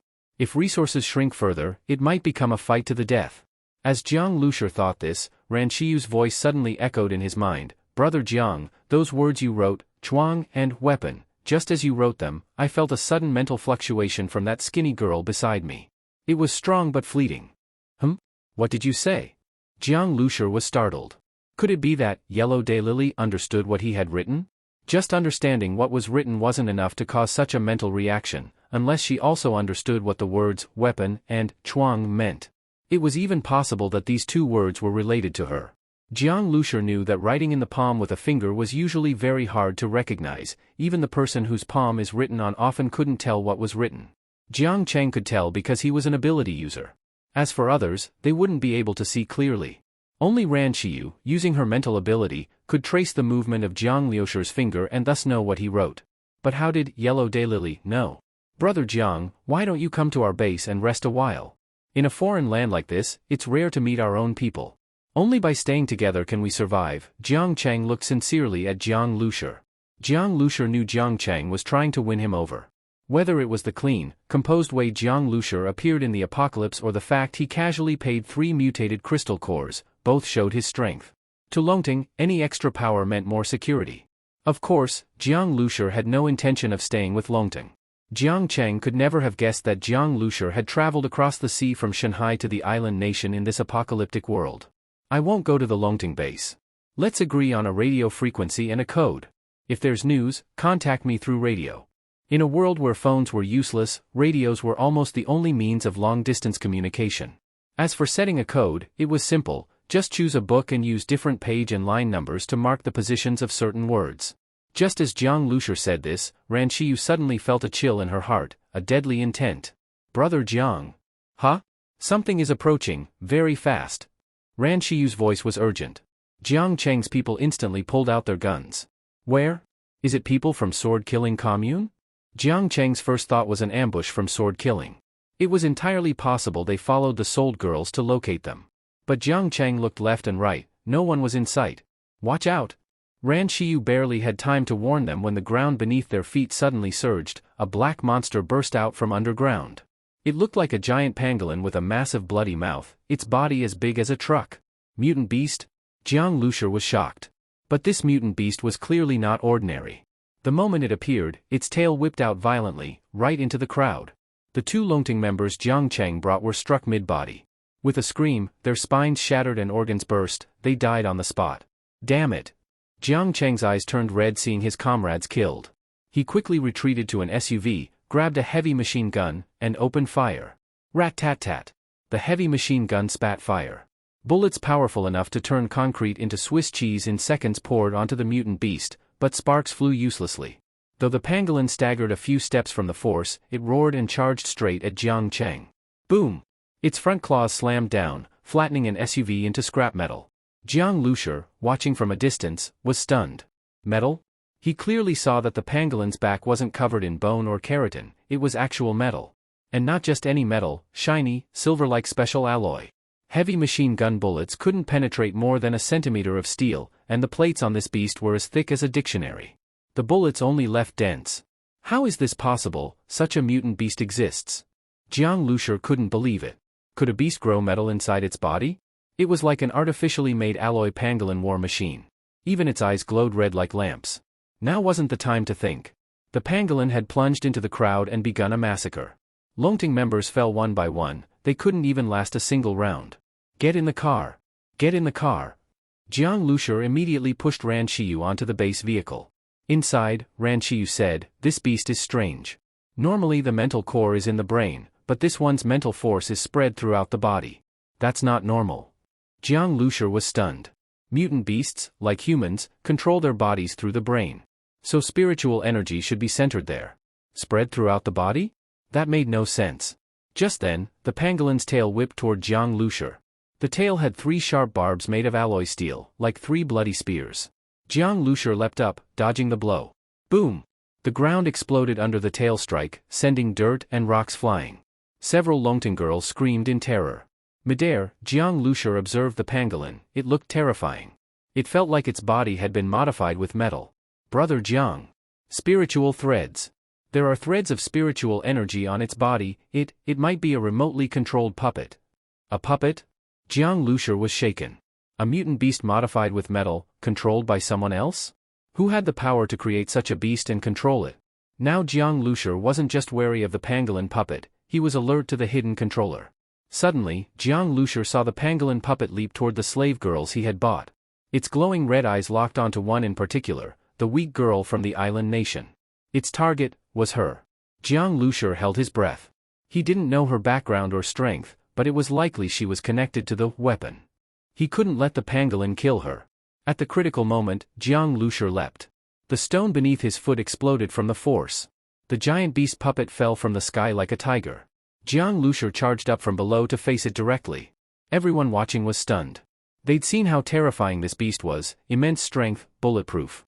And yet Jiang Lucer was charging it head-on? There was no time to think. The two collided in midair. Aha! Jiang Lucer roared. His muscles swelled, veins bulged like worms, and both fists glowed with blazing blue light, like twin burning blue suns. He had converted all the power of the plague mother body into energy, pouring it into his fists. Boom! A massive explosion like heaven and earth collapsing. Jiang Lucer crashed into the pangolin's belly like a meteor, crushing its abdomen inward. The 10-meter-long pangolin was knocked back like a curled shrimp and smashed hard into the ground. Bang bang bang. Its body rolled, flattening 3 to 4 SUVs and destroying 2 concrete walls before stopping. It flipped up, but its abdominal armor was shattered, bleeding profusely. The pangolin glared at Jiang Lucer with blood-red eyes. Time seemed to freeze. Everyone held their breath, staring in disbelief at the man and beast facing off. Many had their mouths open, unable to close them. Jiang Cheng even forgot to hold his gun. He had assumed Jiang Lucer was strong. He paid 3 crystal cores, after all, but he never imagined he was this strong. Was this still human power? It was like the force of a mutated giant beast compressed into a human body. It shattered everything Jiang Cheng knew. Jiang Lucer looked at his fists. The blue light faded, and pain throbbed in his hands. Blood seeped out. But inside, he felt exhilarated. This feeling of using his powerful body to fight, nothing could compare to it. After landing a solid hit, blue energy surged through Jiang Lucer's whole body. He felt his blood boiling. Naturally, he didn't want to give the giant pangolin any chance. He stepped on the ground, leapt into the air, and threw a punch at the giant pangolin's huge head. Whoosh, whoosh, whoosh. The energy stirred up a storm like wind. At that moment, the pangolin was buried in the concrete wall and could hardly move. Jiang Lucer's punch, fast as lightning, smashed straight toward the beast's forehead. But just then, buzz. A high-pitched buzzing sound rang out, shaking everyone's eardrums. A transparent energy shield appeared in front of the pangolin's head out of nowhere. Jiang Lucer's fist slammed directly into it. The shield trembled violently, as if about to shatter, but the blue energy around Jiang Lucer's fist also dimmed. Crack crack crack. At the same moment, the pangolin's armor started to rupture. Blood gushed out everywhere. Clearly, blocking Jiang Lucer's punch with the shield caused it immense pain. Even so, Jiang Lucer was shocked. What was that energy shield? In his past experience, mutant beasts relied mostly on brute strength, speed, claws, or maybe breathed fire or poison. But this kind of shield protection, this was the first time Jiang Lucer had ever seen it. Boom! The shield finally couldn't take it and exploded. The blast wave of the shattered energy rippled in all directions. Taking advantage of the distraction, the pangolin broke free from the wall and immediately started digging into the ground. Its front claws tore through earth and stone like tofu. In seconds, it had tunneled underground. Dirt flew up behind it, blocking the tunnel it had dug. It was trying to escape underground. But just then, the base vehicle roared. From its front cannon, a black flash burst forth, an air cannon powered by black hole energy. At that instant, the atmosphere seemed to tear apart. Black light, wrapped in a spiral air cone, shot straight into the earth. Boom boom boom. The entire ground lifted like in a major earthquake. The pangolin, just burrowed underground, was blasted out by the base vehicle. Almost simultaneously, Jiang Lucer stepped forward and leapt to the beast's front. He smashed a punch into the pangolin's jaw. Crack! The punch went straight through its jaw. The blue energy burst inside and pierced into the pangolin's brain, smashing it into pulp. Thud! The beast fell to the ground heavily, its body twitching. Jiang Lucer landed beside it and took a deep breath. This was his first full-force battle since evolving, working in perfect sync with Shadow and the base vehicle. The spiritual connection is severed. If I'm not wrong, the person controlling this pangolin was very far away. Ran Shiyu's voice sounded in Jiang Lucer's mind. Oh? How can you tell? Jiang Lucer asked. I was on guard for a surprise attack by the controller. But when I traced the spiritual thread from the pangolin, I couldn't find the source. Ran Shiyu shook her head. Her mental power could only spread so far in all directions. But if focused, it could reach very far. That she couldn't find the end of the thread proved that the controller's spiritual strength far exceeded hers. Just spiritual strength alone stronger than you, plus the ability to control this kind of beast. Who could this person be? Jiang Lucer's expression turned serious. He had just arrived in the island nation, and already encountered such a terrifying enemy. Brother Jiang, you're incredible. You took down that monster. And your vehicle, one shot lifted the earth. Jiang Cheng walked over, deeply shocked by the sight of the dead pangolin. He had only seen beasts of this size a few times in the island nation. But none were this strong. and Jiang Lucer had killed it single-handedly. His strength was unbelievable. Jiang Lucer shook his head. Strength limits perspective. Jiang Cheng couldn't imagine, killing this beast was nothing. The person behind it was far more terrifying. Jiang Cheng, I need to take care of something. Jiang Lucer said, then walked toward the frail girl he had bought. The beast's target wasn't him, but her. You're not going to say anything? Jiang Lucer asked coldly. If it weren't for her, they wouldn't have been attacked. Ran Shiyu followed, both to translate and to use her psychic field to block the conversation from others. Faced with the question, the girl looked at the beast's corpse, then at Jiang Lucer, and after a long silence, slowly said, Shen Kuei. What? A puppet master. He uses mutated beasts or the corpses of powerful ability users as material, adds special metals, and makes puppets to remotely kill. The one who attacked me was Shen Kuei. He is one of the 10 counselors of Chuang. Chuang. Jiang Lucer's eyes lit up. He wasn't surprised it was connected to Chuang. He already suspected that Chuang had a base, perhaps the main one, in the island nation, due to their search for the weapon. And this girl had reacted strongly when he wrote the word Chuang. That Shen Kuei, a puppet master, was strong enough to be a counselor, made perfect sense. How many counselors does Chuang have? I heard there are 11. Jiang Lucer remembered clearly, someone had tried to recruit him to be the 12th. There are 11 members, yes. But one of them is actually the speaker. When I said 10 counselors, I didn't count him. The speaker, Jiang Lucer's brow furrowed. No doubt, the speaker was stronger than the others. Chuang was truly a terrifying organization. I want to know, what's your relationship with Chuang? Why is Shen Kuei trying to kill you? Jiang Lucer asked. He had always been curious about this girl. She had hidden among slaves, changed her appearance, all signs she was being hunted. She fell silent. Jiang Lucer waited patiently, staring at her. After what just happened, he had to get an answer. After a full 10 minutes, the girl finally spoke. I am a weapon experimental subject? Weapon.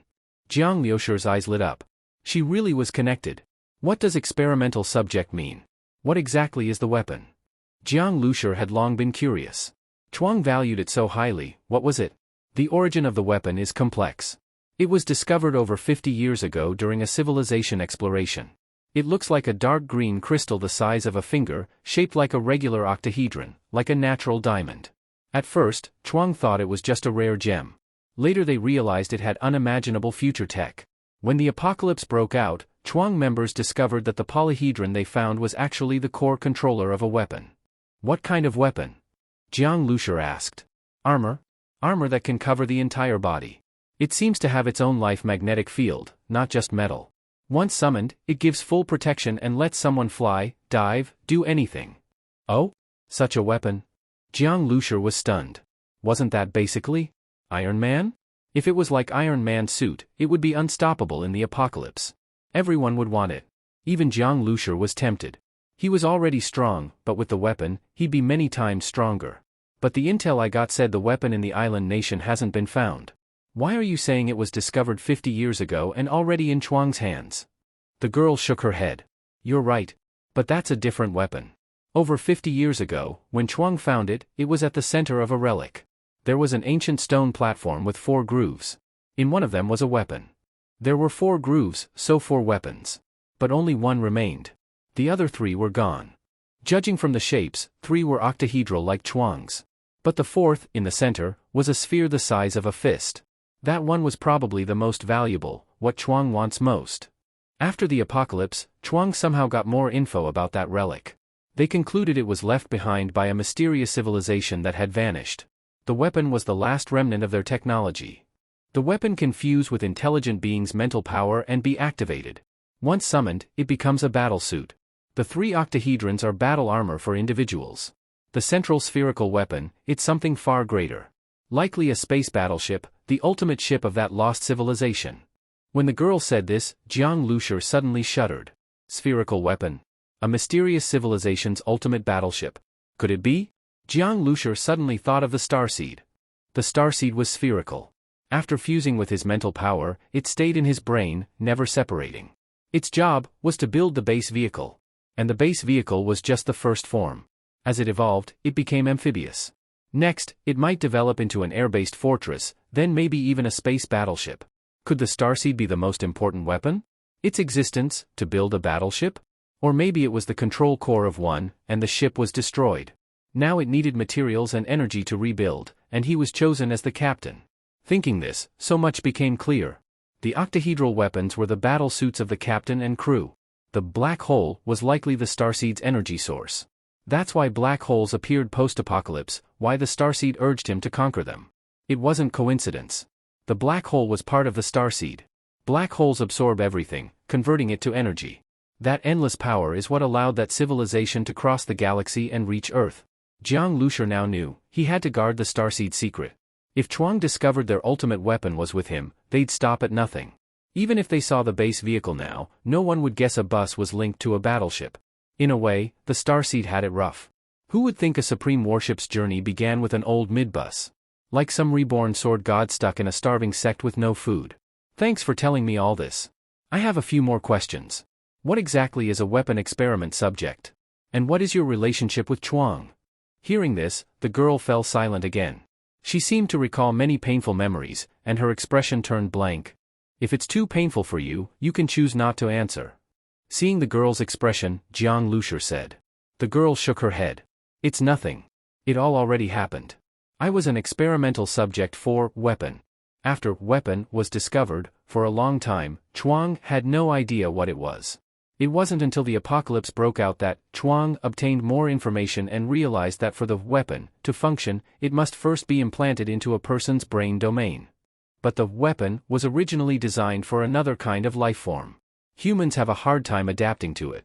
For most people, if the weapon is implanted into their brain domain, the usual outcome is immediate death. Huh? What? Jiang Lucer was stunned for a while when he heard this, immediate death? He knew very well that he had a super weapon implanted in his head.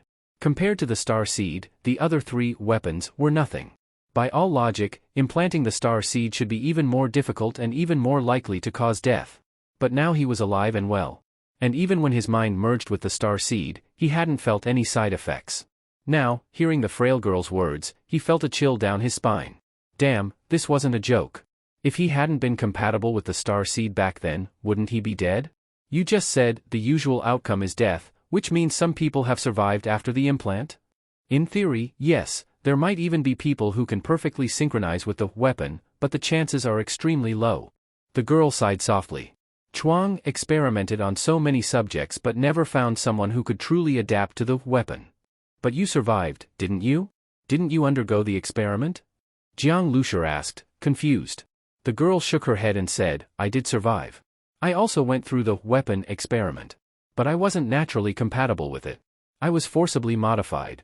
Before me, there were many experimental subjects who all died because of the implant. But Chuang didn't come out of it empty-handed.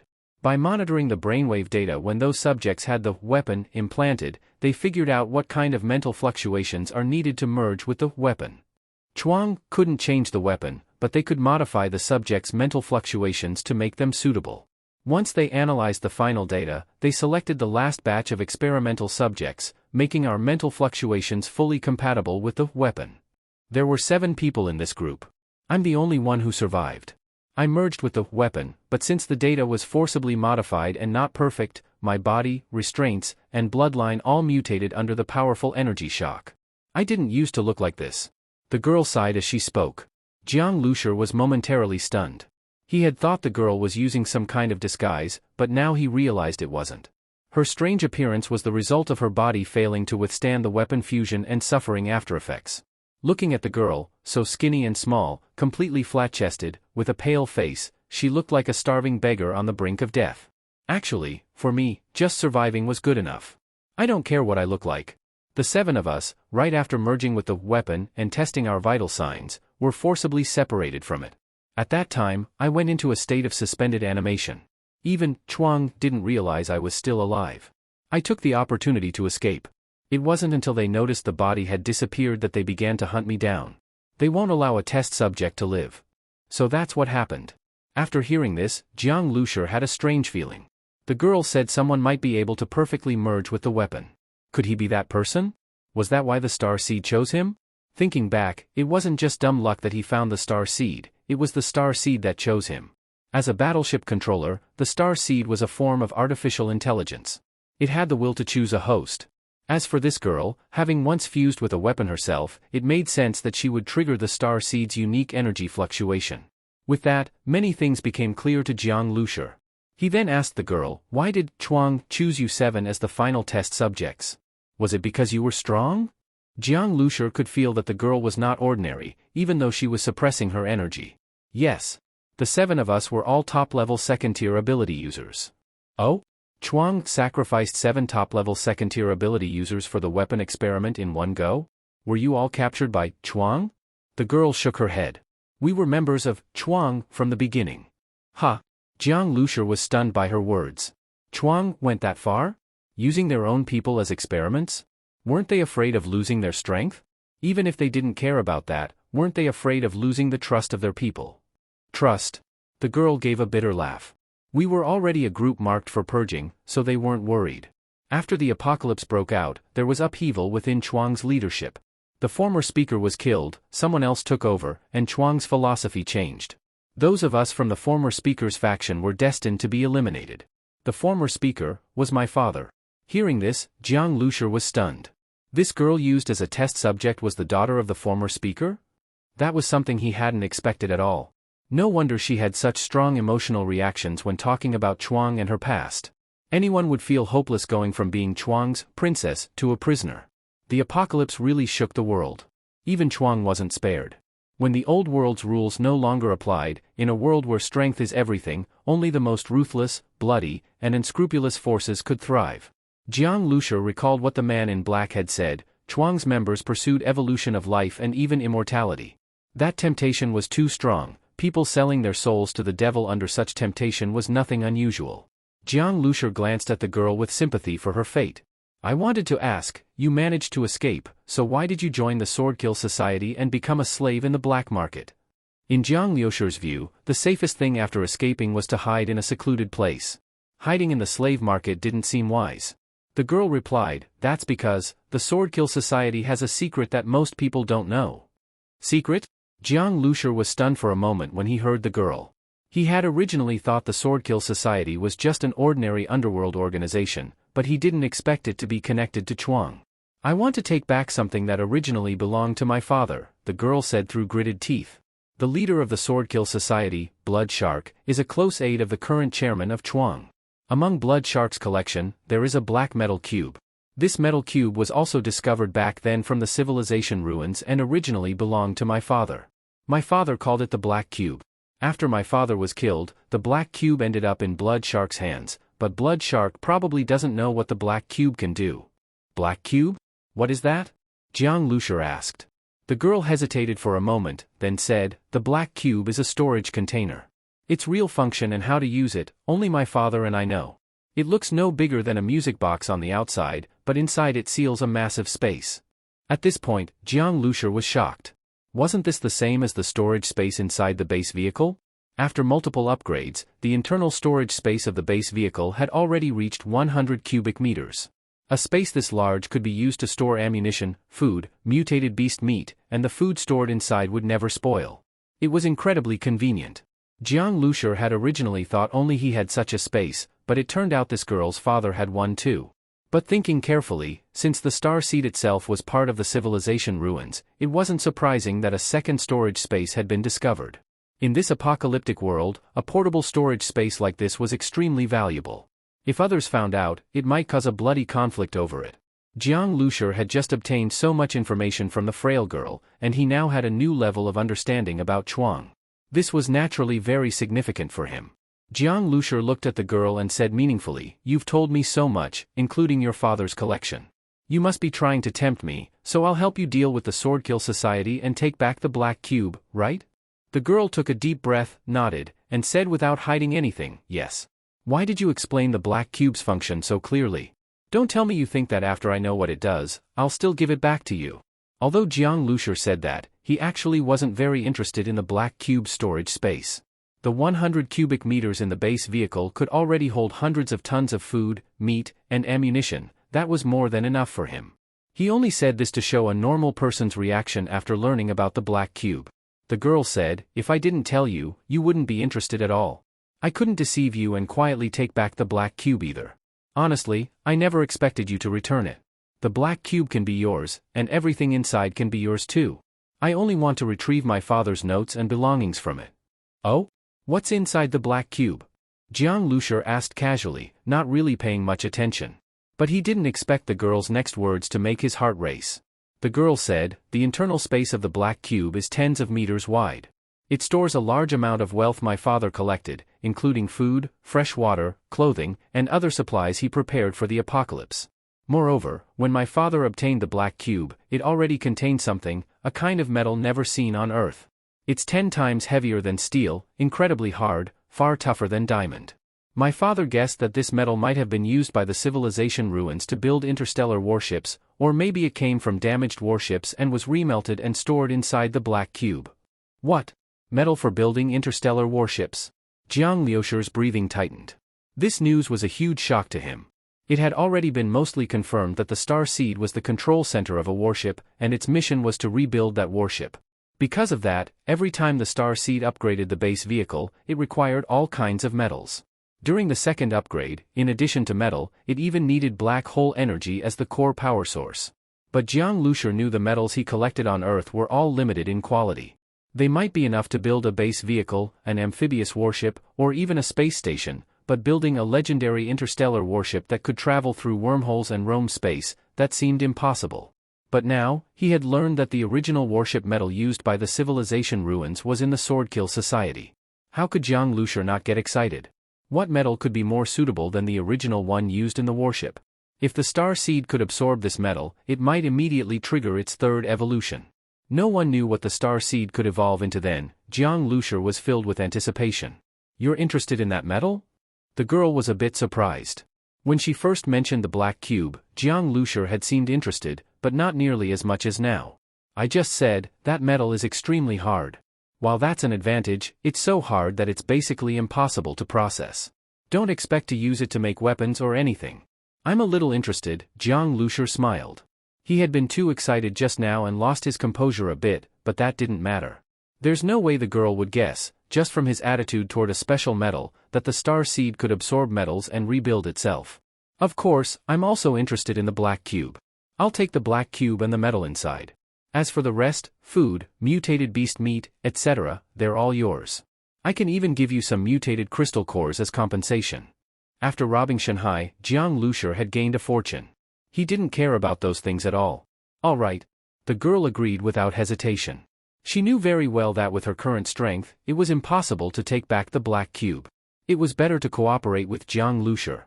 Otherwise, having her father's things in the hands of her father's killer would be even more painful. Get in the car. Let's discuss this slowly. What's your name? My surname is Yu. Yukong.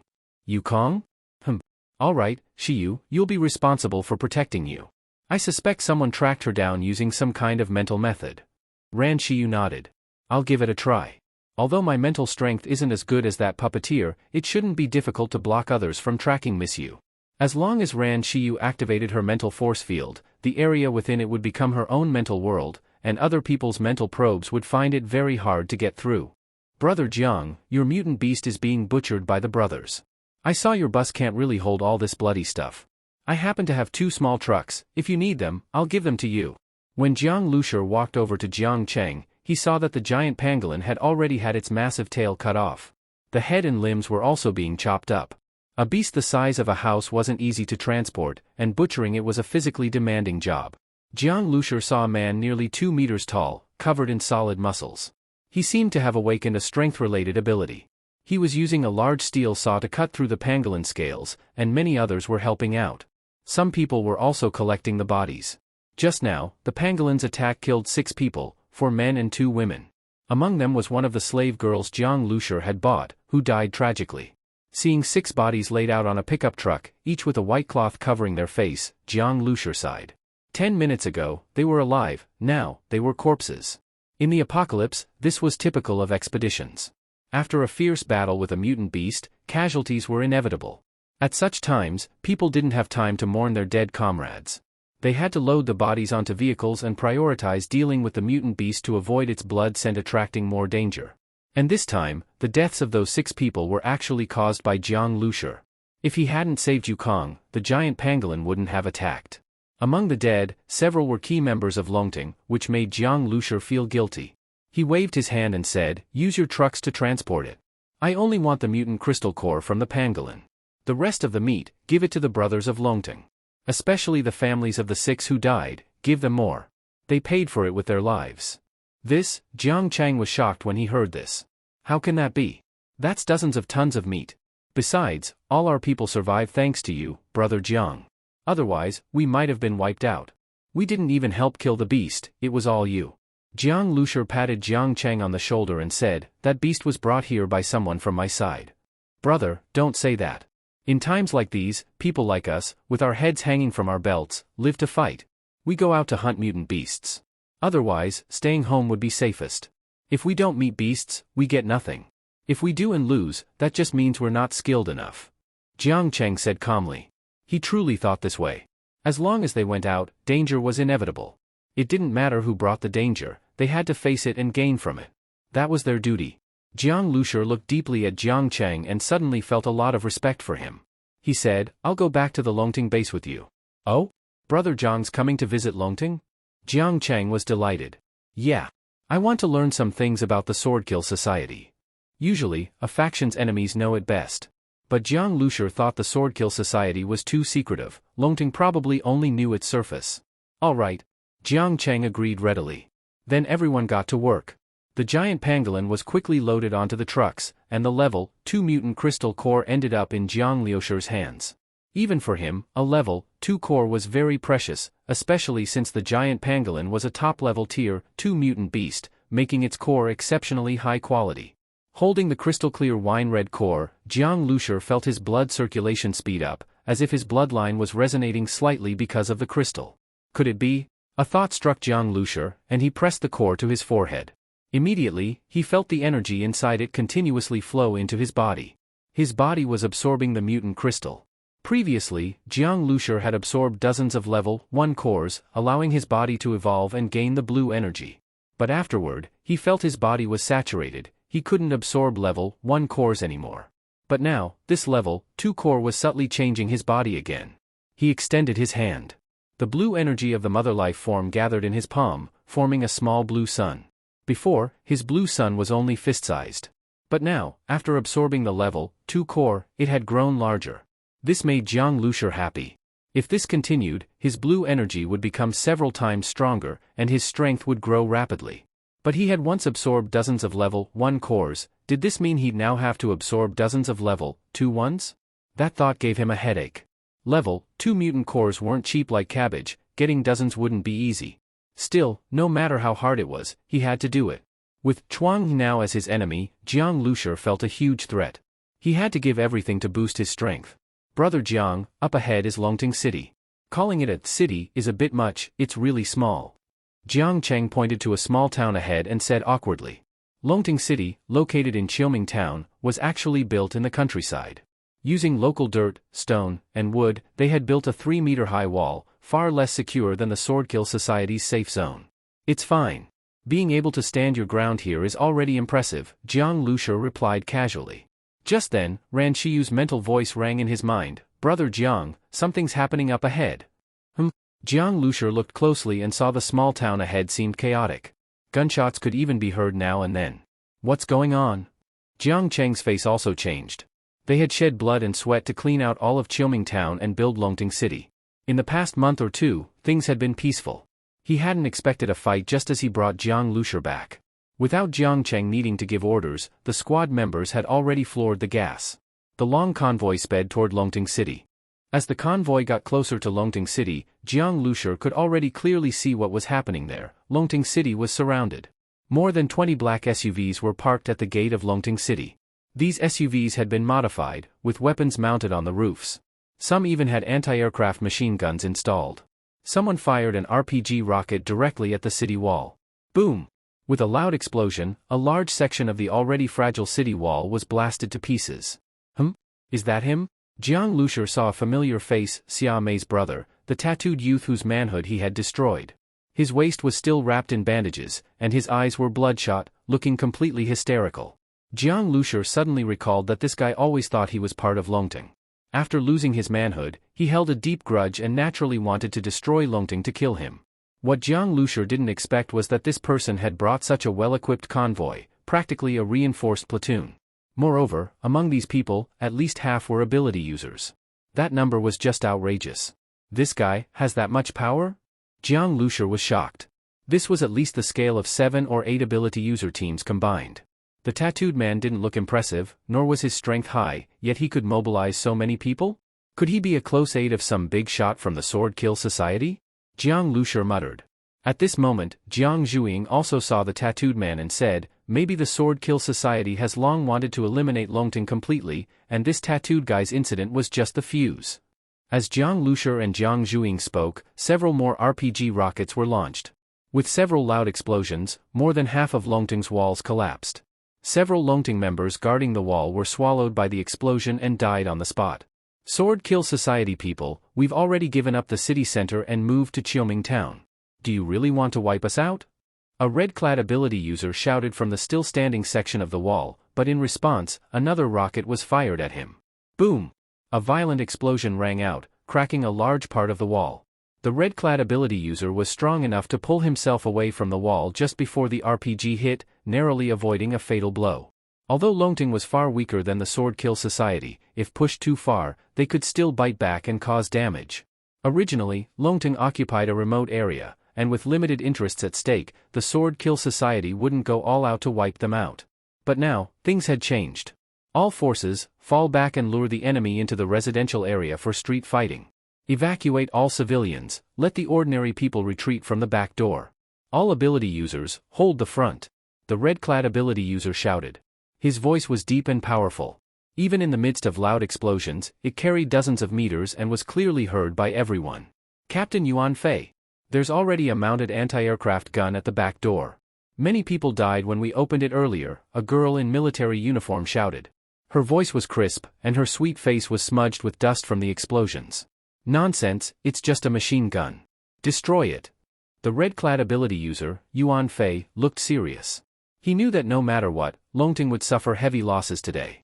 And at this critical moment, Jiang Chang had taken many people to rescue those female slaves, greatly weakening Longting's combat power. He even suspected that the enemy had waited for this opportunity to launch their attack. At this point, all he could do was buy time and organize a retreat. That was the only way to preserve as much of Longting's fighting force as possible. Captain Yuan Fei. Look at that, the military uniformed girl suddenly said. Yuan Fei paused and followed her gaze into the distance. When he saw it, he was overjoyed. Jiang Chang, that kid is finally back. With Jiang Chang's team joining the battle, it was like getting help in the nick of time. With him flanking from behind, they might even turn the tide. After all, the Sword Kill Society hadn't sent all their forces, just 7 or 8 ability user teams. Captain Jiang. The military girl's eyes lit up with excitement. If Jiang Chang could take out those RPG teams, they wouldn't be completely pinned down on the front line.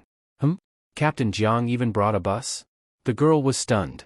She knew Jiang Chang had gone to rescue those 6 captured female slaves, so she guessed the bus was to transport them. But the bus was just too big, an SUV would have been more than enough for 6 girls. What's more, the bus had something strange tied to the roof, objects that looked like they were made of alloy steel, secured with chains, covered in sharp spikes, and looking extremely menacing. What were those things? Just as the girl was thinking, she saw the sunroof of the bus open. A young man jumped out and landed on the roof. He casually kicked a thick chain, unlocking the clasp. Then, with one hand, he lifted an alloy steel object the size of half a car. Only then did the girl see clearly. It looked like a giant helmet used on dinosaurs or monsters in comics or movies. This thing? Yuan Fei was also shocked. The helmet, the size of half a car, had a thick metal surface with 3 spear-like spikes over 2 meters long. Even if it had no other use, just its weight, easily 7 or 8 tons, was astonishing.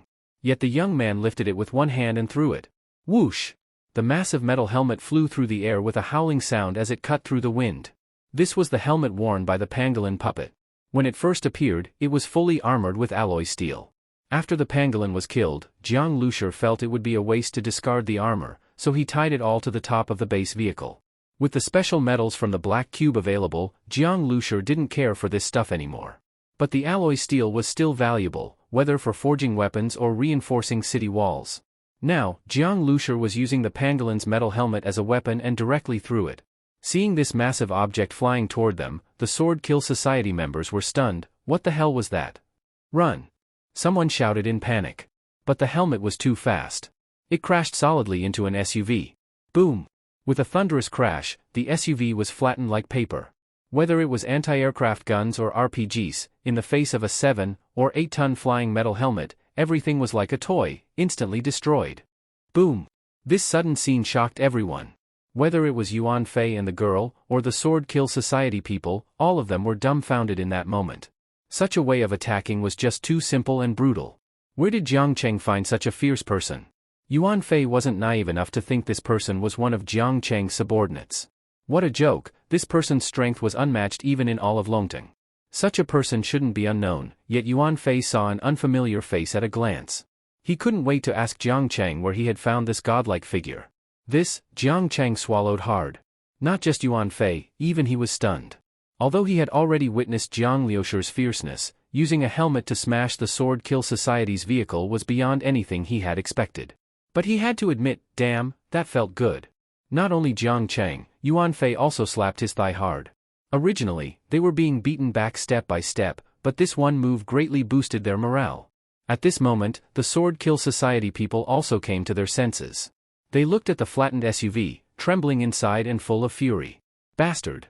Who dares to go against our Sword Kill Society? At that moment, the tattooed man had already recognized the young man who acted. That familiar bus, and that man who had destroyed his manhood, he would never forget that face even if it were turned to ashes. However, though the tattooed man had come with his team in a murderous fury to wipe out Longting, and more importantly, to kill Jiang Lucer, now, seeing Jiang Lucer in person, he was actually terrified by that terrifying strike. But before the tattooed man could say anything, Jiang Lucer had already seen him. Toward someone like that, Jiang Lucer couldn't be bothered to talk nonsense. He just showed a mocking cold smile. Seeing that smile, the tattooed man's heart skipped a beat. He instantly recalled the moment he was ruined. Jiang Lucer had the same expression back then. This made the tattooed man feel a sharp pain between his legs again. He just sneak attacked. That kind of power can't happen again so soon, attack now. Just as the tattooed man roared, his voice suddenly changed, like a duck getting strangled. He and the Sword Kill Society people were horrified to see that the young man had lifted another alloy steel part from the bus roof, this one even bigger than the helmet. It was the panggalan's back armor, heavier than the helmet that had just been thrown. But even so, Jiang Lucer still lifted it with one hand like a brick. In an instant, all the Sword Kill Society members were scared out of their wits. What the hell, there's more. And does this guy's strength have no limits? Whoosh! Jiang Lucer gathered massive strength and threw the huge back armor violently. At such speed and size, even though the Sword Kill Society people screamed and hit the gas pedals in panic, they still couldn't dodge in time. Boom! Another SUV was struck and instantly turned into a pile of scrap metal. Everyone inside was smashed into a pulp, completely dead. Attack him directly. Fire! Fire! But as they scrambled to aim their rockets and machine guns at the bus roof, they were horrified to find that Jiang Lucer had already turned into a blur and was charging toward them. What? At that moment, Jiang Lucer flung out an iron chain from his hand. The chain let out a sharp screech in the air as it smashed toward the Sword Kill Society vehicles with terrifying force. Ah! A machine gunner on a vehicle roof was struck before he could react. He was instantly flung out, bones shattered, organs crushed, vomiting blood and twitching on the ground, barely alive. Whoosh! The iron chain wrapped around the helmet that was still on the SUV wreckage. What's he trying to do? The Sword Kill Society people were filled with dread. Then, as Jiang Lucer swung hard, that massive helmet was pulled up and began spinning rapidly around him. In this situation, who dared approach Jiang Lucer? Jiang Lucer swung the helmet like a meteor hammer, smashing it toward the Sword Kill Society vehicles. Boom boom boom. Jiang Lucer was like a wolf among sheep. Under the helmet in his hands, ability users, guns, rockets, they were all like tofu. On the city wall, Yuan Fei's eyes were wide with shock. The sweet-faced military girl also had sparkling eyes, watching closely the figure rampaging among the vehicles. This is just a one-sided beatdown, Yuan Fei couldn't help but sigh. Stop standing there, fight back. Yuan Fei suddenly roared. They had long suffered under the Sword Kill Society and had a lot of pent-up anger, but lacked the power to release it. Now, even though they weren't the ones actually fighting back, they still felt a rush of satisfaction, like all their frustration had finally been released. With Jiang Lucer in front and the Longting people attacking from behind, the Sword Kill Society felt like their heads were about to explode. They had been pressing hard just moments ago, but now they were running in panic, and the enemy was just one person. Keep your distance, get away from him. But just then, a flash of lightning burst out on the other side of the battlefield. Ah! An SUV that had pulled back to fire at Jiang Lucer was struck by the lightning, the people inside instantly scorched. A young, energetic girl surrounded by electricity appeared on the battlefield. "Brother, I'm here to help." Jiang Zhuing smiled. In an instant, a huge electric net spread out, and bolts of lightning kept raining down under Jiang Zhuing's control. Lightning and the terrifying helmet attacks, Sword Kill Society lost all ability to resist. They screamed and ran in chaos. But at that moment, Ran Shiyu's voice suddenly rang in Jiang Liucer's ear. "Brother Jiang, be careful." Her tone was very serious, even a little anxious. She had suddenly sensed several strong psychic energies rapidly approaching. Jiang Liucer's heart skipped. At a time like this, anyone arriving was definitely not an ally, most likely reinforcements from Sword Kill Society. But these reinforcements came a bit too fast. Jiang Lucer finally stopped and looked into the distance, following Ran Shiyu's guidance. Seeing this killing god finally stop, the remaining Sword Kill Society survivors had no fight left. Along with Jiang Zhuing and Longting's people, they were quickly surrounded. Looking at the chaos around him, Yuan Fei's eyelids twitched uncontrollably.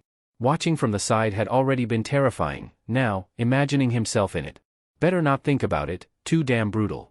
Captain Jiang Chang excitedly ran over, intending to introduce Jiang Lucer to Yuan Fei and the others. The military girl followed beside Yuan Fei, looking at Jiang Lucer with curiosity and awe. Up close, Jiang Lucer didn't look like a terrifying warrior at all. He was tall and lean, wearing a trench coat, stylish, with a handsome face and deep eyes. He clearly looked like a handsome and cultured guy, completely different from the brutal god of war just now. But as Jiang Cheng opened his mouth, Jiang Lucer cut him off. "Stay alert. Someone's coming," Jiang Lucer said. From Ran Shiyu's sensing, Jiang Lucer wasn't underestimating the enemy. "They're probably puppet beasts like that armored monster from before," Jiang Lucer said. Hearing this, Jiang Cheng's heart jumped. "Puppet beasts?" the military girl asked in confusion. Jiang Cheng quickly explained what had happened earlier to Yuan Fei and the girl. After listening, the military girl covered her mouth in shock. Looking at the huge helmet and back armor, her face turned pale. Just then, among the surrounded Sword Kill Society members, someone shouted, "You've made enemies of the Sword Kill Society, prepare to die." Jiang Lucer looked over. It was the tattooed man. He hadn't died in the fight earlier but had no chance to escape. He was now a captive. He knew well that in life-and-death battles like this, even if he had survived by chance, he would still be killed. He wouldn't spare his enemy either. Since death was certain, he just let loose, full of hatred, eyes red. But when Jiang Lucer looked over, he trembled uncontrollably. That unstoppable killing aura from Jiang Lucer earlier was too terrifying. The tattooed man's body kept shaking, but he still forced himself to speak. "The society will avenge us." "Oh really? Then you won't have to wait long, someone's already coming to avenge you." Jiang Lucer smiled faintly. The tattooed man froze. He had only been cursing in resentment, but, was someone really coming? Jiang Lucer didn't care about him. He was now brimming with energy, recovering rapidly, ready to fight again. He had already faced this puppet master once. After killing the pangolin sent by the opponent, Jiang Lucer knew the puppet master wouldn't let it go. This time, the puppet master probably wasn't even here to rescue the Sword Kill Society people. They were nothing to him. His real target was Yi Wakong, and the Shuring squad that killed the pangolin. Half a minute after Ran Shiyu gave the warning, several small black dots appeared in the sky to the northwest of Qiuming town. "What are those things?" Jiang Lucer was stunned. At first, he thought they were some kind of house-sized giant beasts. He didn't expect flying creatures. If it weren't for the absence of any engine sounds, he would have thought airplanes were approaching. The small black dots kept getting bigger. Faintly, it could be seen that they were black giant beasts with 2 wings. Scree, scree. Sharp screeching sounds rang out continuously, like the high-pitched static from a school broadcast system gone wrong, extremely loud and unbearably piercing. "Are those bats?" Ran Shiyu spoke. By now, Jiang Lucer had also seen clearly. It was hard for him to associate those giant things in the sky with bats. Their wingspan was at least 10 meters. 10 meters might not sound like much, but if one of those beasts landed, just spreading a wing could easily cover a small car. Compared to their enormous wings, their bodies were slightly smaller, but still the size of an adult tiger. Judging from their sharp teeth, they could probably bite through steel. This was truly what it meant to add wings to a tiger. Jiang Lucer couldn't help but think of a now-extinct ancient aerial overlord, the Quetzalcoatlus. It was the largest flying creature ever discovered by humans, said to have a wingspan over 10 meters. Although Quetzalcoatlus likely had a longer neck and stood as tall as a giraffe, in terms of body mass, it might not have even outweighed these burly giant bats. It was hard to imagine how such massive creatures could even fly. What are those things? Jiang Chang was completely shocked. Were there such giant beasts in the island nation? Today he had already seen that giant pangolin, and now these flying bat beasts. Everything unfolding before him was beyond his comprehension. He suddenly felt how weak he truly was. Compared to this vast world, he was utterly insignificant. If even Jiang Cheng felt this way, let alone the people of Longting City. When had they ever seen such a sight? These flying monsters, an adult lion would likely be snatched into the sky and torn apart. Surprisingly, the tattooed man was overjoyed upon seeing these beasts. Shinpu beasts? They're really Shinpu beasts. Are these the Shinpu beasts? I actually got to see them. The tattooed man was practically babbling. This made Jiang Lucer pause. He hadn't expected the tattooed man to recognize the flying beasts in the sky. He knew that Shinpu, divine wind, was a concept revered in the island nation, almost a kind of spiritual belief. Back when the once invincible Mongols swept across Eurasia, their invasion of the island nation was thwarted by a typhoon, sparing the island from destruction. That typhoon was later called Kamikaze, divine wind. During World War II, when the nation faced defeat, they formed the kamikaze suicide squads with the same name. Now, this tattooed man was calling the bats Shinpu beasts and clearly worshipping them, which proved that these bats were seen as totems by the Sword Kill Society, and possibly by some underworld factions in the island nation today. This showed just how influential Genesis was in the island nation. Though Genesis was a global organization, it hadn't infiltrated Huaxia well. After all, Huaxia's social structure made infiltration difficult. But in the island nation, it was different. Just one Genesis-controlled parliament member's puppet beast had already become a divine creature to these people. Shinpu beasts? Shinpu beasts have come to save us. Other Sword Kill Society members also shouted. They had been totally stunned by Jiang Lucer earlier and didn't even dare resist when he spun that giant meteor hammer. But now, seeing the Shinpu beasts arrive, it was like they'd been injected with adrenaline. They picked up their weapons and resumed fighting. Let's see you act tough now. When Tian, shoot it down, then they'll shut up. Yuan Fei spoke up. He was referring to the military girl next to him. Her name, Wen Tian, sounded sweet, but her actions were anything but. Upon hearing the order, she didn't hesitate.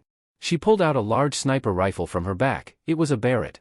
As an anti-material sniper rifle used by the US military and tested in the Gulf War, it had immense power and high accuracy. The Barrett was even more famous than the AMR-2. Now, in the hands of a slender young woman, it created an intense visual contrast. Before the apocalypse, even bulky Special Forces soldiers could only fire this large-caliber rifle in a prone position. Holding it while standing would make the muzzle blast feel like an air cannon and leave your shoulder sore for days. But now, when Tian was aiming it at the bat while standing, the round she loaded was an armor-piercing discarding sabot, capable of penetrating 35 mm of steel from 500 meters away, incredibly lethal. When Tian loaded, aimed, and fired in a single instant.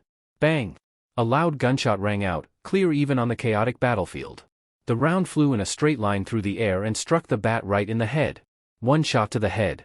Before Wen Tian could celebrate, her face froze. She saw that the bat only tilted its head slightly and continued flying toward Longting City.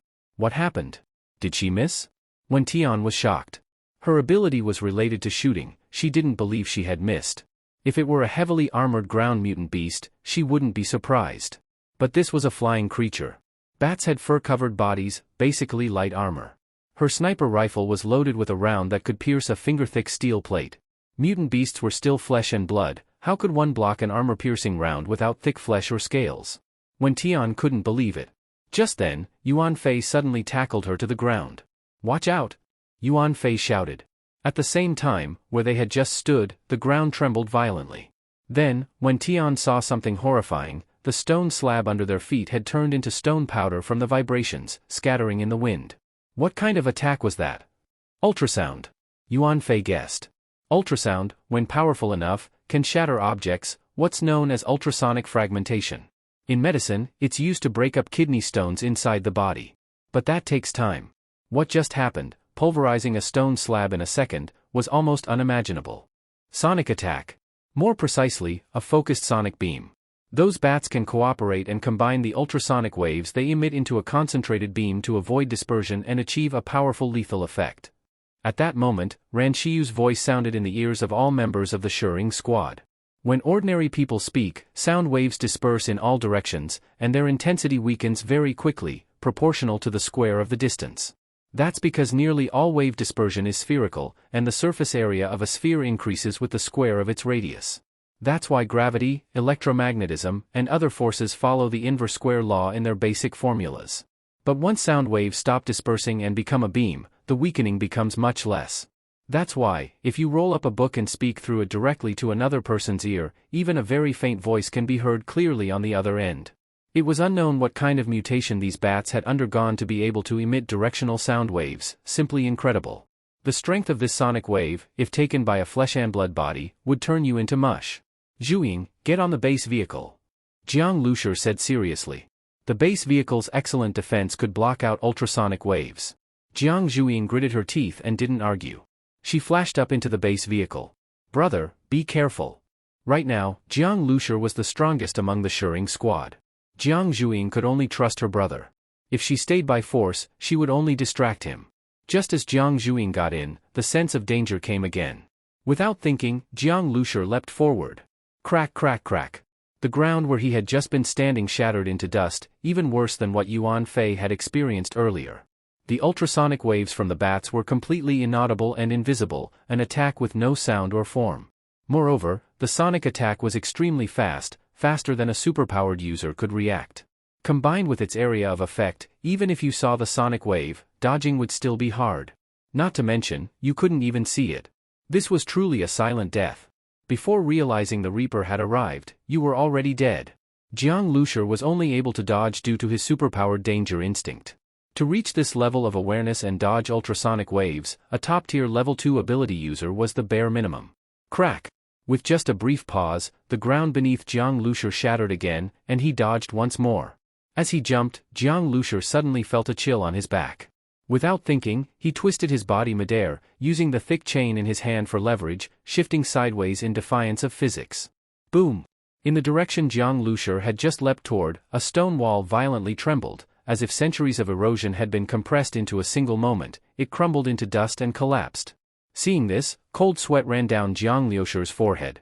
These bats actually knew how to coordinate attacks to block off his escape routes. One bat feinted to force him to dodge, while another targeted his likely escape path. If he had rushed in head-on, he would have been crushed. This intelligence was beyond that of animals. Most likely, the puppet master was controlling them remotely. The Genesis Council member was indeed terrifying. Although Jiang Lucer's danger instinct was accurate, it consumed a lot of energy.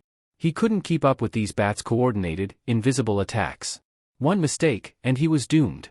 Jiang Lucer suddenly shook the iron chain in his hand, disconnecting it from the pangolins' giant helmet. Then, he used the thick chain as a whip and smashed it toward the bats in the sky. Whoosh! The chain tore through the air with a sharp howl, but the bats had already anticipated Jiang Lucer's action and lifted higher. The chain swept just beneath them, not long enough. Jiang Lucer frowned. His biggest problem now was not being able to fly. With his current means, he couldn't attack the 4 bats at all. Brother Jiang, I'll help you. Xiang Shuahai shouted, about to rush out of the base vehicle. Only with her wind power could Jiang Lucer possibly fly. Don't come out. Jiang Lucer flatly rejected. He knew Xiang Shuahai wanted to lift him to attack the bats. But relying on her wind to fly wasn't feasible. It couldn't counter the bats' overwhelming sonic attacks. Xiang Shuahai could sense danger for herself, but not for Jiang Lucer. She couldn't control his flight safely. Once in the air, Jiang Lucer would have no leverage. This was why he hadn't leapt after the bats earlier, even though his chain fell short. But brother Jiang. Xiang Shuahai looked at Jiang Lucer anxiously. I joined the team to make up for our lack of aerial power. If I don't act now, what am I even here for? She was worried. In truth, she also knew she couldn't fight 4 bats alone. Jiang Lucer didn't respond. He had no energy left to argue. Another sonic attack came. Seeing that pinpoint sonic attacks were ineffective against Jiang Lucer, the 4 bats began wide-range ultrasonic sweeps. Their energy seemed endless. Boom! Behind Jiang Lucer, an SUV exploded without warning. It was a Longting vehicle that Jiang Chang had just taken out. The steel frame was nearly deformed by the shock, and dozens of windows shattered to dust. The people inside were instantly turned to mush, no chance of survival. Liang Zi. Seeing this, Jiang Cheng's eyes turned red. He was the strongest in the team, barely able to sense danger, but his brothers had no such ability, they were sitting ducks. The same went for the people in Longting City, no one would survive. Shinpu beasts? Ha ha ha. Shinpu beasts. The tattooed man screamed hysterically. The Shinpu beasts, seen as a totem by Sword Kill Society, he had only heard legends and seen pictures. This was his first time truly experiencing their power. The man who ruled the society was truly invincible. Careful! Everyone out of the vehicles. Spread out after getting out. Jiang Cheng shouted. All Longting members obeyed immediately, abandoning their cars. Staying together inside was suicide. But even scattered, they couldn't escape the sweeping ultrasonic beams. Several people were hit on the spot, instantly turned to pulp. You motherf **** heirs, die. A Longting member grabbed an RPG taken from Sword Kill Society and fired it at the bats. If the Barrett couldn't do it, surely a rocket could. But the rocket's trajectory was too obvious. Mid-flight, it was struck by a sonic wave and exploded in the air.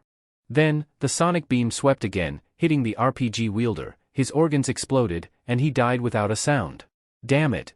Jiang Cheng clenched his teeth till they cracked, but there was nothing he could do, he could only watch the bats slaughter them. This wasn't even a fair fight, it was pure massacre. Of course, the bats focused most of their attacks on Jiang Lucer. Boom!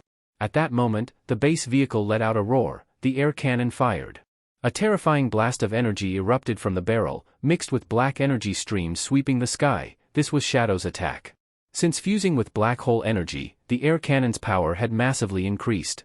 Even after hundreds of meters, its lethality remained terrifying. One bat tried to dodge but wasn't fast enough, its wing got grazed. Blood and flesh exploded. A huge hole opened beneath its 10-meter wingspan. The bat struggled in midair, as if it were about to fall, but its three companions quickly grabbed it, keeping it airborne. Nice shot, Shadow. Jiang Zhuing cheered. Ever since Jiang Lucer began fighting outside the vehicle, Shadow had been in charge of piloting, and she never disappointed. She always struck at the most critical moments. But after being praised, Shadow's face showed no joy, only deep concern. She noticed that although the bat's wing was injured, the skin around the hole was twitching, trying to close the wound. Moreover, the three uninjured bats had taken their companion to the rear of the base vehicle, the air cannon's blind spot. Shadow realized that if she turned the vehicle to aim, the bats would immediately dodge into another blind spot. The injured bat would soon recover, and her previous shot would have been in vain. Besides, the air cannon couldn't fire at will, it required rare black hole energy. Right now, one bat was wounded, this was a chance. But the other three could still launch deadly ultrasonic attacks, they weren't sitting ducks. Suddenly, Jiang Lucer dashed forward and crossed 100 meters in a few strides, leaping onto the city wall. Huh? Seeing him appear like lightning, Yuan Fei and Wen Tian were shocked, it was that monster of a man. They remembered him swinging a metal helmet weighing several tons like a flail, smashing through Sword Kill Society's SUVs, unforgettable, visually stunning violence. Now, seeing him appear, they felt like a wild beast had descended upon them. Give me the gun. Jiang Lucer held out his hand toward Wen Tian. Wen Tian was stunned. Her Barrett? To shoot the bats? But this gun can't hurt those big bats. Jiang Lucer frowned. Hurry up. Standing near me, you'll get turned into mush. Okay. But, my gun doesn't have a scope. Wen Tian agreed but felt speechless. She had awakened a shooting-related power and didn't need a scope, she used iron sights. They were faster, but no one else could use them effectively. Why so much talking? Jiang Lucer was annoyed. Seeing the bats recovering, this woman was still babbling. You! Wen Tian was speechless. This man's tone was too unpleasant. If it were anyone else, she'd have slapped them, but Jiang Lucer was no ordinary man. She had no choice but to comply. She handed over the Barrett, plus 2 magazines, one with armor-piercing incendiary tracer rounds, the other with sabot rounds. Jiang Lucer didn't even consider the incendiary rounds. In terms of penetration, sabot rounds were stronger. If the bullet couldn't penetrate, what was the point of burning? In fact, the reason he asked for Wen Tian's gun was the bullets. His AMR-2 only had regular ammo. For snipers, the bullet type mattered more than caliber. Sabot rounds were specialty ammo, far superior to regular bullets. Don't stand near me. You might get turned into meat paste. Jiang Lucer's voice was icy. Wen Tian's face froze. In Longting, she was treated like a princess, respected and admired, mostly for her looks. She never flaunted it, but this guy was chasing her off like she was nothing, and meat paste? Still, she quickly stepped away. No way she'd get in this monster's way. Yuan Fei smiled bitterly and moved back too. They watched Jiang Lucer load a sabot round. Internally, they were speechless. When Tian had just tried this, what difference could he make? Shoot fireworks? Her aim was amazing, headshot at hundreds of meters, but the bat's defense was too strong. Even a great marksman was useless. And guns weren't spears, you couldn't just throw bullets with muscle. He might break the trigger. When Tian muttered darkly. She saw Jiang Lucer as a brute force type. In her experience, those types had no other strengths, easily outmaneuvered. She could outgun any brute with her extreme shooting techniques. But Jiang Lucer's strength was monstrous, beyond such weaknesses. Then, Jiang Lucer raised the rifle. Without even aiming, he fired. Boom! A deafening shot. When Tian was stunned. She was Longting's sniper goddess, but even she needed a full second to aim. No scope, just iron sights, requiring precise alignment, distance judgment, and ballistic instinct. Even elite snipers found that hard. But Jiang Lucer? He fired without even looking. Like those gamers who say, "Watch out, I'm about to play with my eyes open now." She thought it was a joke, but Jiang Lucer was the real deal. What she didn't notice, the sabot round left a trail of blue light. It was brief, but like a divine stroke, it split the sky. Against the blue sky, it was nearly invisible. Jiang Lucer had infused his blue energy into the bullet. His blue energy, when used on his fists, boosted his power. Now, he tried infusing it into a bullet, and it worked. The sabot round reached speeds over 10 times the speed of sound, far beyond any rifle bullet, with an added energy impact. Boom! In the sky, a previously uninjured bat's body jolted, the bullet pierced its head. Half its skull was blown off, brain and blood sprayed out, creating a red-white rain in the air. No one expected it. They thought Jiang Lucer fired randomly, but it was a perfect headshot. Faster and deadlier than when Tian, he had instantly calculated the trajectory and hit the head at hundreds of meters. Was there someone with better aim than Wen Tian? They thought Jiang Lucer was just a brute force user. Now they realized, his shooting was godlike too. Had he awakened multiple powers? And why was the same gun so much stronger in his hands? Everyone stared at the falling blood rain. The bat froze midair, then dropped. Its comrades couldn't save it, it plunged straight down. Boom! A loud crash. The 10-meter wingspan bat slammed into the ground, kicking up dust. Half its head was gone, clearly dead. Everyone's mouths hung open in shock, they couldn't even close them. Was this like playing World of Warcraft, same hunter class, same gun, only Jiang Lucer had full orange gear, and when Tian just left the newbie zone? When he saw the bat fall to the ground, even Jiang Lucer hadn't expected that his shot would have such terrifying power. The blue energy in his body forcibly increased the bullet's speed by 4 to 5 times, and since a bullet's power is proportional to the square of its speed, that one shot alone boosted the bullet's power by about 20 times.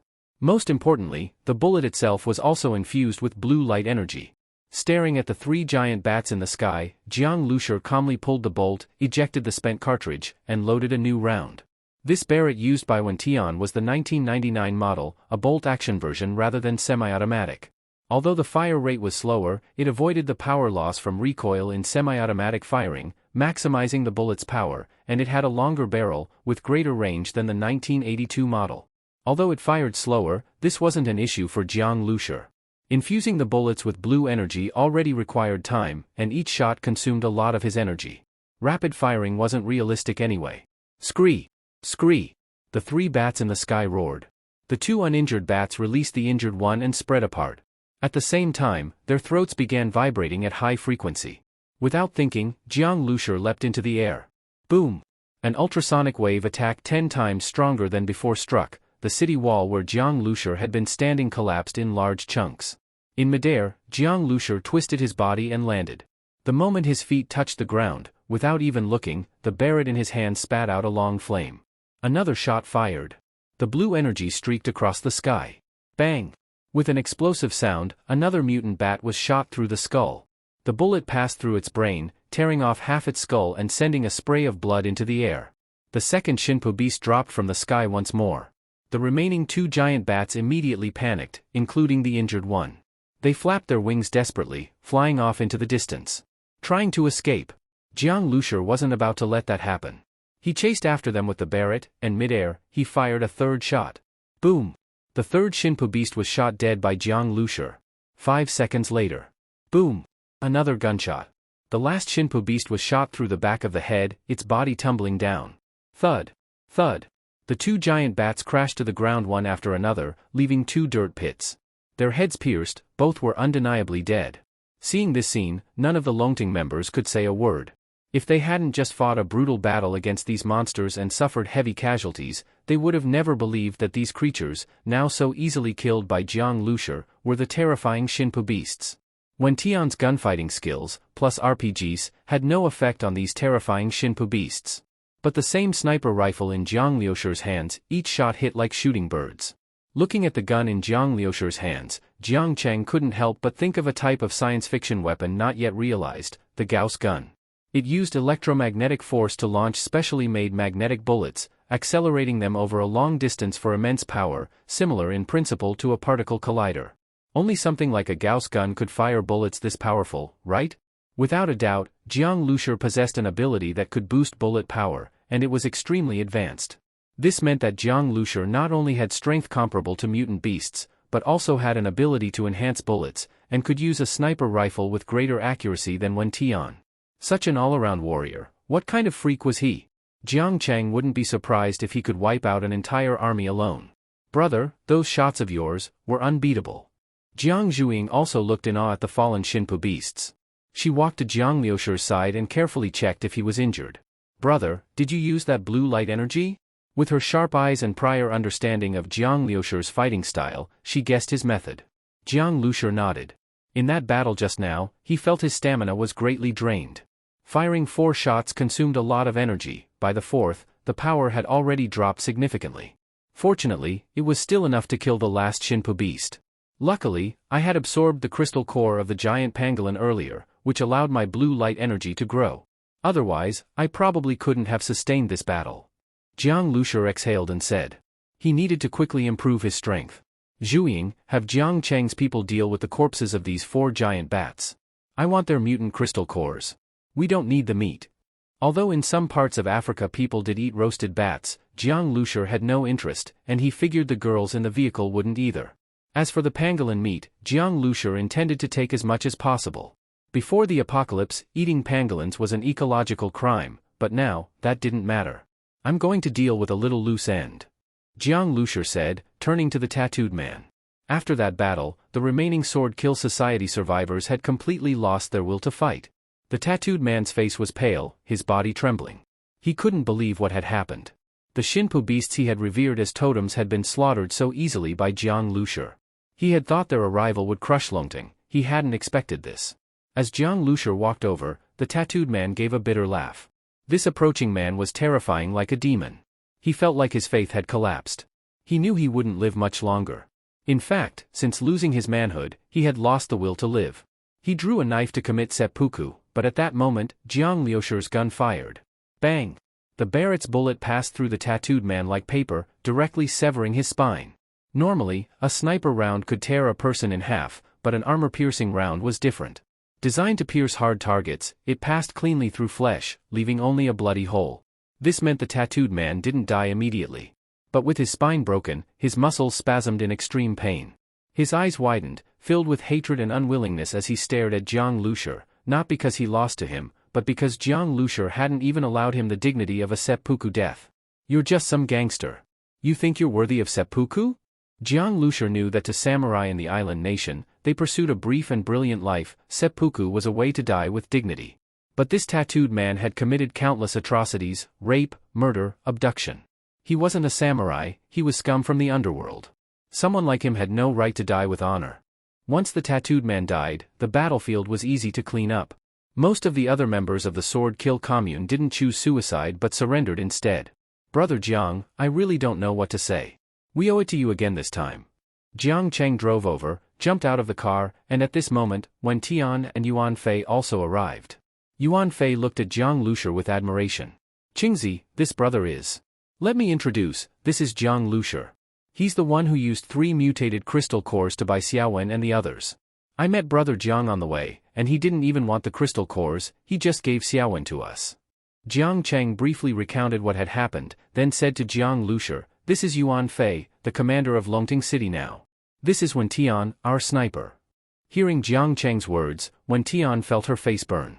She stuck out her tongue and said, "What kind of sniper am I? It's like I've been shooting a toy gun."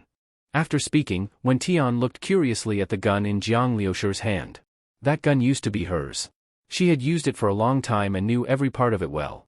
She still found it hard to believe how the gun could have such great power in Jiang Liushir's hands.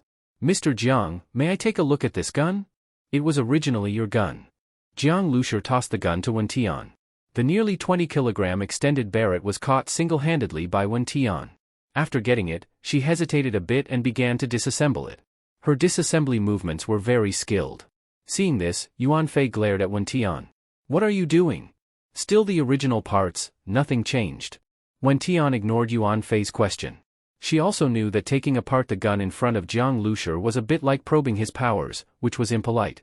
But since her own awakened ability was related to shooting, she couldn't help but admire Jiang Liushir's skills. The bullet's power increased so much with one shot. That ability was just against the heavens. Jiang Lucer smiled and said to Yuan Fei, "It's nothing.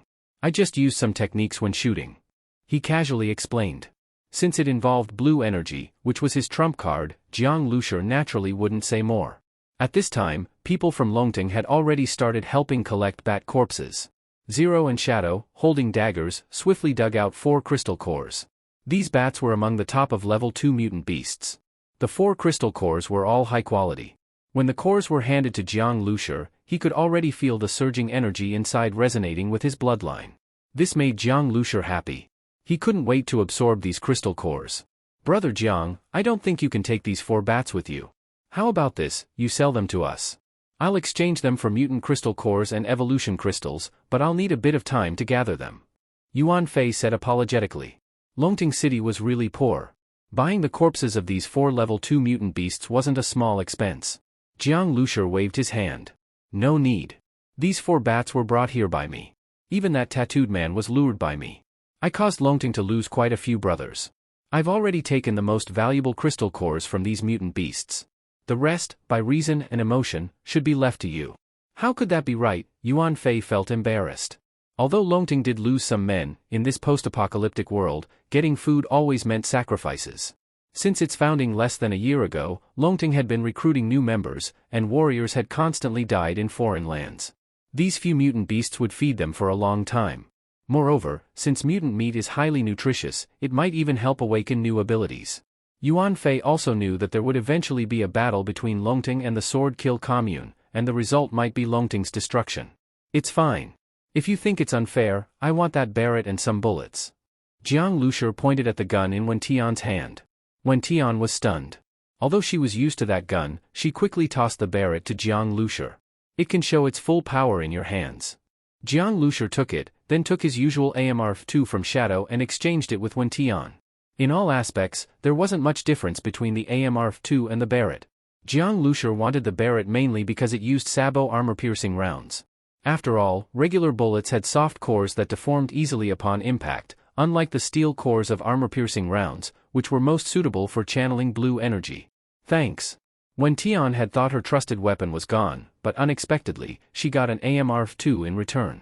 That gun was also more than good enough for her. "Captain Jiang, take the Longting people and clean up the battlefield. I need some rest. See you tomorrow?"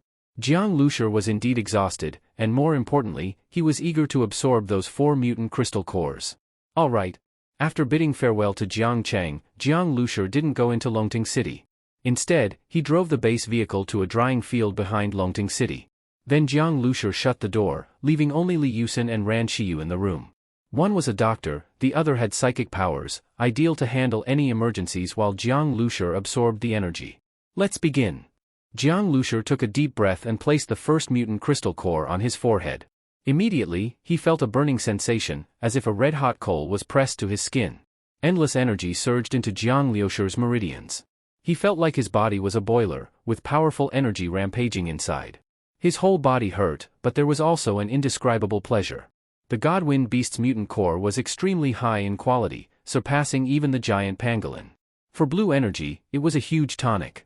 Jiang Lucer clearly felt his internal blue energy growing. At the same time, his physical body was being cleansed by the energy. Jiang Lucer spent an hour absorbing the first mutant crystal core. Then he immediately started absorbing the second one. As the absorption continued, Jiang Lucer began sweating profusely. Slowly, his body heated up, and his skin turned red like a cooked shrimp. All his pores opened, and waves of steam rose into the air. 4 hours later, it was already nightfall. Jiang Lucer finally finished absorbing the 4 mutant crystal cores. Just like when he previously absorbed level 1 cores, his body started evolving again, his flesh became denser, and his skin glossier. At the same time, some impurities in his body were expelled through his pores. Although there was less grime than the first time, it still smelled bad. At this moment, Jiang Lucer's whole body was red, breathing heavily. His meridians had been through long periods of intense energy clashes and were weakened. Liucin gently undressed Jiang Lucer and helped him into the bathroom. Having already been physically intimate with Jiang Lucer, Liucin was no longer shy. But Ran Xiyu still blushed. Liucin smiled and pulled Ran Xiyu's hand, started running water in the bathtub. Jiang Lucer's body, having just absorbed energy, now being pampered by 2 girls, felt like floating in the clouds. He slowly fell asleep. When he woke up, it was already dawn the next day. Liucin and Ran Xiyu were lying on either side of him, both wearing silky pajamas, sound asleep. Looking at the 2 girls' sleeping faces, Jiang Lucer felt a sense of satisfaction. With the base vehicle in hand, no worries about food and shelter, wandering the world with Beauties by his side, he was probably the happiest man in this apocalypse. "Brother Jiang, you're awake."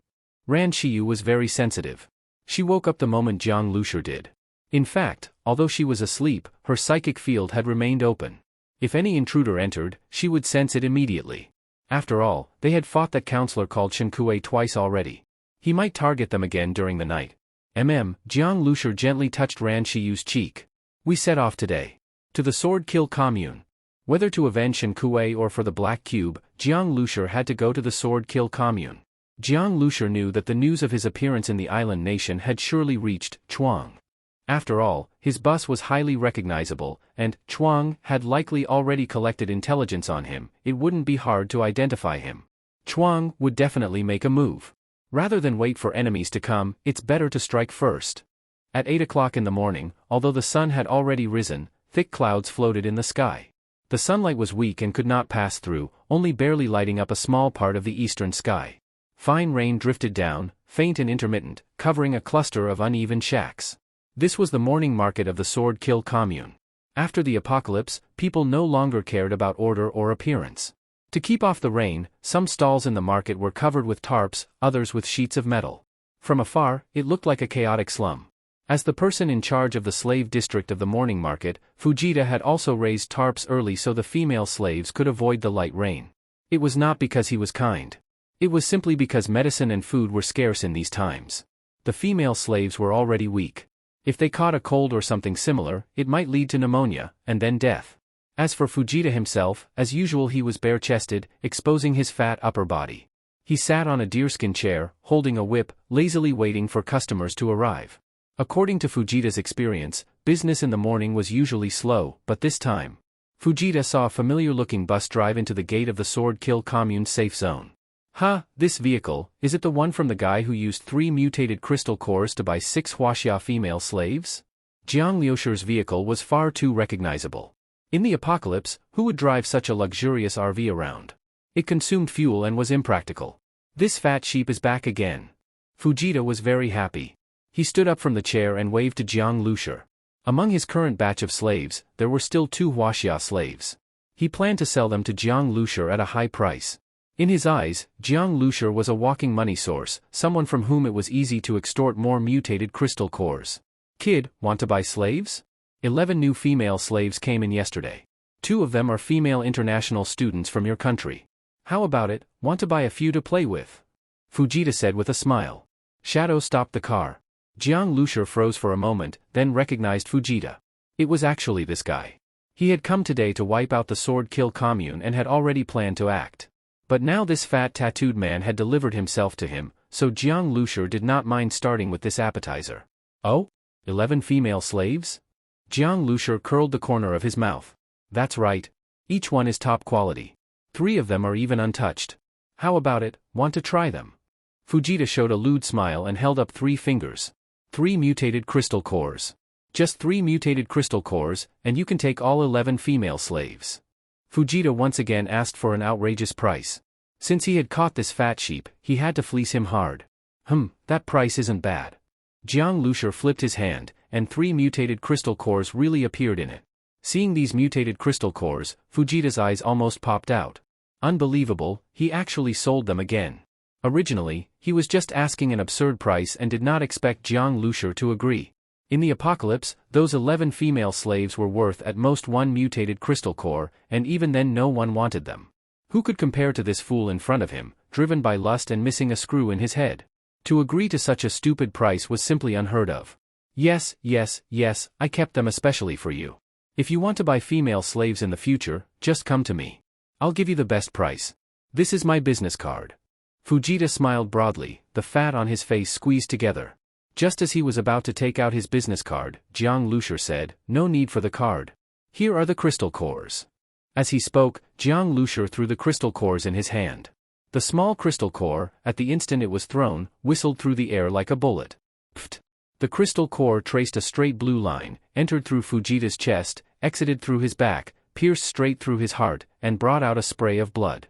Fujita's body suddenly shook. He looked at Jiang Lucer with a blank expression. Then he slowly lowered his head and looked at his chest. The horrifying wound was spurting bright red blood with each spasm of his heart. But his blood pressure was too low, and after 2 spurts, it could no longer spray out. Immediately after, unbearable pain struck his chest. Fujita's facial muscles twitched violently, and then his body went limp and collapsed. At this moment, he saw a blood-stained mutated crystal core, flickering with faint blue light, slowly fly back into Jiang Lucer's hand. That man had pierced his body with a casually thrown crystal core? Fujita could not imagine why a crystal core could have such power. This was no longer something that strength alone could achieve. And he had clearly just thrown it casually. Was his strength really that terrifying? Until death, his face was filled with complete disbelief. He never imagined that his life would end today. Murder. In the slave market, someone from the Sword Kill commune shouted. The female slaves all stared at Jiang Lucer in shock or confusion. This man had killed Fujita? As a human trafficker of the Sword Kill commune, Fujita was someone with backing. In the eyes of these female slaves, he was undoubtedly a powerful figure who controlled their fate and life or death. Yet in the blink of an eye, he was killed by the man before them. You are free now. You can wait here for a few hours, and people from Longting will come. No matter what nationality you are, you can choose to join Longting. Or, if you don't want to, you can join other forces belonging to the island nation. Within Wakayama Prefecture, there was not only the Sword Kill commune. There were other small factions as well. These factions were not necessarily hostile to Longting. In fact, under the oppression of the Sword Kill commune, these small factions survived cautiously in the cracks and lived miserably. With the Sword Kill commune destroyed, they could finally breathe a little easier.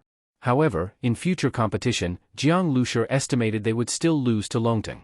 In this apocalypse, struggles over resources and survival had no right or wrong. At such times, so-called nationalism was merely a fuse. Catch that person, he's the murderer. He actually killed Fujita, we must not let him escape. The morning market instantly fell into chaos. Slaves fled in panic in all directions, while members of the Sword Kill commune, holding knives, swords, and guns, began to close in on Jiang Lucer. Jiang Lucer simply leapt up and jumped directly onto the vehicle. He continued to play with the mutated crystal core in his hand. Using blue light energy to inject into the crystal core to kill enemies was an ability he already had before. But wrapping it in blue light energy and making it fly back into his hand was a new ability he gained after his second evolution, telekinesis. This ability was not yet very strong, but as he practiced and his strength increased in the future, Jiang Lucer believed it would grow more and more powerful. Catch that man. He's the one who killed Fujita. Get out of the vehicle. Out, now. The personnel in charge of maintaining order at the morning market had already rushed over. All were armed with guns, aiming directly at Jiang Lucer's base vehicle. Jiang Lucer sat in the front passenger seat, calmly watching them. Shiyu. Ran Shiyu nodded. Then she expanded her psychic field, connecting with Jiang Lucer's brainwaves and transmitting his words into the minds of everyone nearby using her powerful mental ability. Everyone step aside. In 3 seconds, anyone still pointing a weapon at me will be considered an enemy, and eliminated without exception.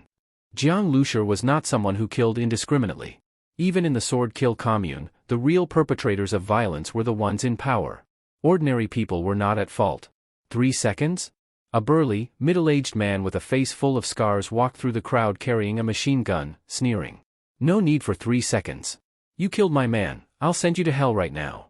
As he spoke, the machine gun in the man's hands erupted in a stream of fire. He was the leader of a team of ability users, and Fujita had been his business partner.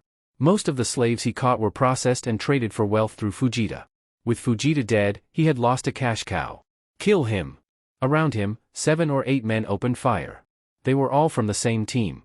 Since their captain had taken action, of course, they would follow. Flames spat from muzzles, rifles roared. A barrage of bullets rained down on the windshield of the base vehicle, creating a cascade of sparks. But the vehicle's armor had been reinforced many times, there was no way ordinary bullets could penetrate it. Ping ping ping. Some bullets were directly deflected by the windshield. Lead core rounds simply flattened on impact, but the hardened steel core bullets bounced off at nearly the same speed. Ah! Screams erupted from the surrounding crowd. Stray bullets struck bystanders. Many were killed instantly, and others were seriously injured, collapsing to the ground. Run! People scattered in all directions. The entire market fell into chaos. It was already a crowded area, and now many were being trampled in the panic. Huh? Bulletproof vehicle? Seeing that their bullets were useless, the middle-aged man's heart was filled with shock.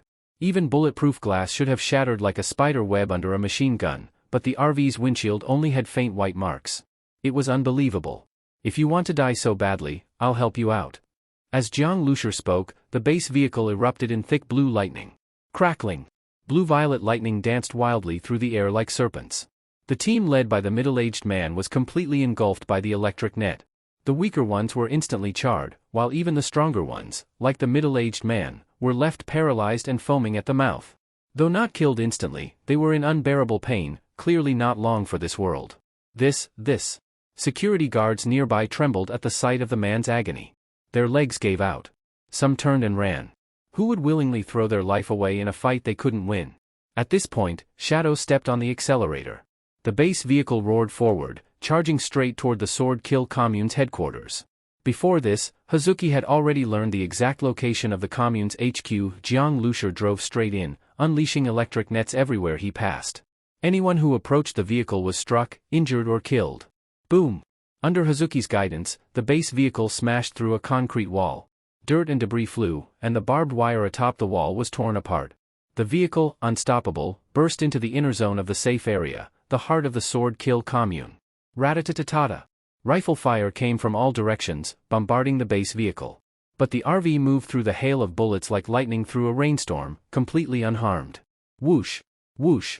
Suddenly, sharp screeching sounds filled the air, the sound of rocket-propelled grenades cutting through the wind. Someone had used RPGs, specifically, high-explosive anti-tank rounds. These rockets were powerful enough to damage even a main battle tank. If they hit the base vehicle, it would be a major problem. Without thinking, Jiang Lucer flicked his wrist. 2 steel beads shot out from the vehicle window. Infused with blue light energy, the beads whistled through the air, striking the 2 rockets with perfect precision.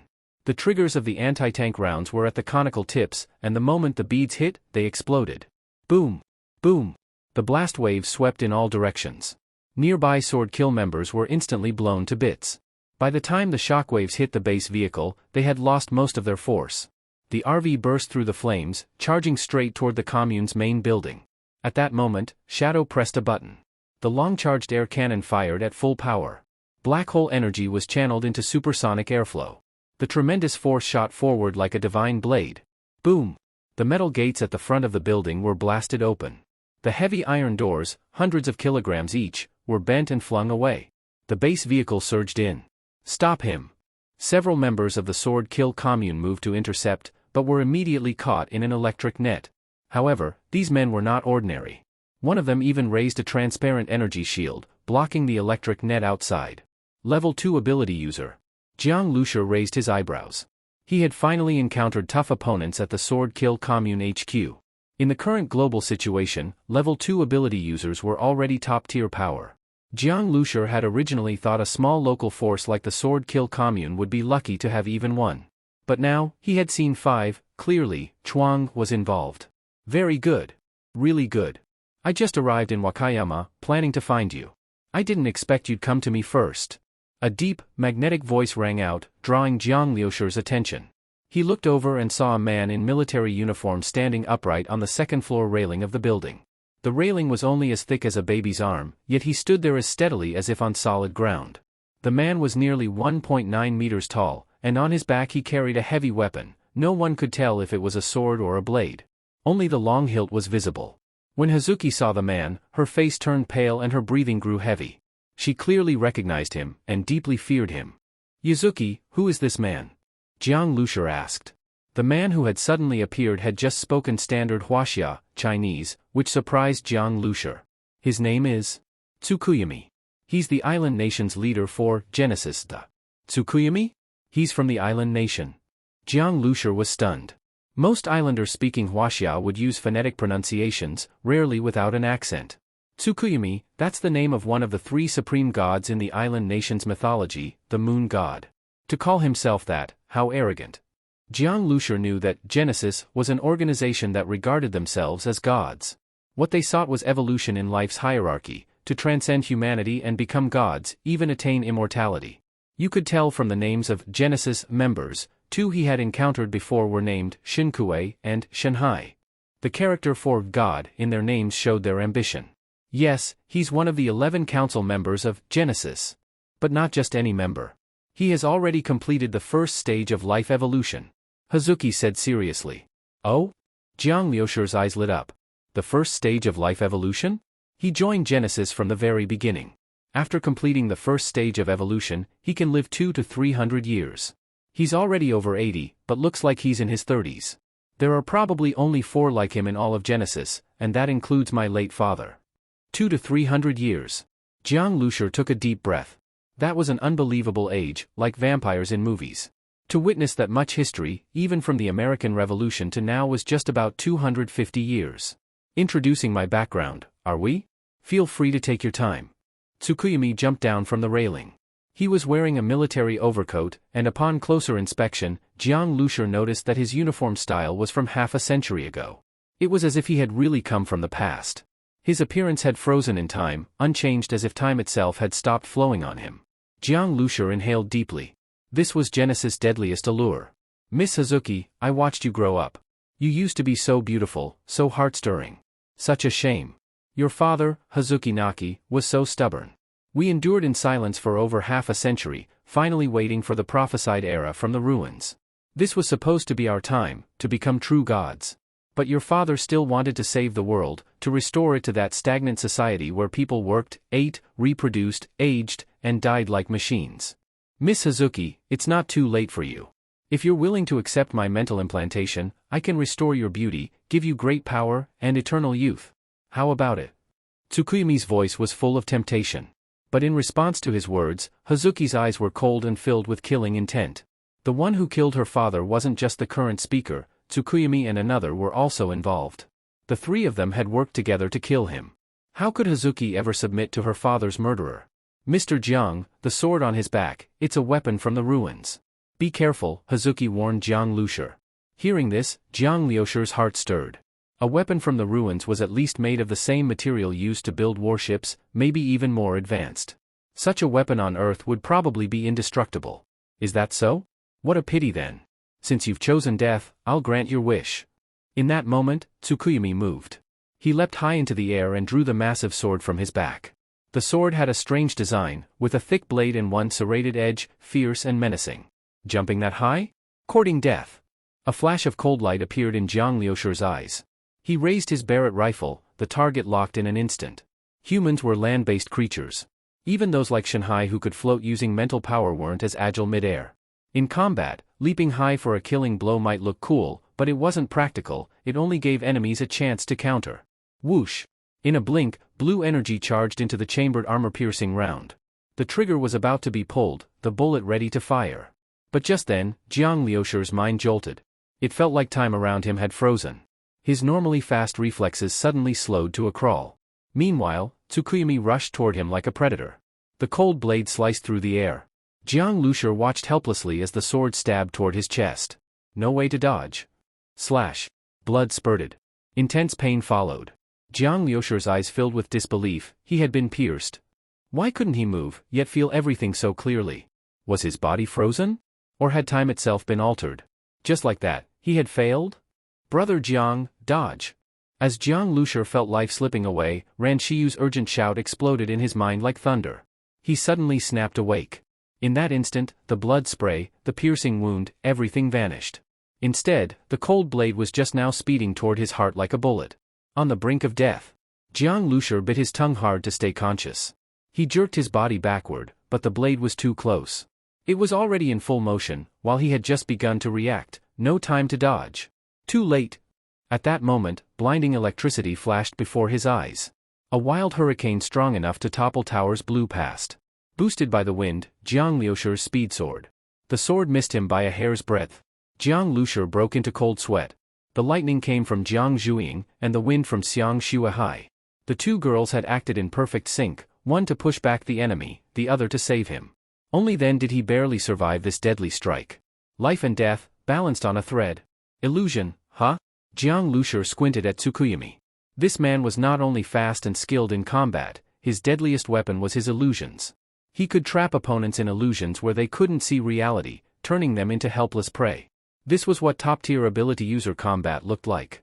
Abilities varied greatly, making battles between ability users far more complex. It wasn't like Dragon Ball, where combat power could be measured by a single number, lower power always losing to higher. When power levels were close, or if one side didn't understand the other's ability, a careless moment could lead to instant death. Raw strength would mean nothing. Stay alert. Stay sharp. Jiang Lucer couldn't forgive his earlier mistake. If Ran Shiyu hadn't seen through the illusion and warned him in time, if Xiang Shuahai and Jiang Zhuiying hadn't acted immediately, he really might have died. He couldn't accept that his life had been saved by a string of coincidences. The women around you, they're not simple. Tsukuyumi calmly removed his scorched white glove, touched his lips, and smiled wickedly. But all they've done is delay your death a little. The women you brought, they're all so powerful. I'm jealous. Don't worry, I'll take good care of them. He said it casually, but Jiang Lucer's gaze turned cold. He would not make the same mistake twice. Are you done showing off? Then it's my turn. At the headquarters of the Swordkill commune, Jiang Lucer and Tsukuyumi stood 20 meters apart. Jiang Lucer held a Barrett sniper rifle in his hands, its bullets already infused with his blue energy. After absorbing 5 level 2 mutated crystal nuclei in a row, the volume of Jiang Lucer's blue energy had doubled. When fully summoned, it was the size of a pomelo. Naturally, his combat power had improved significantly. This shot was even more powerful than the one he used to kill the divine wind beast. A sniper rifle, huh? I've heard from Shinki that the bullets you fire are incredibly fast, with insane penetration. A slight smile appeared at the corner of Tsukuyumi's mouth. This was the combat advantage brought by asymmetrical information. Otherwise, if Jiang Lucer shot at an unprepared high-level ability user and the other person only thought it was a normal sniper rifle, they could easily be killed by a single shot. Oh really? Even if you know, so what? Ability users may have a good instinct for imminent danger, but when a bullet reaches its ultimate speed, can you really dodge it? The bullets I fire are much faster than. Before Jiang Lucer could finish, a gunshot suddenly rang out. Boom! A deadly blue streak of light sliced through the air. Jiang Lucer fired without warning. His earlier words were just to make the shot more unexpected. In a life-and-death battle like this, of course he had to use every means to kill his opponent. A nearly Mach 20 armor-piercing bullet, combined with powerful blue energy, this shot was unstoppable, and indeed undodgeable. But the moment Jiang Lucer pulled the trigger, Tsukuyumi made his move. He didn't dodge. Instead, he raised his longsword horizontally. Clang! A metallic clash rang out. The sword suddenly transformed, metal plates extended from the spine of the blade and unfolded into a shield. Bang! The armor-piercing bullet struck the shield directly. The massive impact knocked Tsukuyumi backward through the air. He tapped the ground with his toes and left a deep mark. Then, Tsukuyumi slowly stood upright. He had blocked the shot. Nice shot. Ha ha ha. Even blocking it with my shield arm left it numb from the shock. Tsukuyumi laughed heartily. He looked down at his shield, and a flash of surprise crossed his face. There was a visible bullet dent in the center of the shield. The dent was half a centimeter deep, and a fully deformed armor-piercing bullet was embedded in it. Ha! You actually managed to leave a dent like this on my divine shield, unbelievable. I've used this shield to block 25mm autocannon fire before, and even sustained fire couldn't leave a single mark. Fortunately, this shield is made of memory metal and can repair itself. Otherwise, I'd be heartbroken. Tsukuyumi gently caressed the dent left by Jiang Liucer's bullet, as if touching a lover's wound. Seeing Tsukuyumi's expression, Jiang Lucer frowned slightly. This guy acted like a pervert. He hadn't expected the enemy's sword could turn into a shield. These weapons left behind in the ruins were too versatile. Brother Jiang. At that moment, Ran Shiyu's voice rang out in Jiang Liucer's ear. Without thinking, Jiang Lucer leapt backward. Boom! The ground where he had just been standing collapsed as Tsukuyumi's greatsword smashed down, shattering the floor. At the same time, 20-some meters away, another Tsukuyumi was still stroking the shield. It was an illusion. Jiang Liucer's heart sank. Tsukuyumi's illusions were elusive and difficult to see through. Even an ability user's danger intuition was nearly useless against them. That meant his illusions could deceive even the instincts of ability users. That was terrifying. Jiang Lucer couldn't rely on Ran Shiyu's warnings forever. Ha! Dodged again. A smirk tugged at Tsukuyumi's lips. Suddenly, Jiang Lucer noticed an almost imperceptible change in the Tsukuyumi before him, on an energy level. It was as if this Tsukuyumi suddenly became a hollow shell. Damn! Jiang Liucer's heart dropped. He had a strong sense of danger. He quickly turned to look at the base vehicle. Almost at the same time, Tsukuyumi's real form appeared directly in front of the vehicle. Holding the heavy relic sword, he swung it toward the windshield. His target was none other than Ran Shiyu. As the only one who could see through his illusions, Ran Shiyu had been intently observing the battlefield through the windshield. Naturally, Tsukuyumi's first kill target was her. Boom! Tsukuyumi's sword crashed down on the windshield. The glass trembled violently, spiderweb cracks spreading across its surface. But it didn't break. Ah! Ran Shiyu, who was very close to the windshield, felt like a hurricane had slammed into her. The powerful soundwave and scattered energy hit her like a sledgehammer. After all, Ran Shiyu was just an ordinary girl. Her ears rang, overwhelmed by the shock. Sister Shiyu. Jiang Zhuiying reacted quickly and caught Ran Shiyu. She was deeply shocked. The windshield of the base vehicle could even withstand grenades, yet this person almost shattered it with one sword. This showed not only Tsukuyumi's strength but also the power of his weapon. Made from the strongest metals in the ruins, it far surpassed Earth-made materials. The vehicle's shell and windshield were no match in terms of durability. From the extent of the cracks, just one more strike would probably destroy the windshield. If Tsukuyumi got into the vehicle, the consequences would be unimaginable. Just as success seemed within reach, Tsukuyumi didn't linger. He leapt into the air and twisted midair, transforming the relic sword back into a divine shield to block in front of him. Clang! His body shook violently as the divine shield blocked another of Jiang Liucer's lethal shots. The intense numbness in his arm made Tsukuyumi frown slightly. He was blown backward in the direction of the bullet and then suddenly vanished in midair. It was as if he had evaporated into thin air, eerily strange. Invisibility! But this wasn't true invisibility, just an illusion that mimicked it. At that moment, Ran Shiyu was still dazed, her ears ringing, unable to restore her mental field. With Tsukuyumi entering stealth mode again, Jiang Lucer was undoubtedly in extreme danger. How pitiful. Your life ends here. Originally, the organization wanted to recruit you, but both the speaker and I agreed, you're too dangerous and uncontrollable. To be safe, it's better to eliminate you. What a shame you won't get to see it. In less than 2 years, Genesis will unify the world. This apocalypse destroyed the military and governments, giving us the best opportunity. In the near future, humanity will enter a unified era like never before. We will be the founders of this era. We may even open a new chapter of human civilization. As for you, unfortunately, you won't be there to witness it. Tsukuyumi's voice came from all directions, it was impossible to tell where he was. Unify the world within 2 years? Jiang Liucer's heart skipped a beat. He didn't doubt that Genesis had the power to do it. Since the dawn of mankind, there had never been a truly unified global era. Genesis's ambition was immense. With relics in their possession, creating a new human civilization era wasn't out of reach. Of course, all of that depended on one thing. There must be no strong opponent standing in the way. But now, Jiang Lucer had the starseed. The starseed was his greatest trump card. He spoke slowly, you're wrong. I don't want to be a witness. As for starting a new era of human civilization, I think I can do it better than you. Tsukuyumi was stunned. He hadn't expected someone so arrogant, even more arrogant than Genesis. Ha ha ha ha. Tsukuyumi burst into laughter. That's the funniest joke I've ever heard. You probably don't know, Genesis has already unified the North American continent. The next target is the Asia-Pacific region. The island nation, Huaxia, and Southeast Asia will all be unified by Genesis. And finally, the whole world. And you, just one person. Right then, a terrifying killing intent surged. Tsukuyumi, mid-sentence, attacked suddenly. He knew that while invisible, Jiang Lucer would be fully focused and on guard. But even in this state, Jiang Lucer dared to talk back. He must want to die. Yi Yuekong's pupils shrank. She couldn't see Tsukuyumi but felt goosebumps all over. A chill rose from her feet to her head. And she wasn't even the target. That meant Tsukuyumi's strike was unimaginably terrifying.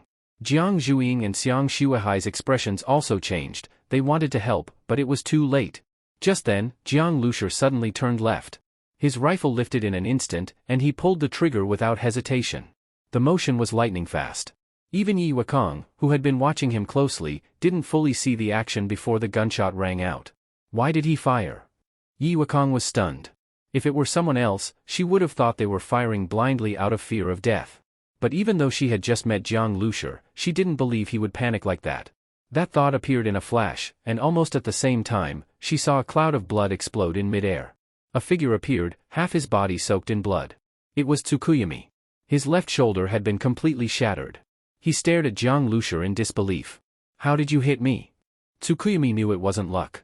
Jiang Lucer had reacted with terrifying speed, shot precisely at his shoulder, and left him no time to defend.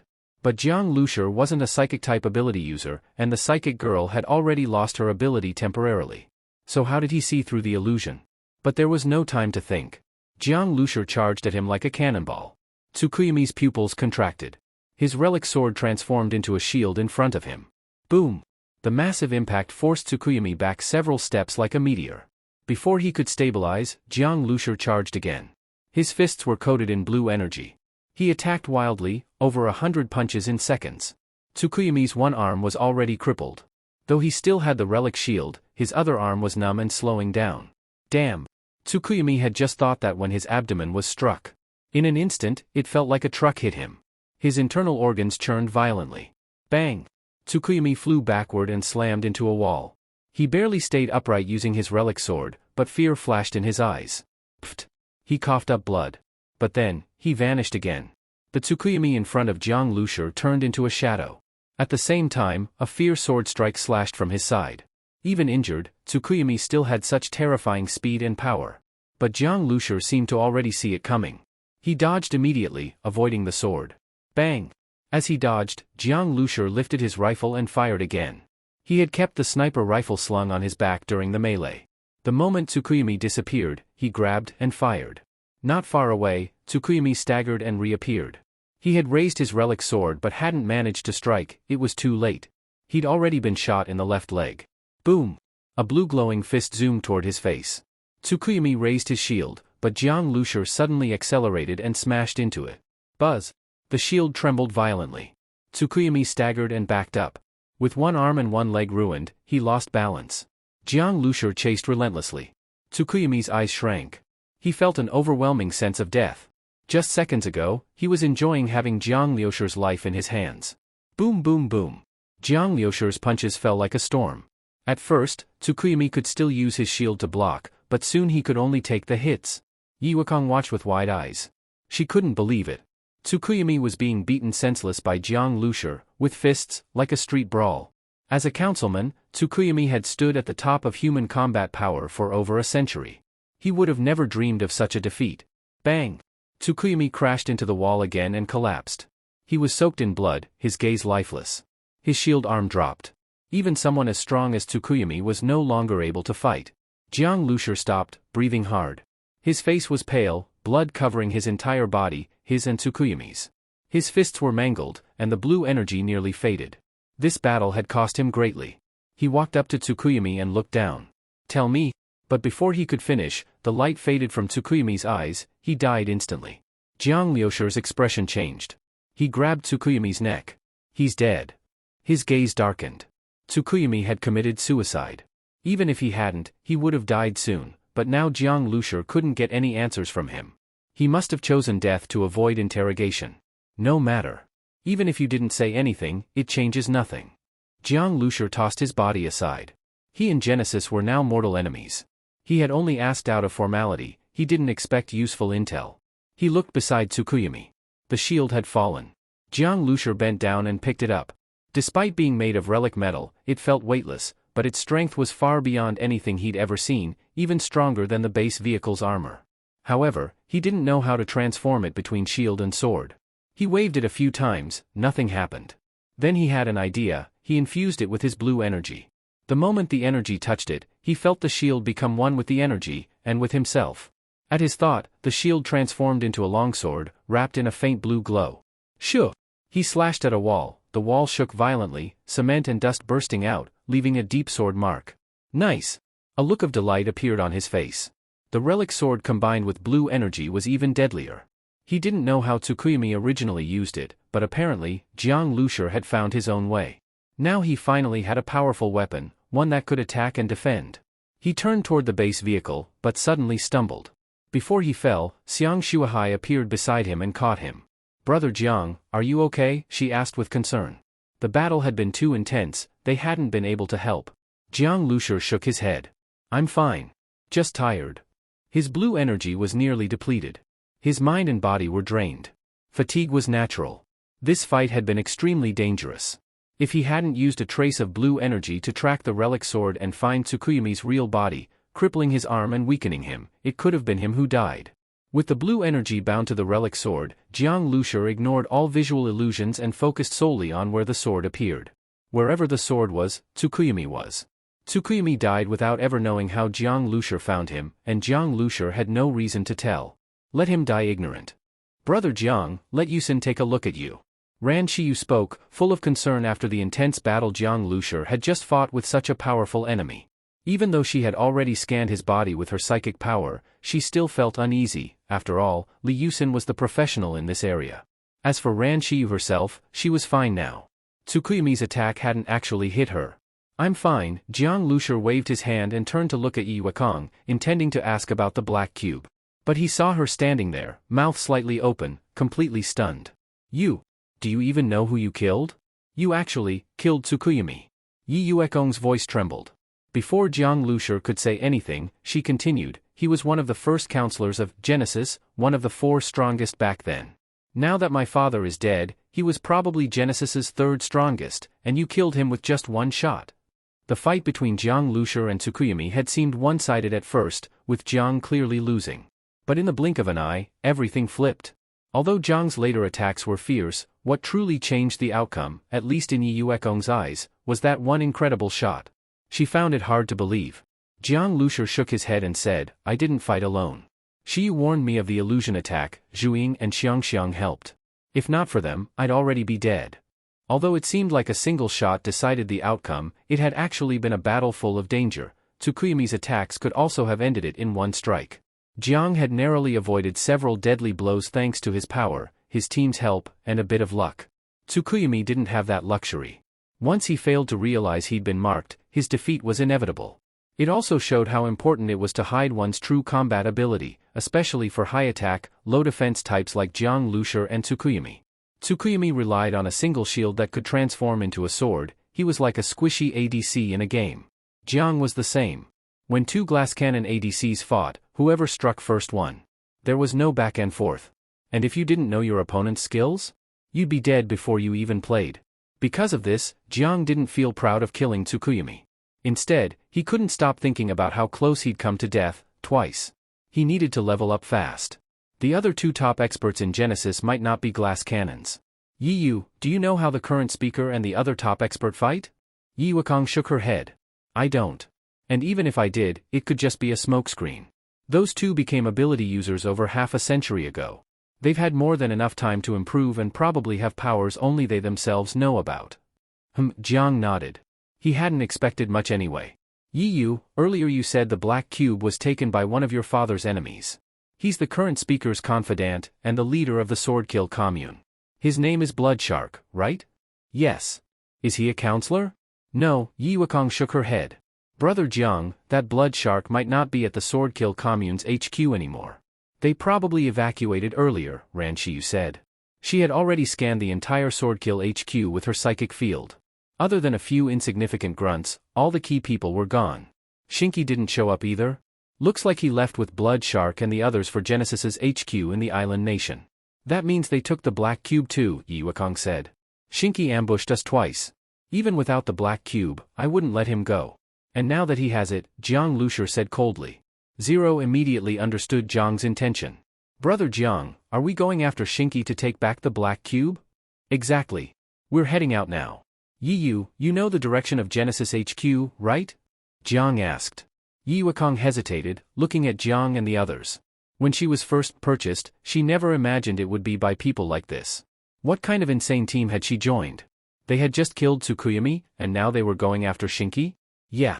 I don't know the exact location, but I know the general direction, she nodded. Jiang and the others drove their base vehicle out of the building, and right into a group of armed swordkill members waiting outside. But when those members saw them, they didn't dare open fire. They'd all heard the fierce sounds of battle from inside, even felt the whole building shake. That level of combat was beyond them. And now that only this vehicle had come out, the outcome was clear. The area they stood in was full of ruins and bodies, all caused by this vehicle. Even if each of them held 2 guns, they knew they didn't stand a chance. Surrender and you won't be killed. Your boss abandoned you and ran. If you resist, don't blame us for being rude, Ran Shiyu's cold voice echoed directly in their minds. Some swordkill members still couldn't believe it, but after hearing that, they had no choice but to face reality. After a moment of silence, a few threw down their weapons first. The rest followed quickly. Shinki had taken Blood Shark and his confidants and left. The ones left behind had no real loyalty anymore. Their top brass had fled, why fight? And anyway, they were just gangsters. The low-level members were basically thugs. They weren't about to risk their lives for pride. Someone tell me where your warehouse is. If no one talks, no one's leaving. Jiang Zhuiying asked with a sweet smile, but her eyes were cold. A young man hesitated, then stepped forward. I'll show you. Blood Shark and the others had left in a rush. They took some things, but left behind plenty. In the warehouse, Jiang's group found high-quality mutant beast meat, food, and weapons, including more of the armor-piercing bullets Jiang used now, and in good quantity. He happily stored it all in the base vehicle. Then he found something even better, 2 level, 2 mutated crystal cores and 3 level, 2 mutated blood cores. Apparently, Blood Shark left too hastily to take them. These were definitely overlooked. Holding one of the level 2 cores, Jiang could sense the immense energy inside. Once he absorbed them, his blue energy would grow significantly. The fight with Tsukuyami had shown him just how dangerous things were. Tsukuyami was terrifying, and there were still 2 even stronger enemies. Especially the speaker, who, according to Yi Wakong, was unfathomable. The swordkill member who led them to the warehouse stood outside, too afraid to move or even breathe loudly. He had thought they'd spend all day moving stuff, but the base vehicle rolled out quickly. He peeked inside, completely shocked. Aside from a few things useless to ability users or unworthy of Zhang's attention, the place was nearly emptied. He stared at the base vehicle in awe. Just one man and a few beautiful girls, how had they moved everything so fast?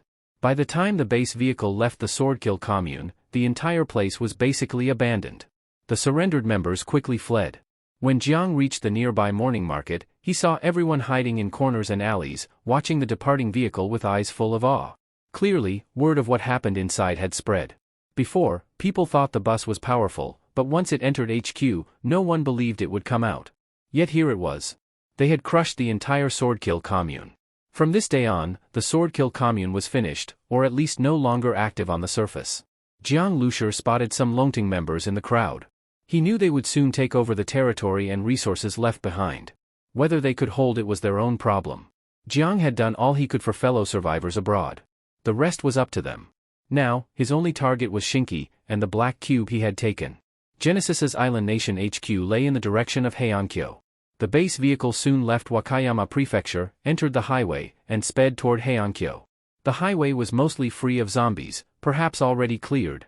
But massive mutated beast skeletons still lay beside the road, and the nearby buildings gave off an eerie, desolate feeling. There really are a lot of mutated beasts in the island nation. As the base vehicle passed by another mutated beast carcass, Jiang Lucer commented. Although only separated by a sea, the situation in the apocalypse between Huaxia and the island nation was quite different. Brother Jiang, maybe you'll be able to collect enough level 2 mutant crystal nuclei. I wonder if that would trigger a third evolution, Liusen said thoughtfully. Previously, Jiang had absorbed dozens of mutant cores all at once, causing his body to evolve. Now, level 1 cores were useless to him, only level 2 ones mattered. If he absorbed enough, maybe his physical abilities would take another huge leap. I don't know.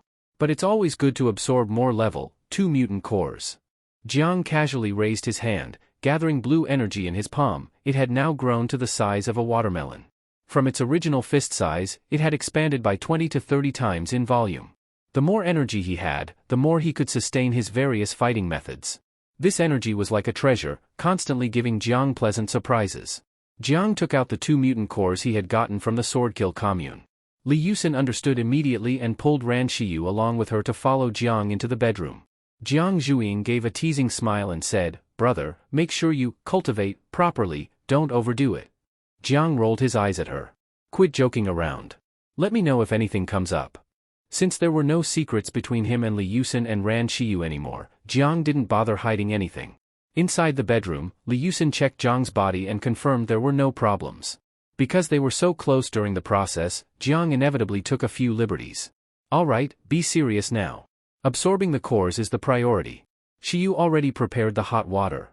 Now that Jiang was absorbing level 2 mutant cores, his body didn't excrete as many impurities. Still, he'd take a bath afterward, and often invited the 2 girls to join him.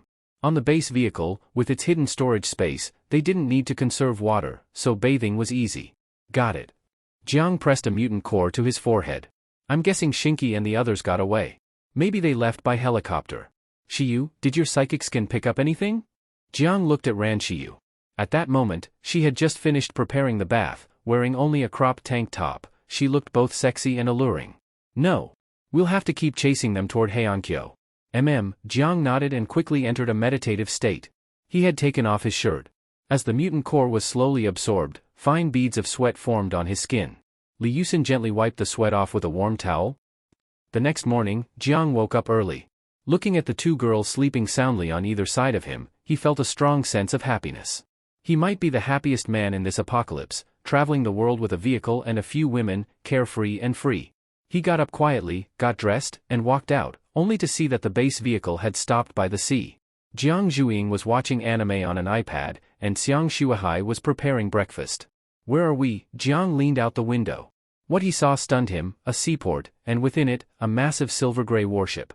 The ship was several stories tall and hundreds of meters long, an enormous sight. Looking more closely, Jiang saw what looked like jet aircraft on the top deck. An aircraft carrier? Jiang took a deep breath. Seeing such a colossal ship up close was truly shocking. This was no ordinary vessel. It's the U.S. Navy's Ford-class aircraft carrier. One of the most advanced models in the world. The U.S. originally had military bases in the island nation. This carrier was operating in the Asia-Pacific before the apocalypse and got stranded in the port afterward, Yi Wakong explained. Jiang knew that as a defeated nation after World War II, the island nation wasn't allowed to have its own military. Although they later created a self-defense force, their real modern military power came from the U.S., which had stationed troops in the island nation long-term, handling national defense and internal unrest. This had even led to several protests by islanders, mainly due to U.S. soldiers committing crimes, causing public outrage. So, some locals were clearly hostile to American troops. "So this is a U.S. military base?" Jiang asked. "Yes." Yi Wakong nodded. Jiang stroked his chin, staring at the metal behemoth. This was a 100,000-ton supercarrier, recognized globally by military fans as the ultimate, most expensive symbol of a modern army. One of them had even cost $13 billion US. Of course, Jiang knew that no matter how expensive or advanced, in the apocalypse, it couldn't be operated anymore. A full carrier crew numbered in the thousands. Running this war machine was extremely complex, especially with all the costly maintenance. After a year of apocalyptic chaos, without maintenance or crew, it couldn't possibly still function as a weapon. "Is the US base still occupied?" "Yes." Yi Wakong nodded again. They've built a residential area nearby with farmland. Around several hundred, maybe over 1,000 US soldiers live there. They're a powerful faction. Jiang nodded. A remnant army with ammo would have strong combat power. But against Genesis? They'd still be helpless. First, most of their equipment probably couldn't function anymore due to lack of maintenance. Second, high-level ability users could massacre normal humans. For example, a council-level psychic could control people's actions, even make them kill each other. In that case, you couldn't even call it a battle. "Did we stop here for a reason?" Jiang asked. "I heard from Zhuiying that Captain Jiang needs level 2 mutant crystal cores. These army remnants might not be able to fight council-level ability users, but with their heavy weapons, they're very good at killing mutated beasts. They've probably stockpiled a lot of mutant cores. Captain Jang could buy from them. Oh? Zhang's eyes lit up. That actually sounded like a great idea. When Jiang Liushir's base vehicle entered the US military base, it was already evening. After a day of adjustment, Jiang had fully absorbed the energy from the two mutant crystal cores, reaching his peak condition. Driving through the settlement area, Jiang didn't feel much of a militarized atmosphere. Instead, it felt more like a drunken neon city. Because of the presence of the US military, many island nation citizens had also gathered here, forming a settlement. There were no high-rise buildings, but it was filled with various 3- to 4-story malls and shops. After the apocalypse, these shops had mostly been converted into bars, casinos, and places marked with pink neon lights. At the doors of these places, heavily made-up women stood, casting flirtatious glances at passers-by, clearly sex venues. The sex venues didn't surprise Jiang. What shocked him was that there was still electricity here, and judging by the brightness and density of the lights, the power supply seemed abundant. Could it be powered by the aircraft carrier? Jiang paused in thought. That actually seemed possible. The US's active Nimitz-class and Ford-class aircraft carriers were nuclear-powered, basically mobile nuclear power plants that could run at sea for 20 years without issue. A single aircraft carrier's power output was equivalent to hundreds of thousands of kilowatt-hours, more than enough to power a small city of 100,000 to 200,000 people. In fact, there were real-life examples. During President Hoover's administration, a city lost its power plant due to drought.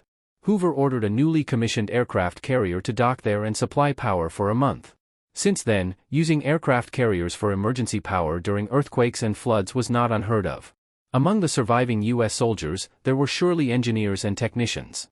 While they couldn't maintain the entire carrier, simply connecting cables to power this small settlement was definitely doable.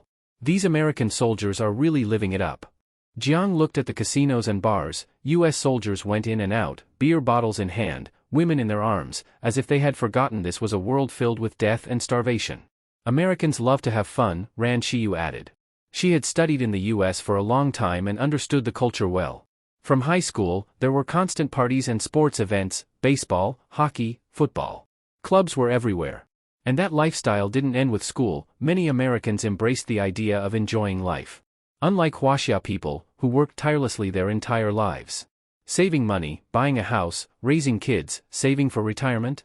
Now in the apocalypse, the difference between Huaxia and American survivors was clear. Huaxia people focused on growing stronger. Ordinary warriors collected mutant beast meat to build their bodies. Ability users hoarded evolution crystals to level up.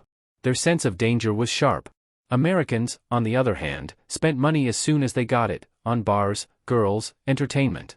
Right now, Jiang saw a big, muscular black man holding a scantily clad woman in one arm and stuffing bills, like food vouchers, into her bra, making her giggle nonstop.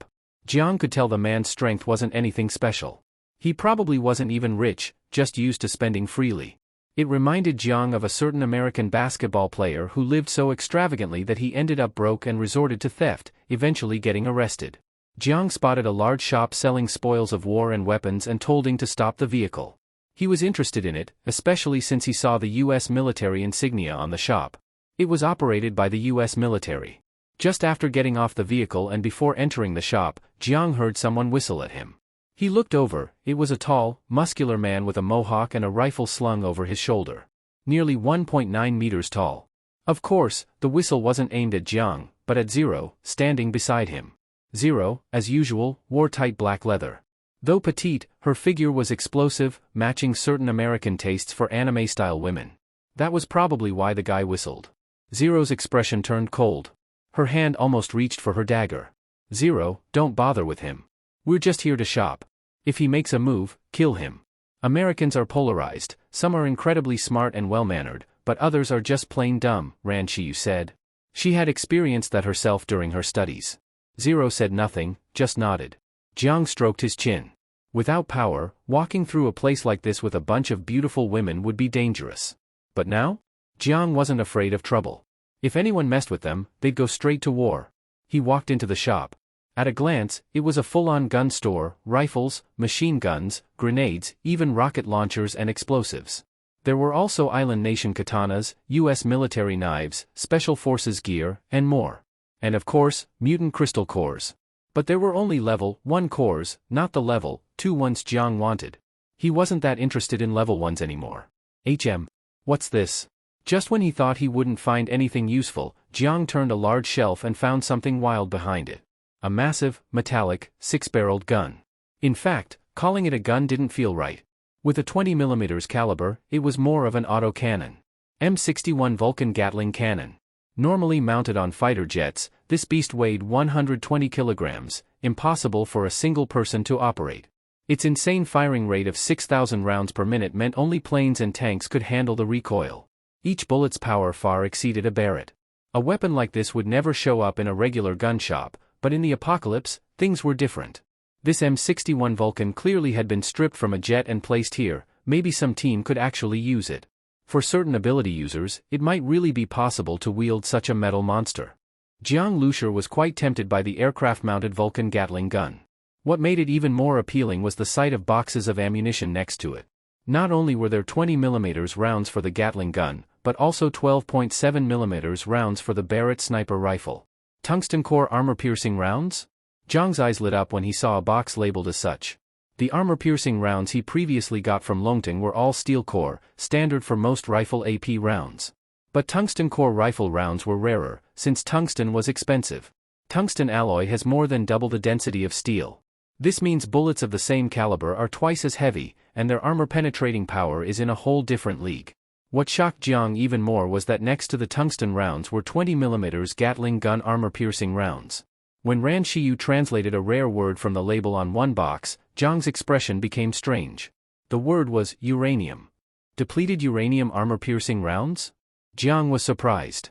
He had only ever read about these in military magazines or online, never seen one. Uranium was used in nuclear weapons, denser than tungsten, and had even stronger armor-piercing ability. In Huaxia, depleted uranium rounds were very rare, partly because of the radioactive contamination and bad reputation. But the US was different. They had little tungsten but lots of uranium, making them the largest producer of depleted uranium rounds. Their power was superior to tungsten rounds. Especially the ones in front of him, 20mm in caliber. He picked one up and found it longer than his palm, from fingertip to wrist. This whole weapon setup tempted Jiang. With his significantly improved blue energy, combining it with the 20mm Vulcan Gatling might create an incredible effect. This aircraft-mounted Gatling and these boxes of ammo, I'll buy them. What's the price? Jiang asked the sexy female shopkeeper. He had already learned the hard currency in this area. Besides evolution crystals, it included whiskey, beer, cigars, and marijuana. He didn't have those last items, but he had plenty of evolution crystals. Over the past few months, Jiang had raided place after place, gathering supplies. The base vehicle storage was packed full. Not only that, but the base vehicle's lab could produce gene serums and evolution crystals. The gene serums were only usable by Jiang himself, but the evolution crystals weren't restricted. And the lab-made crystals were higher quality. Earlier, Jiang had gotten a big batch of level 1 mutant cores from Shuahai. After using some himself, he fed the rest into the lab to produce evolution crystals. However, when he asked, the curvy female clerk responded coldly, "There are M16S, M4 carbines, Barretts on the front shelves, aren't those enough for you?" Jiang's English was decent, but the weapon names were a bit much. Luckily Ran Shiyu translated for him. Jiang frowned slightly. "So you display the weapons but don't sell them?" The woman said, "This settlement is near the sea. Sometimes mutated sea beasts land here. Our soldiers have to fight them with heavy weapons. Even if we sold them to you, you probably couldn't use them. M16S are enough for you. Are you planning to use a mounted Gatling gun to fight zombies? What does it matter what we use it for? If you're not selling, why display it? And I don't think you're in charge here, can you even make that call?" Jiang Zhuing said, clearly annoyed after Ran Shiyu translated. To her, this woman was meddling too much. "My God, is that Ran Shiyu?" a surprised voice suddenly interrupted, making Zhuing pause. She turned in surprise. "Someone knew Shiyu here?" A young man in US military uniform, in his 20s, looked at Ran Shiyu with joy. "Ran Shiyu, what are you doing here?" Ran Shiyu was momentarily stunned, her eyes flashing with surprise. "It's you." "Yeah, after graduation I joined the military. Didn't expect the apocalypse to hit just 6 months in. Weren't you supposed to be in Huaxia? How did you end up in the island nation?" "Anyway, I'm so happy to see you," the young man said excitedly. "It's a long story. We just arrived here from Huaxia," Ran Shiyu replied. The man was stunned, then started asking her more questions. As for her claim of just arriving from Huaxia, he clearly didn't believe it. crossing the sea wasn't something just anyone could do these days. Ran Xiu only smiled lightly and didn't explain further. This is my team leader, Jiang Lucer. These are my teammates, Ran Xiu introduced them. Then she looked at the young man. This is my classmate from my time studying in the US, Abbott. Nice to meet you all.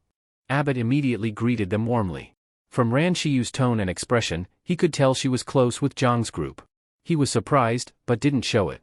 Ran Xiu had always been cold and aloof at school, but now she was gentle toward these people. I thought I heard some kind of argument just now. Abbott asked suddenly. In fact, he had come in because he heard the dispute, only to run into Ran Xiu. The female clerk's expression had already turned ugly. She hadn't expected Jang's group to know a military officer. Sir, She put things on display but refused to sell them. I was just arguing with her about that. Jiang Zhuyin cut in before the clerk could speak. What were you trying to buy? Abbott asked curiously. Sir, he wants to buy the aircraft-mounted Gatling gun, the clerk said, glancing at Jiang. Abbott looked at Jiang in surprise. He could tell Jiang was capable, but didn't think he could handle a mounted Gatling. Still, it wasn't his business. If it's on display and someone wants to buy it, of course we should sell it, Abbott said, turning to the clerk. Thanks. Jiang was starting to like Abbott. No problem. If you're with Ran Xiu, then you're my friends too, Abbott smiled, then turned to Ran Xiu. It's such a coincidence seeing you here. Tomorrow night we're having a big celebration. I'd like to invite you and your friends to join. Would that be okay? Faced with Abbott's invitation, Ran Xiu didn't respond immediately, but instead looked at Jiang Lucer. Jiang Lucer smiled slightly and said, It's rare to meet acquaintances in the apocalypse. If you want to go, then go. He knew that although Ran Xiu appeared cold, she would probably feel awkward refusing an invitation from an old classmate. Ran Xiu thought for a moment before saying, all right then. Then, her mental voice transmission sounded in Jiang Lucer's ear, there should be a lot of people at the party. Maybe we can find someone selling mutant nuclei. They had walked around the market once but didn't see any mutant nuclei. But this kind of thing was hard to find in the first place. If it was a level 1, it might be possible, but level 2 mutant nuclei were very rare. Jiang Lucer nodded. Xiu, you're very thoughtful. Ran Xiu smiled slightly, then said to Abbott, then contact us when it's time. We're staying in a camper van. You should be able to find us easily.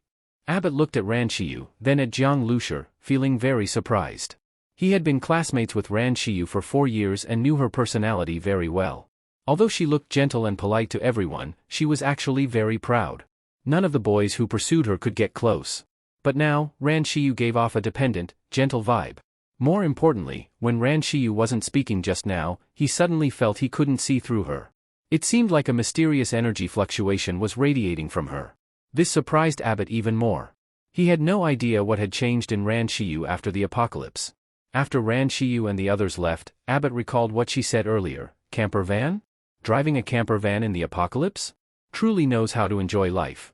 But while a camper van was indeed enjoyable, it was also dangerous.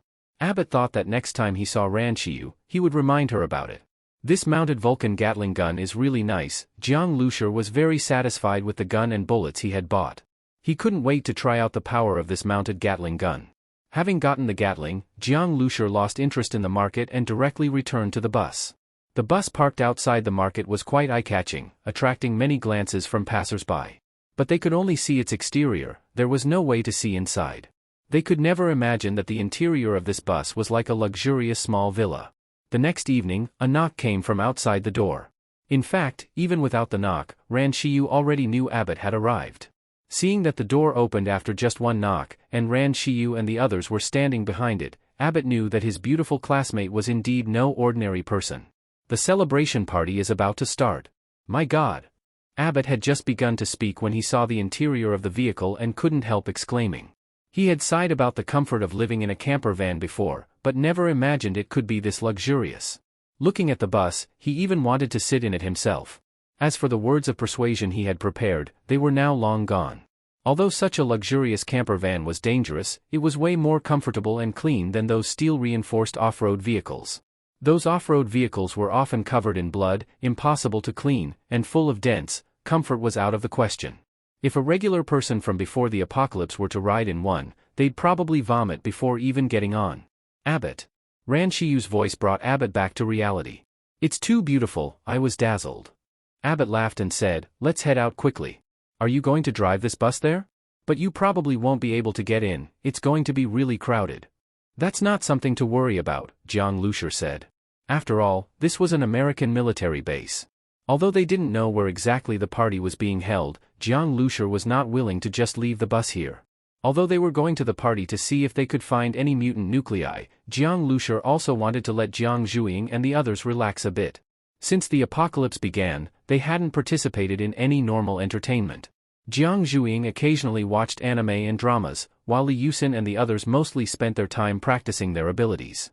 Of course, their idea of fun had little to do with Americans, just eating food and walking around. Wow, so many people, Jiang Zhuing exclaimed in surprise. From afar, Jiang Lucer saw many vehicles heading toward a tall building. The front parking lot was clearly already full. Although it wasn't completely dark yet, the building was already brightly lit with neon lights flashing. Even the streetlights outside were on. Although they knew the American military used an aircraft carrier to generate power, it still felt extravagant. It's only natural there are many people. This time, Major General Jonathan almost single-handedly killed a top-tier level 2 mutant beast that came ashore. The whole base is celebrating for him. With his strength and prestige, the next 4-star or even 5-star general in this base will definitely be him. Because of Ran Xiu, Jiang Lucer let Abbott on the bus. When he heard Jiang Zhuing's comment, he got excited and spoke up. It seemed he understood some Chinese.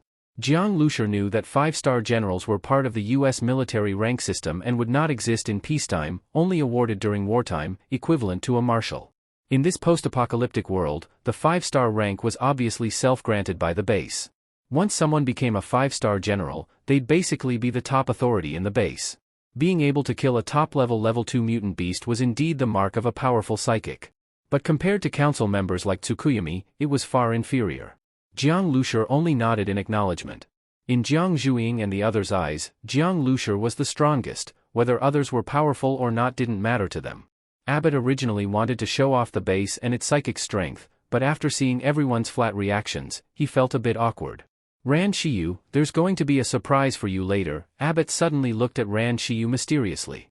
Ran Xiu looked at him with some confusion. Just then, loud honking suddenly erupted from both the front and back. Apparently, the bus was too big, and those around felt blocked. Many even cursed. Didn't I say it'd be crowded here? We should just park, Abbott began. No need. Isn't there still space in the parking lot? Drive, Jiang Lucer said. They were still some distance from the lot. Originally, if those people hadn't cursed, he might have just parked on the side field. But now, with dozens of cars honking, he didn't feel like giving in. Abbott was speechless at Jiang Lucer's words. Sure, there were spaces in the lot, but there were over 100 cars ahead, you'd have to get there first. But just then, Abbott was shocked to see the bus start speeding up. Though it was a massive vehicle, it weaved swiftly through the smaller cars. Many times, Abbott thought they were going to crash. But the bus drove through the tightest gaps, even tilting one wheel into a roadside drainage ditch, yet still driving fast and steady. Inside the small cars, people kept screaming. They could only watch as this bus weaved through the congested traffic. Many drivers either hit the brakes hard or moved aside on their own. They didn't want to give way, but the bus was so fast and reckless, clearly unafraid of collisions. The bus might be fine, but they certainly weren't. In the end, the bus actually parked inside the lot. When Abbott got out, he still looked dazed. And when he saw the driver was a curvy young woman, his mouth hung open in shock. He had thought it must have been a psychic Formula 1 racer, never imagined it'd be such a young and beautiful woman. When he opened the door and got down from the driver's seat of the bus, not only Abbott, but many American soldiers also saw the scene. The US is a country on wheels, not only having the most cars in the world but also ranking among the top in per capita car ownership, comparable to some small countries with very high per capita income. A luxurious RV in the shape of a bus is still rare in Huaxia, but in the US, it is very popular. What a powerful girl. She might be a race car driver. Race car drivers drive small cars, but driving an RV doesn't necessarily require those skills. Most of the people present were young men in their 20s who naturally liked to talk about cars. Some had even participated in street racing. Seeing such a luxurious bus paired with a highly skilled female driver made them even more excited. Especially when Jiang Lucer and his group got off one after another, and they saw 6 girls and 1 young man entering the venue together, many people started looking at Jiang Lucer differently. What the hell? This guy is riding in a luxury RV full of beautiful women, this is the apocalypse. While others are risking their lives, this guy looks like he's on a sightseeing tour. That's just damn enviable. Under the attention of many, Jiang Lucer had already become the focus before even entering the venue. You know, this is the US military. There's a saying, after 3 years in the army, even a pig looks like a beauty. White women in this military district were very rare. 90% of the girls came from the island nation. After the apocalypse broke out, some defenseless women from the island nation sought shelter in US military zones. The luckier ones could become long-term lovers of American soldiers. The unlucky ones ended up in the flesh trade. Even so, women in this US military district were still in short supply. Abbott showed his ID to the soldier at the door, brought Jiang Lucer into the banquet, and couldn't help but comment, "Mr. Jiang, you really stand out. I feel hostility just being next to you." Abbott was still quite friendly, and Jiang Lucer had a good impression of him too. He said, "Abbott, I want to buy some level 2 mutant nuclei. Do you know who's selling? Level 2 mutant nuclei? What do you need that for? Are you trying to refine evolution crystals?" Although level 2 mutant nuclei refine better evolution crystals than level 1 ones, the difference isn't that huge. Many people think it's a waste to use level 2 mutant nuclei for crystal extraction, so some simply keep them as collectibles. These things are like medals, symbols of honor. Being able to kill a level 2 mutant beast proves a team's strength, and the level 2 mutant nucleus is the best evidence of that. If used to extract evolution crystals, one level 2 mutant nucleus is only worth about 3 level 1 ones. The main reason is that current technology for refining evolution crystals is still in its early stages. The energy in level 2 mutant nuclei is too strong and can't be fully utilized, resulting in a lot of waste. In this field, superpowers like Huaxia and mainland US are ahead thanks to their strong military remnants, with much higher utilization rates. But the US military base in the island nation only has a few thousand people and can't compare. Their current technical level is already not bad. Keeping it as a souvenir? Jiang Lucer clicked his tongue. That's a waste. If it were used by the Starseed, one level 2 mutant nucleus would be worth at least a dozen level 1 ones. For himself, the difference was even more extreme. His body only responded to level 2 mutant nuclei now. Just as Jiang Lucer was thinking, he suddenly heard the roar of an engine. A large truck slowly drove to the front door of the celebration building, and all cars and pedestrians gave way. The truck was painted red and blue, like a replica of Optimus Prime. It was 2.5 meters tall and over 10 meters long, looking very imposing. Instead of a container at the back, it carried a huge crab. The crab's legs were like spears, and the claws were exaggeratedly large, capable of twisting off a metal tower. Obviously, this was the top-tier level 2 mutant beast that had crawled ashore. But Jiang Lucer had a strange expression when he saw it. Such a mighty truck carrying a load of seafood felt weird. At this moment, the door opened, and a 1.9-meter tall man jumped out of the driver's seat. He had long legs, wore tall military boots and a crisp uniform, with deep facial features and sapphire-like eyes, appearing about 30 years old. Foreign men, due to their sharp facial features, naturally fit the Asian aesthetic, one reason why many white men are popular in Asia. For a moment, many girls from the island nation screamed and cheered for this man. Some girls shouted his name in English or Japanese. In the apocalypse, people became more desperate and more extreme. Even the usually reserved girls from the island nation were no exception. "Jonathan, is he the highest-ranking officer here?" "He's not the top commander, but he is the strongest. With his current popularity, he'll be the top commander soon. Next election is in 20 days. He won't lose. When the time comes, he'll be a 5-star general." Abbott said enviously. "What's the best part of being an idol? Besides whiskey, cigars, and endless steak, it's the countless women." Girls from the island nation lined up to get into Jonathan's bed. Handsome, young, rich, respected, powerful, admired by many, what reason do women have to refuse such a man? Jonathan was also known for his high sex drive, partying every night. It was normal for him to have several women in one night. At this party, after midnight, he'd take his partners to his villa for a wild night. "Chef, take this crab to the kitchen. Grill it. Steam it. Crab cakes. Crab burgers.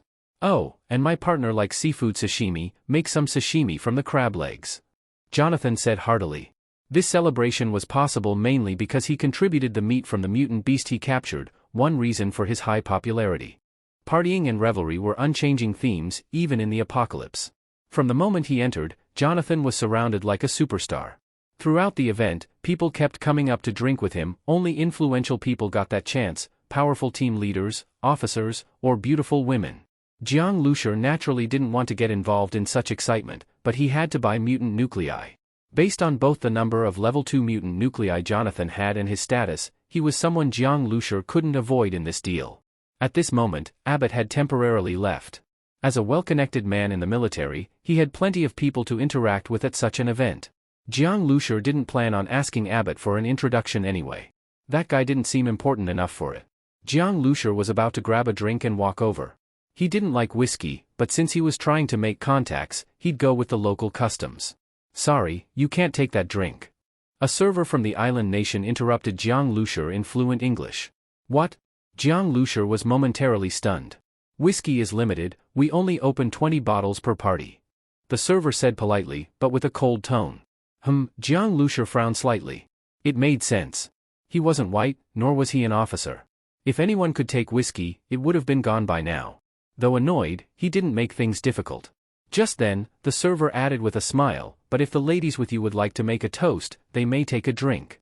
The server could tell Jiang Lucer was trying to meet Jonathan, but as the most powerful man in the camp, Jonathan was busy. Why would he care about a nobody like Jiang Lucer? But beautiful women were different. Jonathan always had time for them, aside from toasting with top figures in the camp. Huh?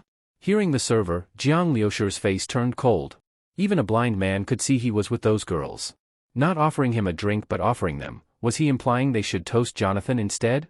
Even if they weren't officially his partners, the server's words completely disregarded Jiang Lucer. He knew very well this was intentional. The server probably assumed in the apocalypse, beautiful women would naturally flock to a powerful man like Jonathan.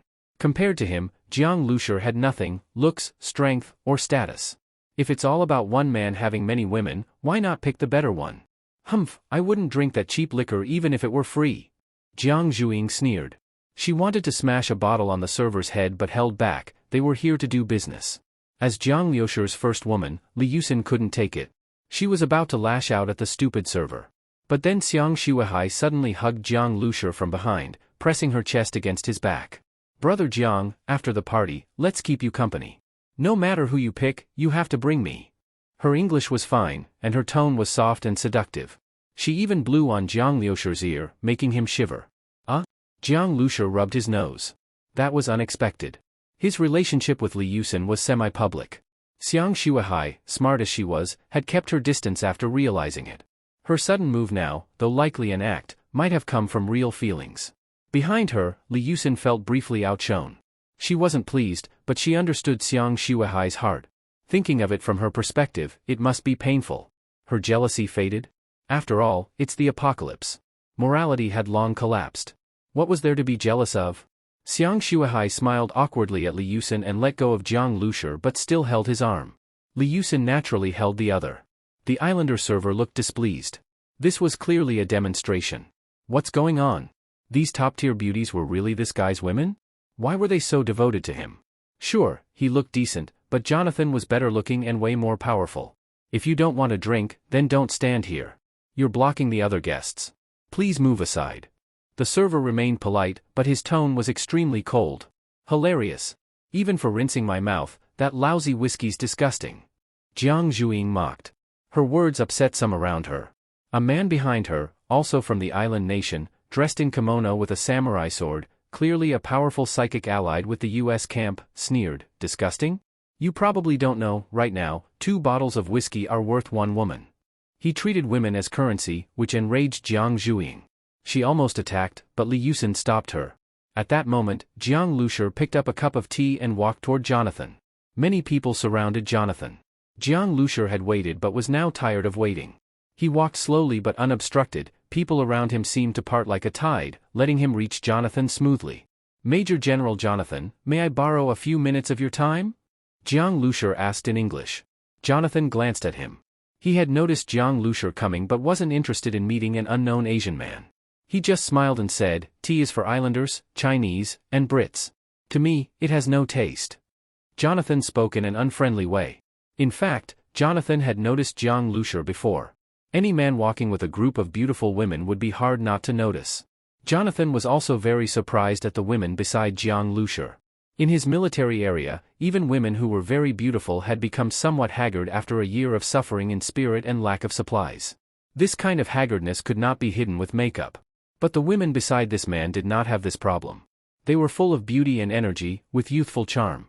But with Jonathan's position, if a woman had not thrown herself into his arms, he would never take his wine glass and start talking to her. He was going to participate in the election in 20 days. Everything must wait until he becomes a 5-star general. Sensing Jonathan's coldness, Jiang Liushir's voice also became blunt. I am not interested in whether you like tea. I just want to do business with you.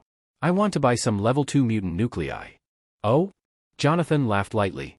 This person came to make friends with him and do business, obviously wanting to make money from him, but with this attitude, how could he bother with him? Since you're not interested, I guess we don't need to talk. He lacked nothing and didn't need to do business with others.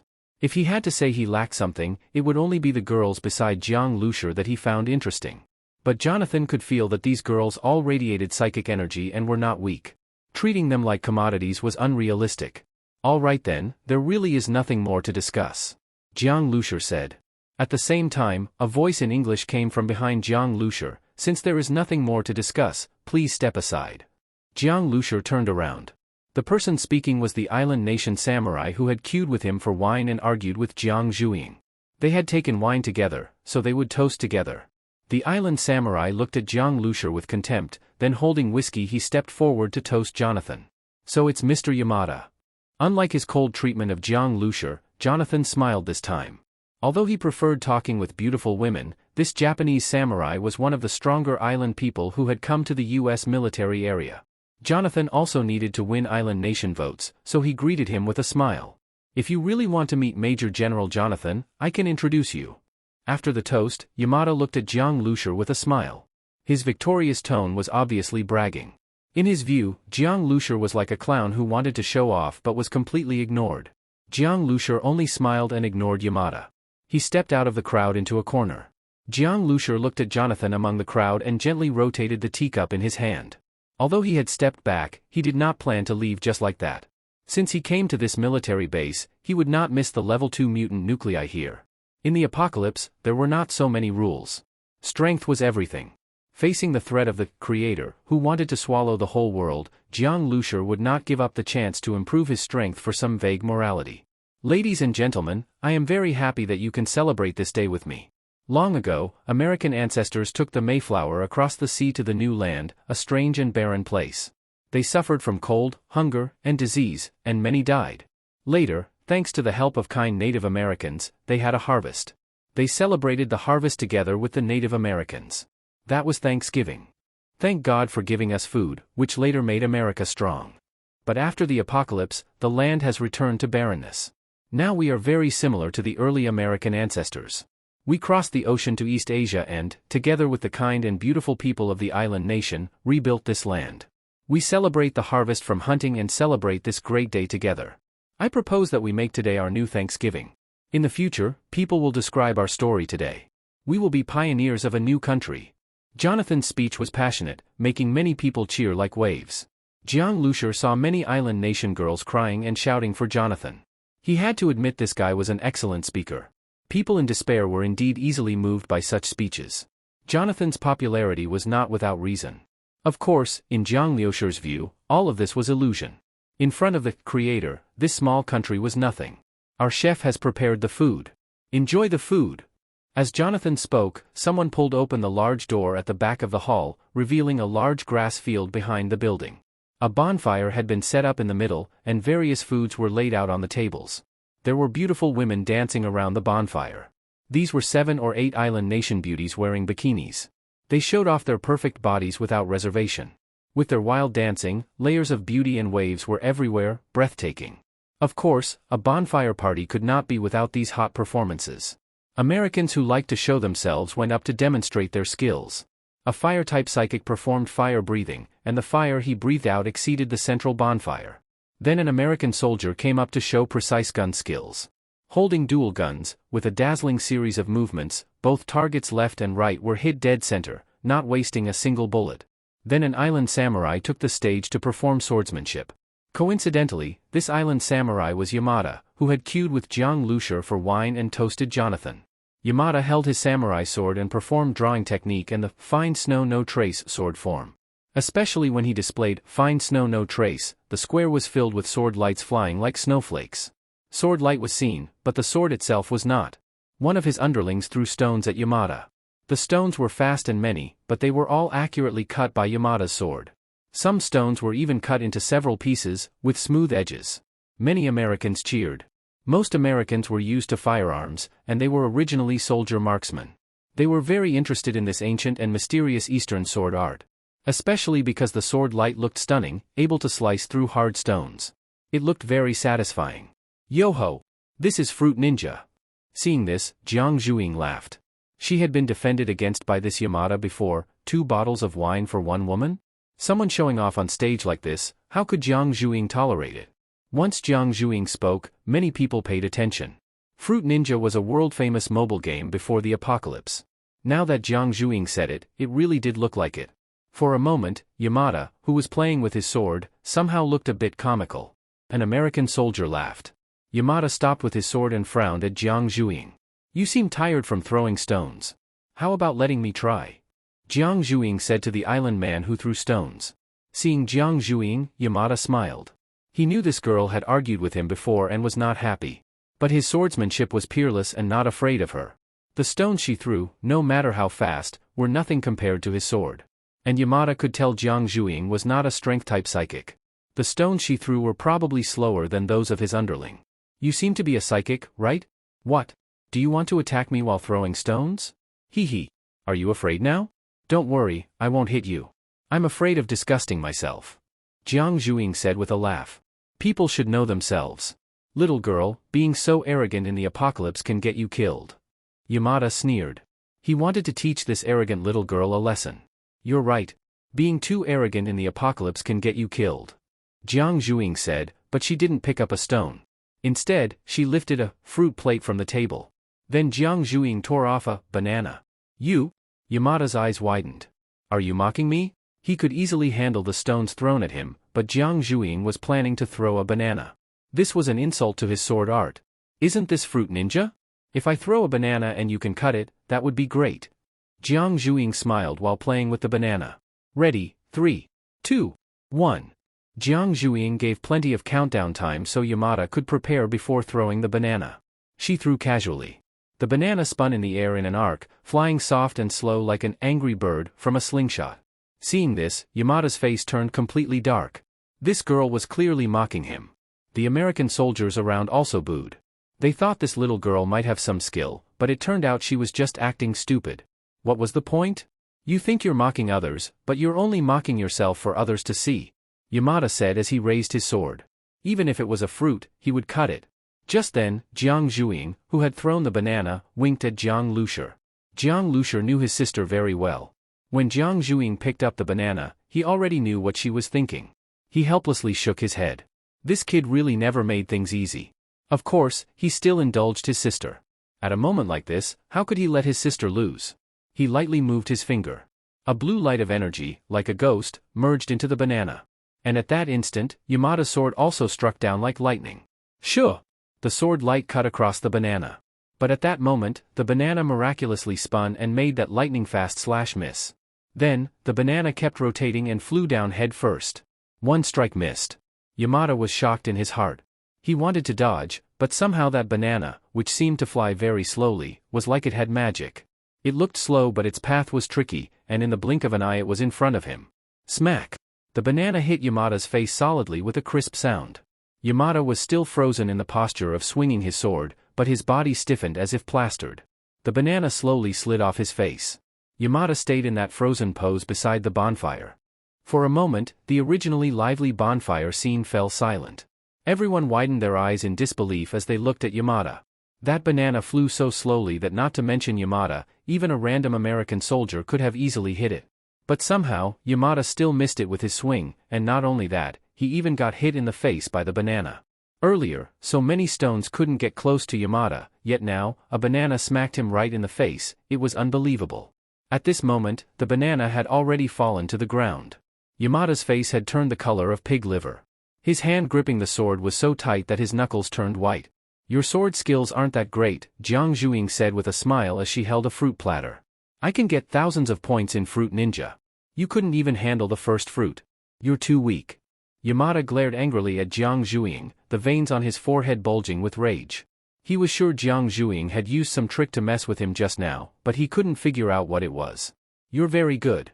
I was careless just now. Let's go again. Yamada gripped the sword tightly, his eyes sharp like a hawk piercing through the darkness. He was now completely serious. He realized this girl, who looked harmless, was actually a little devil, not a delicate and weak girl at all. Sure. Jiang Zhuing seemed to have expected Yamada's unwillingness to accept defeat. With a flick of her hand, she pulled out a yellow-orange object, a frozen durian. Who would have thought you'd have durians here? Good stuff, Jiang Zhuing smacked her lips. Durians were definitely a luxury. After the apocalypse, she hadn't seen them elsewhere. Only the US military, with its aircraft carriers providing constant power, could have stockpiled a large amount of food at the start. Bananas and durians, being fruits that still taste great when frozen, could indeed be preserved until now. Looking at the durian, which was the size of a small washbasin and covered in sharp spikes, Yamada felt a chill at his rear. Jiang Zhuing's previous tricks had made him wary. I'm throwing it now. As soon as Jiang Zhuing spoke, she hurled the durian. At this moment, Yamada gripped his katana with full concentration, as if facing not a durian but a Tier 2 mutant beast. He slashed with the posture of facing a life-or-death battle. Slash! The sword light sliced through the durian, cutting it cleanly in two. Hit! Yamada was overjoyed, he had finally neutralized this girl's deadly move. However, in the next moment, Yamada's expression froze. He saw that the durian, though cut in half, didn't explode apart as expected. Instead, the two halves stuck together as if glued, maintaining their original shape and speed, still flying toward him along the same tricky trajectory. Smack! The durian smacked hard against Yamada's face. His body stiffened, and his mind went blank. Oh/my/God. An American girl covered her mouth. To her, this was a tragic scene. The other American soldiers also twitched at the corners of their mouths. That must have hurt. The durian had indeed been split. After hitting Yamada's face, it broke into two halves and fell to the ground with bits of ice. Yamada wobbled on the spot and sat down heavily, his face swollen from the hit. Yamada wasn't a strength-based ability user. Even with superb sword skills, getting hit head-on by a durian made stars appear in his vision. After a while, Yamada came back to his senses, covering his face as he got up from the ground. His nose was bleeding. He felt ashamed and furious, wishing he could die on the spot. He wanted to rush at Jiang Zhuing for a fight. Although he knew she was strong, only by fighting could he regain his dignity. Yamada, stand down. Just then, Jonathan spoke. He could tell Jiang Zhuing was deliberately showing off, and Yamada had already been completely overwhelmed. Continuing would only be self-humiliation. All eyes turned to Jonathan. Jiang Zhuing and Jiang Liucer's group were clearly outsiders. This was Jonathan's celebration party, the so-called New Thanksgiving. An outsider's sudden show of strength couldn't be ignored by the host. You're very good, especially for a girl, Jonathan said to Jiang Zhuing. Then he looked at Jiang Lucer. He knew Jiang might be the leader of the group. It seemed he had underestimated them. Friend, drink with me? Jonathan raised his glass. Jiang Lucer was still toying with his teacup. He smiled and said, sorry, I'm not interested in whiskey. Huh. There's nothing more irritating than someone using your own words to slap you in the face. Jonathan squinted instantly, and the entire venue fell into gasps. This outsider was too arrogant, even Jonathan was being ignored. When had Jonathan ever experienced such embarrassment? In this military zone, he had many admirers and was everyone's spiritual leader. So arrogant. Let's see if his skills match his mouth. As people spoke, 4 figures stood behind Jonathan, 3 men and 1 woman, all Americans. Their eyes were cold and provocative as they looked at Jiang Liucer's group. That's General Jonathan's special ops team. These 4 were famous even in the military zone. They were the strongest after Jonathan himself. Jonathan was without doubt the strongest in the military zone, but he couldn't fight alone. He needed teammates. He picked 4, some were former SEALs, some awakened powerful abilities after the apocalypse, and the only woman was a former field medic who awakened 2 rare powers after the apocalypse. Any one of them could fight solo. Together, under Jonathan's command, they were nearly invincible, slaying countless Tier 2 mutant beasts with glorious achievements. Now, with the special ops team stepping up, everyone was excited. These 5 were the strongest in the zone. Usually out on missions, few got to see them. Their presence at the bonfire party stirred the crowd. Whistles and cheers broke out. What power would these 5 idol-level figures display? Could the outsiders provoke them enough to bring out their full strength? At this moment, Xiang Shuahai, 0, and Ran Xiu stepped behind Jiang Zhuing. Jiang Lucer remained calmly seated in the corner. 5 beautiful women stood on one side, and aside from one female medic, the other team members were all burly men. The contrast was striking. Beauties, you're quite cocky. Want to fight me? A big burly man stepped forward, carrying a massive greatsword on his shoulder. It was a knight's sword, but far too wide and thick, with a hilt as thick as a child's arm. Weighing at least 50 to 60 Jin, 25 to 30 kilograms, it was as light as straw in his hands, clearly a strength-type ability user. Are those little daggers your weapons? TSK, like toys. He sawing in Zero's thigh-strapped daggers, then casually waved his heavy sword. You can come at me together, ha ha ha. But let's add some stakes. If you lose, how about keeping me company tonight? He chuckled darkly, but before he finished speaking, a shadow flashed like a ghost. Ying had made her move. Holding a black dagger, she sliced through the night like a phantom. The man's eyes narrowed as he swung his heavy sword down at Ying. Longer weapon equals more power. A dagger couldn't compare to a greatsword. This strike could cut down a tree.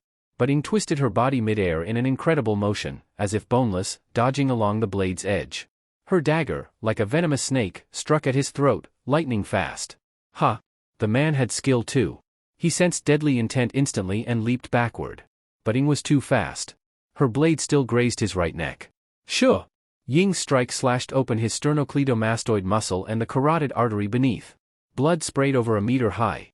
He shuddered violently, lost grip of his sword, and it flew into the bonfire, sending sparks flying. Ah! He clutched his neck, veins bulging, his face twisted in pain.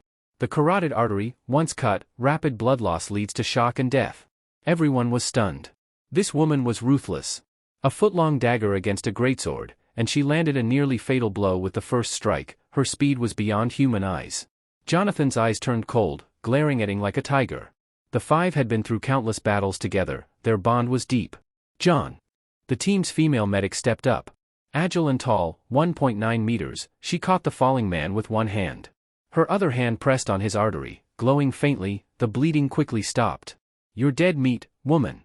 While treating him, she looked up at Ying. A spiritual energy shot from her brow toward Ying's brain. She was a rare dual ability user, mental and medical. With mental probes and healing skills, she was essential to the team. But when she focused her mental energy, she could unleash a terrifying psychic stab, enough to turn enemies into idiots. This mental attack was for revenge. But just then, her face changed. Her psychic stab had hit an overwhelming mental barrier. If her attack was a sharp blade, then this barrier was like tank-grade alloy armor. The blade snapped instantly. Ah! She cried out, staggered back, pale-faced, causing John's wound to reopen and bleed again. A mental-type user? She was stunned. The powerful mental field came from Ran Shiyu. She had scanned them earlier but missed this. Ran's power was far superior. Even looking into Ran's eyes made her brain ache. Ran, a specialist in psychic abilities, had never lost in this domain except to parliamentary-level elites. Seeing their teammates falter, the last 2 team members attacked. One was a fire user, unleashing flames with a wave. The other was a bone-type user, his body covered in scale-like armor, sharp bone spikes jutting from his elbows. A rare mutation, his bones were reinforced and could form external armor, strong enough to block bullets. As he charged, Xiang Shuahai waved her hand. 400 km/h wind smashed down like a shockwave. The flames clashed with the wind, reversed, and slammed into the bone user, out of the fire user's control. Ah! Even with bone armor, he couldn't withstand the heat. His hair burned, and his skin was scorched in multiple places. Thankfully, the armor insulated somewhat, or he'd have been roasted. Ian. The fire user's eyes turned red. His flame had hurt his teammate. That curvy Asian girl's power countered him perfectly. Luckily, he had another evolved ability, Heat Ray. He was about to strike when a chill ran down his spine. A stabbing pain hit his nape, and he froze. Turning slowly, he saw a petite girl standing behind him, dagger against his brainstem. One stab equals instant death. She looked like a cosplay girl from a Japanese comic, but with teleport-like speed and deadly precision. Move and I'll stab. Zero didn't speak English, but her meaning was clear. Like a mage caught by a rogue, he had no moves left. Surrender was the only option. In an instant, the entire special ops team was defeated. The fight lasted under 10 seconds. Jonathan's face was terrifying. He expected Jiang Liucher's team to be good, but not this overpowering.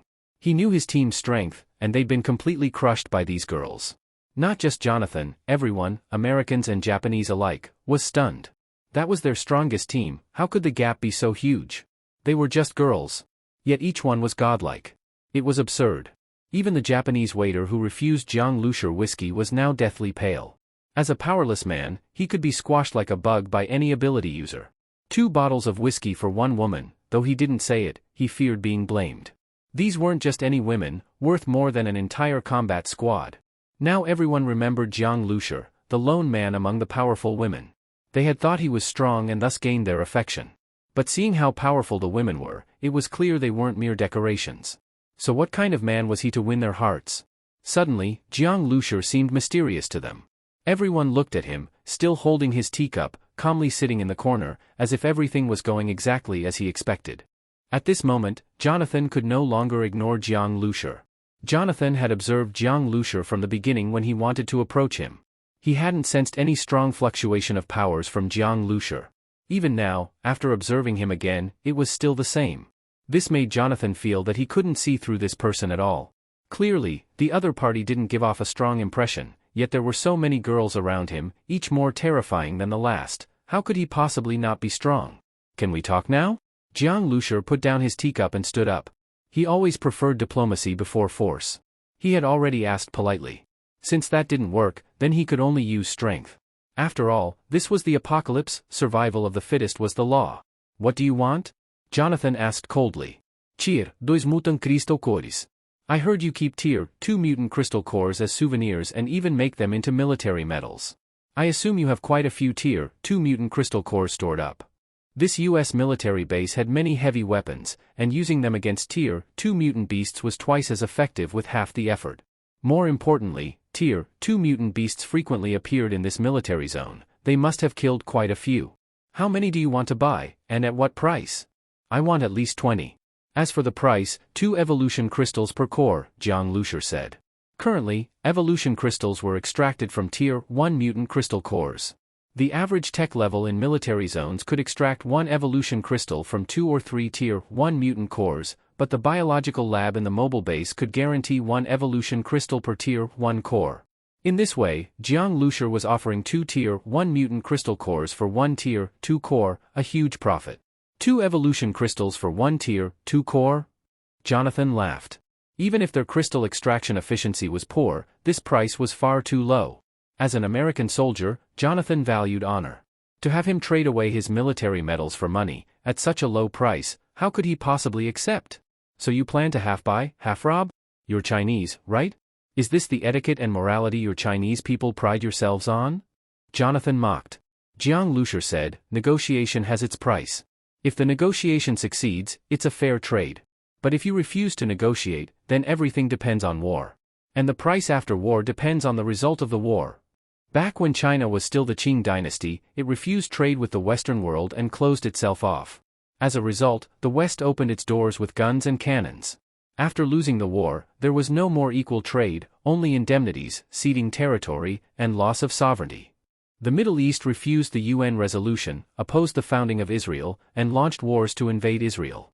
After repeatedly losing, Israel took even the lands that weren't originally theirs under the UN decision. The US backed Israel. As an American soldier, do you see a problem with that? Jiang Lucer calmly spoke the rules of this world. In fact, even before the apocalypse, under international conventions and public opinion about human rights and peace, conflicts over interests often ended in war. Let alone now, in the apocalypse, where all rules were already broken. If today Jonathan had the upper hand, he would definitely demand a sky-high price from Jiang Lucer, maybe even force him to give up more. This was something both sides understood clearly. Jiang Lucer wasn't going to waste time listening to Jonathan's moralizing. So you think you're in control of everything? Jonathan's face suddenly darkened. He could summon the soldiers outside, but doing so under the eyes of so many guests would hurt his authority. And against powerful ability users, ordinary soldiers were of limited use. But that didn't mean Jonathan would let Jiang Lucer trample on his dignity here. Jonathan's aura began to rise continuously. A sense of majesty and killing intent radiated from him. His clothes swelled without wind, and all nearby objects, including knives and forks, began to twist. This was Jonathan's force field. Anyone who entered it would be at his mercy. Within this force field, he was nearly invincible. Whether in defense or attack, it was overwhelmingly powerful. It was precisely this force field that allowed Jonathan to climb to the top and be in line for promotion to 5-star general, becoming the highest commander of this military base. At the same time, a highly dangerous feeling emanated from Jonathan. Clearly, his force field was more than just simple.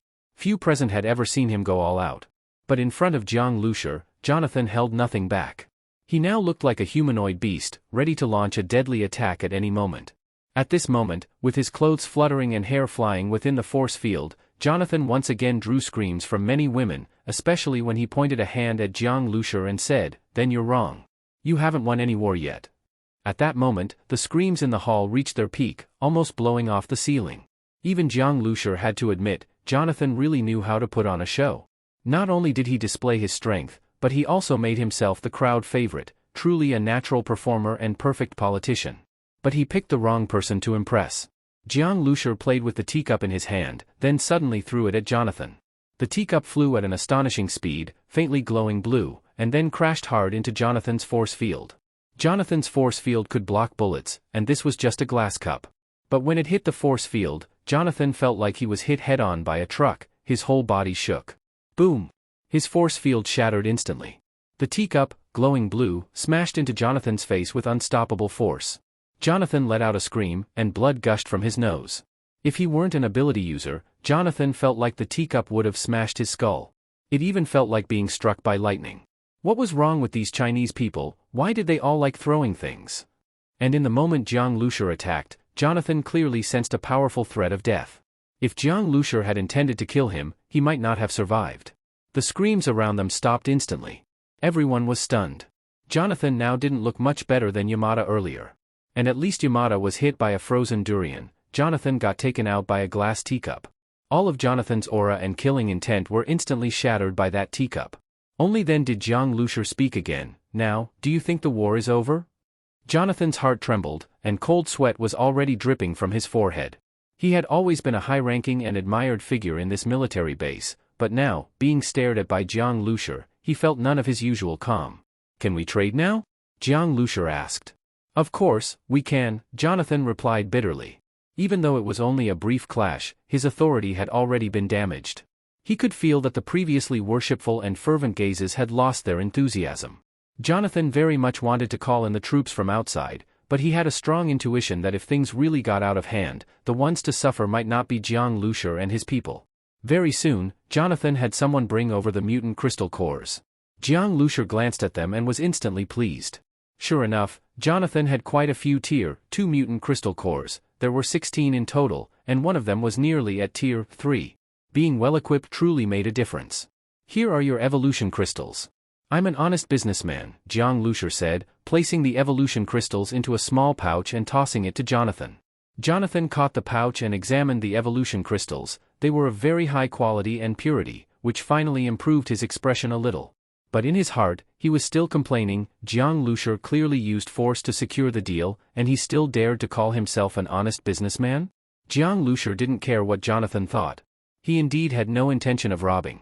Although robbing in this military base would definitely provoke a siege, Jang Lucer wouldn't have come this deep into the military base if he wasn't confident he could get out.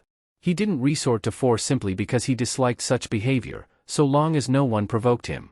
Having obtained the Tier 2 mutant crystal cores, there was no reason to stay in the military base any longer.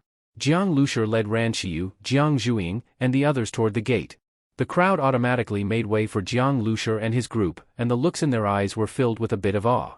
Some Japanese girls blushed red in the face when Jang Lucer passed by them, looking slightly shy. Xiang Shuahai snorted and wrapped her arm around Jang Lucer's. Abbott didn't come over to say goodbye to Ran Xiu and Jang Lucer, but he stood in the crowd, staring at them in shock and disbelief. Previously, when he helped Jang Lucer in the weapons store and invited them to the celebration party, he had felt a bit of pride and perhaps a sense of superiority. Though he was respectful toward Jang Lucer, he didn't regard him as a truly strong person. But now, even those stronger than him, including Jonathan, had been completely suppressed by Jang Lucer and his people. Abbott's inner pride was instantly shattered. "Thanks, Abbott. Goodbye." Abbott suddenly shivered. Ran Xiu's voice had sounded in his ear. At the same time, Ran Xiu's figure had already joined Jang Lucer. Under the eyes of the crowd and in the strangely quiet hall, they walked out of the celebration party venue. Abbott felt complicated inside. He sensed that he would likely never see Ran Xiu again. As soon as Jang Lucer and the others stepped out, Jonathan's face immediately turned dark. He summoned a member of the special operations team to his side. However, just then, the harsh roar of an engine came from outside. Jonathan quickly walked to the window and saw a large bus. The bus turned, then suddenly accelerated and shot into the wilderness, disappearing like lightning.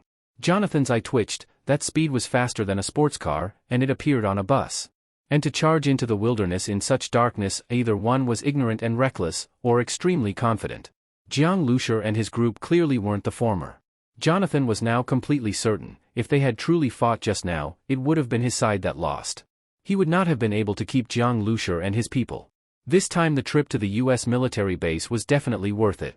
With so many Tier 2 mutant crystal cores absorbed, I wonder what the result will be, Jiang Lucer said in satisfaction. At this time, Ing was already driving the bus back to the main road. They had gone into the wilderness just to leave the military base quickly.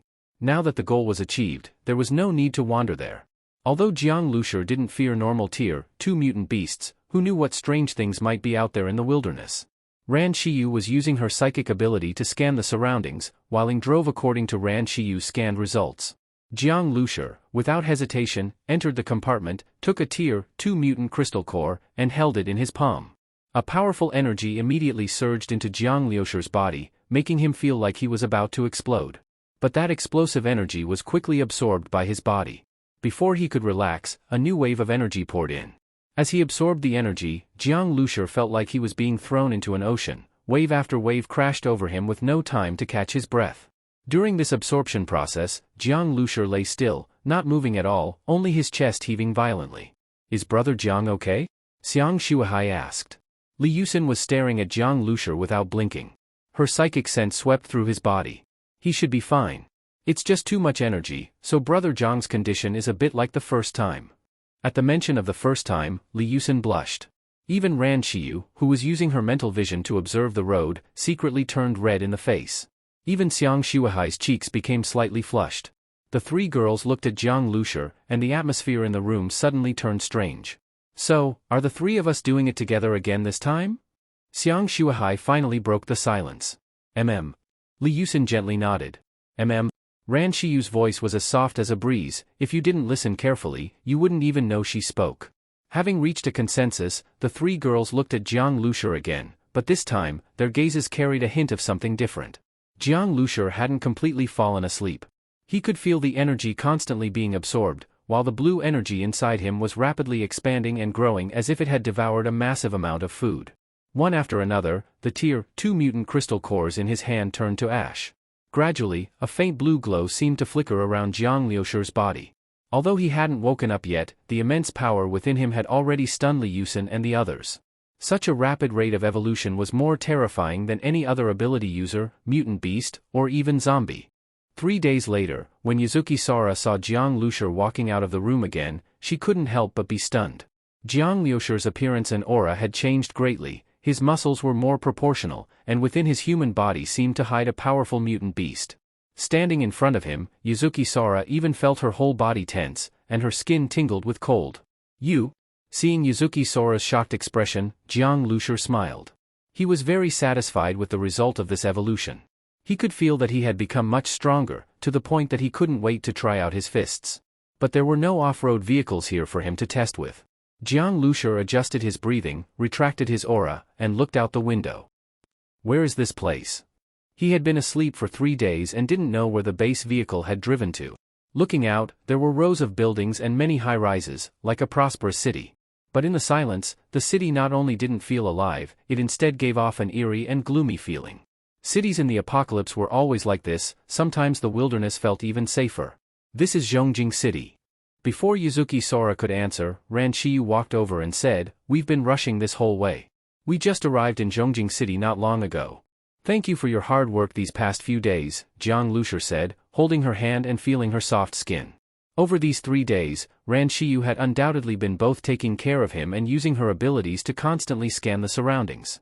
Upon hearing Jiang Lucer's words, Ran Shiyu's ears turned slightly red, and her eyes lowered.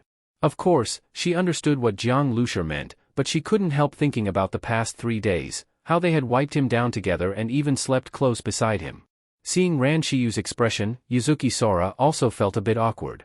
She knew the 3 girls had been in the same room with Jiang Lucer almost the entire time. Even Jiang Zhuiying hadn't gone in.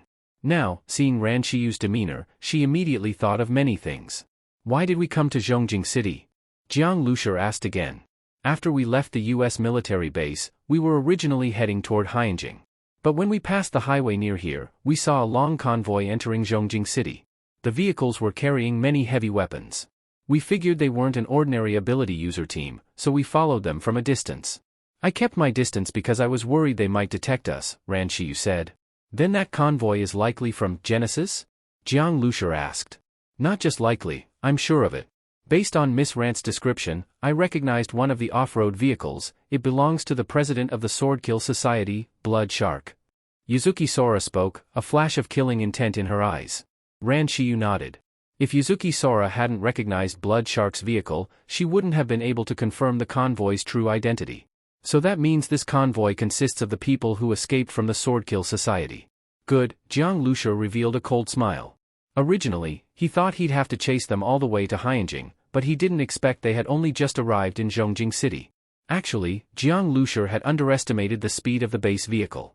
Even though they'd been delayed for half a day at the US military base, under Ying's full-speed driving, the vehicle had practically flown down the highway.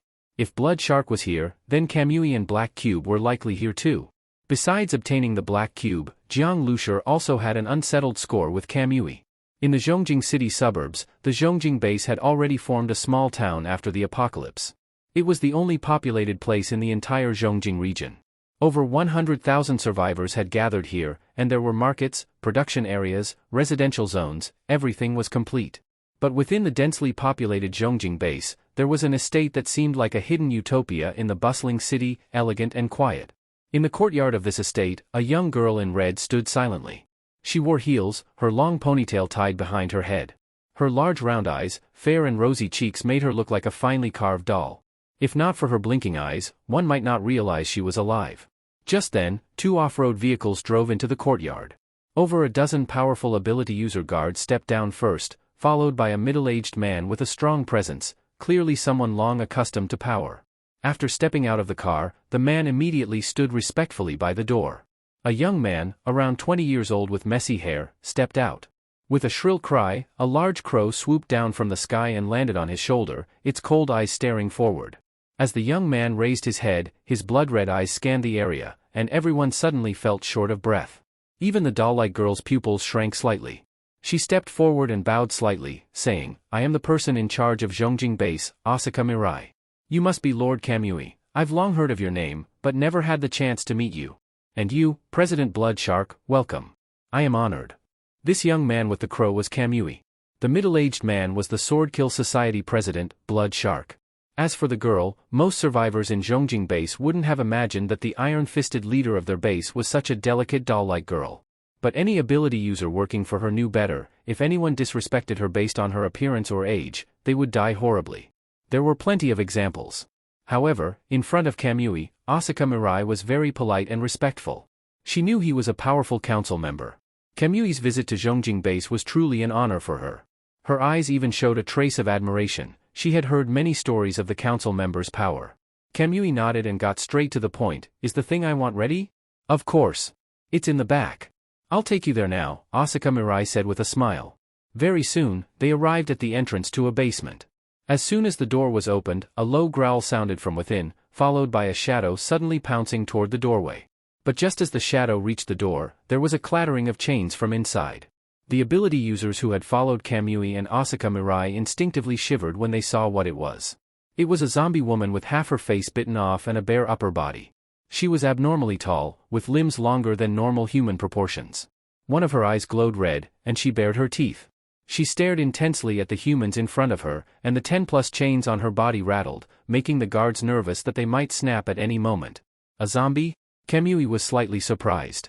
He had been told that Zhongjing Base had captured a monster. In his battle with Jiang Lucer, he had lost all his puppets and urgently needed replacements. But such suitable mutated beasts were rare. He didn't expect Asaka Mirai to provide him with a mutated zombie. But as he examined it, Kamui's slightly crazed eyes began to shine. With his experience, he could tell this wasn't just any mutated zombie. Rare indeed. Kamui praised. It rampaged through Zhongjing for a long time. To capture it, I lost over 20 elite fighters and more than 100 regular ability users. If it weren't for the special alloy chains, we wouldn't have been able to hold it. I hope it pleases you, Lord Kamui, Asuka Mirai explained. It's already close to being a Tier 3 mutated zombie. With your powers, Lord Kamui, I believe it can become a true Tier 3 mutated zombie. A trace of excitement flashed in Asuka Mirai's eyes as she spoke. Good, very good, let it tear those people apart, Kamui said, his gaze suddenly turning strange. The mutated zombie first froze, then began to struggle violently, letting out terrifying, guttural howls from its throat. After Ran Shiyu discovered the convoy, in order to avoid being noticed, she followed it from a great distance. So she only knew the general direction it went, but not the exact location. However, once the direction was known, they could naturally find it. The number of zombies on the outskirts of Zhongjing City was already very large, but for the defense of the base vehicle, these zombies posed no threat at all. Ing directly drove the base vehicle in the indicated direction and began searching. I found people. After just over half an hour, human mental energy clusters appeared in Ran Shiyu's psychic vision. There are only a dozen people, 5 of them are ability users. It's probably a survivor team, Ran Shiyu said. Since Kamui and the others came here, it means there must be a base or safe zone here like the Swordkill Society. This team probably came from there, let's go ask them for information, Jang Lucer said.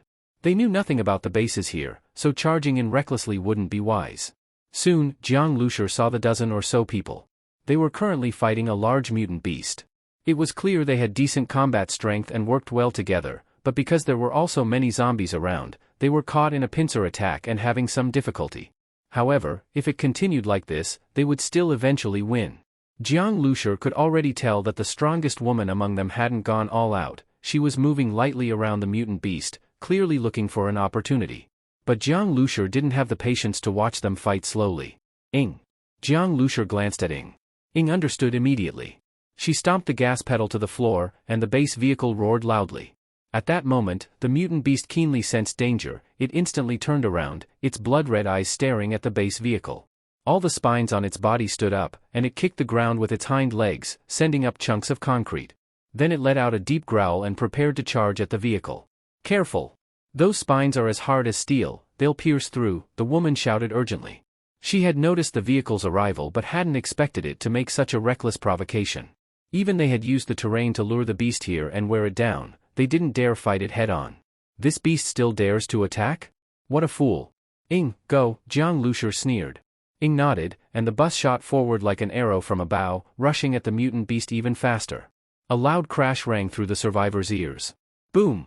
But even more shocking than the sound was the sight. The moment the mutant beast collided with the bus, it was like a blood-filled balloon bursting instantly, blood exploded in all directions. Boom boom boom! The mutant beast was sent flying over 10 meters, crushing who knows how many zombies along the way. And at that moment, the bus came to a stop.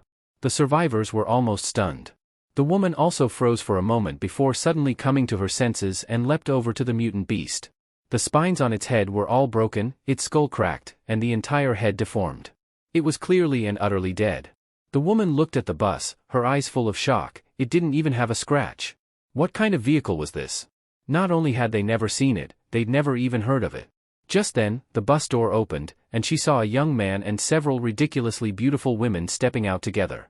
This mutant beast is yours. I just want one of its spines, may I? The woman said when Jiang Lucer walked over. No need. Take it all, Jiang Lucer waved his hand. Ah? But how can that be? You killed it, she said, still feeling a sense of unreality even as she said it. That powerful mutant beast had been killed so easily, it wasn't a rabbit, after all. I want that spine because one of our vehicles was flipped by it. 3 of our companions were killed by it, so. Then I'll just take the crystal core. The rest is yours, Jiang Lucer said, seeing she was still hesitant. If I hadn't stepped in, you still would have killed it in the end. So strictly speaking, I just intervened suddenly. The woman hesitated, then bowed again. I'll respectfully accept, then. Thank you. She figured that since this bus could kill a mutant beast like it was nothing, they probably didn't lack mutant meat anyway. At her call, the other survivors quickly came to cut up the beast's body. The woman then walked over with a mutant crystal core. This is yours. Even though you're right, we could have killed it eventually, it would have cost us a lot, and battles are unpredictable. We could have suffered casualties. So we still want to thank you. Her politeness made Jiang Lucer a bit uncomfortable. No need to be so formal. Actually, I have something to ask you. You're from Huaxia, right? The woman suddenly asked. Jiang Lucer wasn't surprised. Although he had recently learned the basic Japanese daily phrases with his powerful brain domain, he hadn't studied seriously. His grammar mistakes and accent gave him away instantly. But he had no intention of hiding it. So upon hearing the woman's words, he simply nodded. They all are too, she asked, looking at Ran Shiyu and the others. Yes, we are, Jiang Zhuiying answered. The woman smiled. You're all very beautiful. Aside from Miss Asuka Mirai, I've never seen girls this pretty. If you have any questions, feel free to ask. Oh, I'm Morita Miko. Just call me Miko. Miss Miko, actually, we want to join the local safe zone. We were hoping you could help lead us there, Jiang Lucer said, feeling slightly helpless. He found that Miko was not only very curious but also seemed rather overly friendly. Her eyes kept glancing toward the bus, clearly wanting to ask something but not knowing how. You want to join Zhongjing base? With your strength, the base will definitely welcome you. I can take you directly to the administration office. I know Miss Asuka Mirai there, Miko said quickly. That would be perfect, Jiang Lucer smiled. The administration office sounded like the government hall or something similar, surely located in the core area of Zhongjing base. With Kamui and the others' identities, they would have been taken straight into the core anyway. Having Miko lead them would save a lot of trouble. While waiting for Miko's team to process the beast's body, Jiang Lucer and the others chatted idly with her and a few surrounding survivors. From this, Jiang Lucer learned that Miko had just graduated from college and used to be a small-time model, which was how she knew Asuka Mirai. Asuka was a famous idol in Japan. Jiang Lucer wasn't very interested in this gossip, but Miko's chatter made him feel helpless. After she saw that Ran Shiyu and the others were friendly, and Jiang Lucer was approachable, she quickly became familiar with them. I've always wanted to go to Huaxia. Do you know why? Because of pandas. Even though Japan has rented some pandas from Huaxia, there are too few of them. The babies born each year are far too few, barely enough to look at. I want to go to a panda base in Huaxia to see them. Oh, speaking of that, I'd love to go to a zoo. Maybe I'll find a mutated baby panda. Maybe I could raise one, or maybe it would slap me to death with one paw. Thinking about it that way, we wouldn't need to worry about them being endangered anymore. If they mutate, they'll survive just fine, right? Miko said, troubled and conflicted. Jiang Lucer glanced at her. She really overthinks everything. By the way, Mr. Jiang, what is your vehicle made of? Why is it so tough? If it were you, I'm sure you could catch a mutated baby panda, right?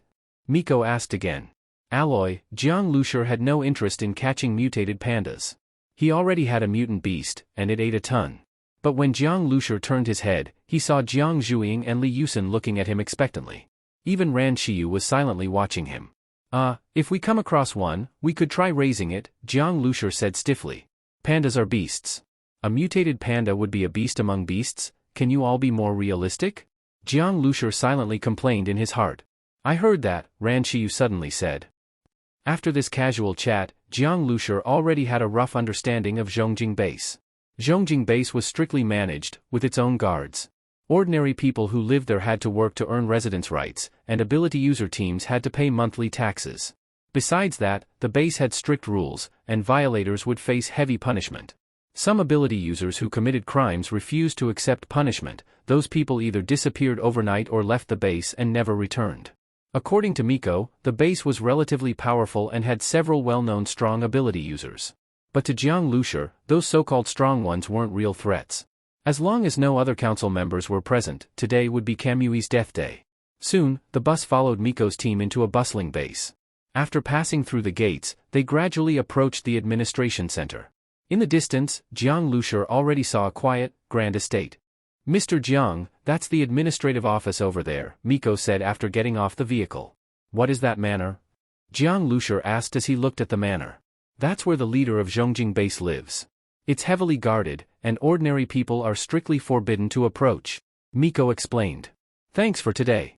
As for the administrative office, I won't be going, Jiang Lucer said with a smile. Miko was stunned. She didn't understand what Jiang Lucer meant by that. Weren't they here to go to the administrative office? At that moment, Miko's eyes suddenly widened. She watched as the bus roared to life and charged straight toward the manor. At that moment, Miko felt like her brain was buzzing. Her mouth hung open as she watched the bus rush forward, and her mind screamed, it's over.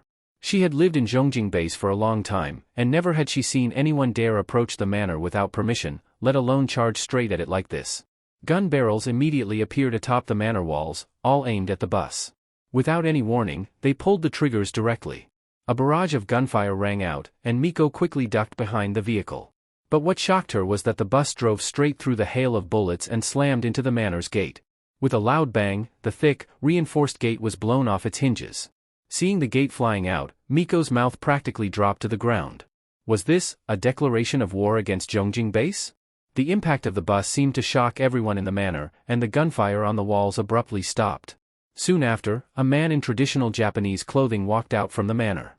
He looked at the bus with a dark expression and said coldly, "Is this your way of knocking on someone's door? This is far too rude." As he spoke, he was also examining the vehicle. After such intense gunfire, there really weren't any marks left on the bus. And the steel gate on the ground, its thick plating was dented from the impact. That gate couldn't even be blown open with artillery, yet it had been smashed open by this bus. When he first received the report, he didn't believe it. But now that he had seen it with his own eyes, he had no choice. This kind of vehicle should belong to the manor.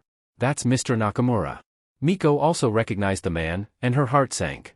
Nakamura was a well-known swordsman in Zhongjing base. After awakening his abilities in the apocalypse, his sword technique was fast enough to cut bullets and slice through steel. Now that Nakamura had arrived so quickly, Jang, Lucer and the others couldn't escape. "Miko, let's go. If people find out they're connected to us later, we'll be..." A nervous survivor in Miko's team said. Miko knew they should leave now, but looking at the bus, she hesitated. "Sigh, maybe they'll manage to escape," she said, though she knew it was almost impossible. She just felt that abandoning Jiang, Lucer and the others like this was something she couldn't do. But she was responsible for the survivors under her, so she had to leave. She and Jiang Lucer had only just met, she brought them here simply because of their strength and her goodwill. That was already enough. At that moment, Jiang Zhuing opened the bus window and said calmly, "If we didn't do this, how would we meet the person in charge quickly? Even if we started out negotiating nicely, in the end we'd still need to do it this way. So why waste time?" Nakamura's face darkened even more. He said coldly, "Little girl, are you the owner of this vehicle? Are you the owner of this manor? Get your boss out here to talk," Jiang Zhuing retorted bluntly. Of course, she wasn't the owner, but she was the owner's little sister. Jiang Zhuing spoke with full confidence. "Our boss isn't someone you can summon as you please," Nakamura said angrily, then clapped his hands. "Since you're here, don't think of leaving. As for which group you're from, I'll leave one of you alive to ask, but not you. I'll pick someone more obedient." With Nakamura's signal, over 100 people appeared on the manor's buildings, all pointing their guns at the bus. At the same time, more than a dozen samurai-like figures appeared like phantoms around the bus. They threw tire shredders at the wheels and stabbed at the tires with their knives. Nakamura showed a cold smile. As long as they disabled the vehicle, the people inside would be trapped like turtles in a jar. These people thought they could just drive in with an armored shell and be fearless. Nakamura wasn't in a hurry to kill them, he wanted them to taste despair. But just then, a blinding electric light burst from the bus. Before the samurai could act, they were engulfed by the lightning. Though their movements were as fast as ghosts, how could they be faster than lightning? There was almost no resistance, screams rang out as the samurai twitched and burned to cinders. Courting death. Nakamura roared in rage, completely forgetting that he didn't plan to kill Jiang Liucher's group right away. Now he just wanted them dead. With a swish, the katana at his waist was drawn, flashing with dazzling light. At that moment, Nakamura saw a small barrel extending from the front of the bus. "What is that?" Nakamura's heart jumped. He had never seen such a tiny cannon barrel, but from it, he sensed a deadly threat. Even if it was a rocket launcher, he could cut it down. The warhead had a trigger mechanism. As long as he avoided it, he could slice it. Nakamura's sword skills were already at that level. What kind of terrifying projectile could come from such a small barrel? So not only did he not dodge, he even shouted, "Slash!" A dazzling blade light flashed, but Nakamura's confident expression suddenly turned to shock and fear. "What?" Boom! A terrifying gust of air blasted toward Nakamura. He and his sword were utterly powerless against it. His body was flung like a rag sack, slammed into the wall with a dull thud. Thump! Nakamura slid weakly to the ground. His sword had already flown off somewhere. His body was covered in blood, his organs were shattered. Though not dead yet, his eyes were filled with disbelief and terror. He opened his mouth to speak, but only black blood poured out. The manor fell into eerie silence. The shooters hadn't even fired yet, they had just watched the entire scene in shock. The bus slowly started up again. Its massive tires rolled over the tire shredders with a grating crunch. The tire shredders were crushed into powder, and the bus's tires were completely unharmed. After so many evolutions and upgrades, the base vehicle wouldn't be damaged by a few metal spikes. That would be a joke. But for the people in the manor, it sent chills down their spines.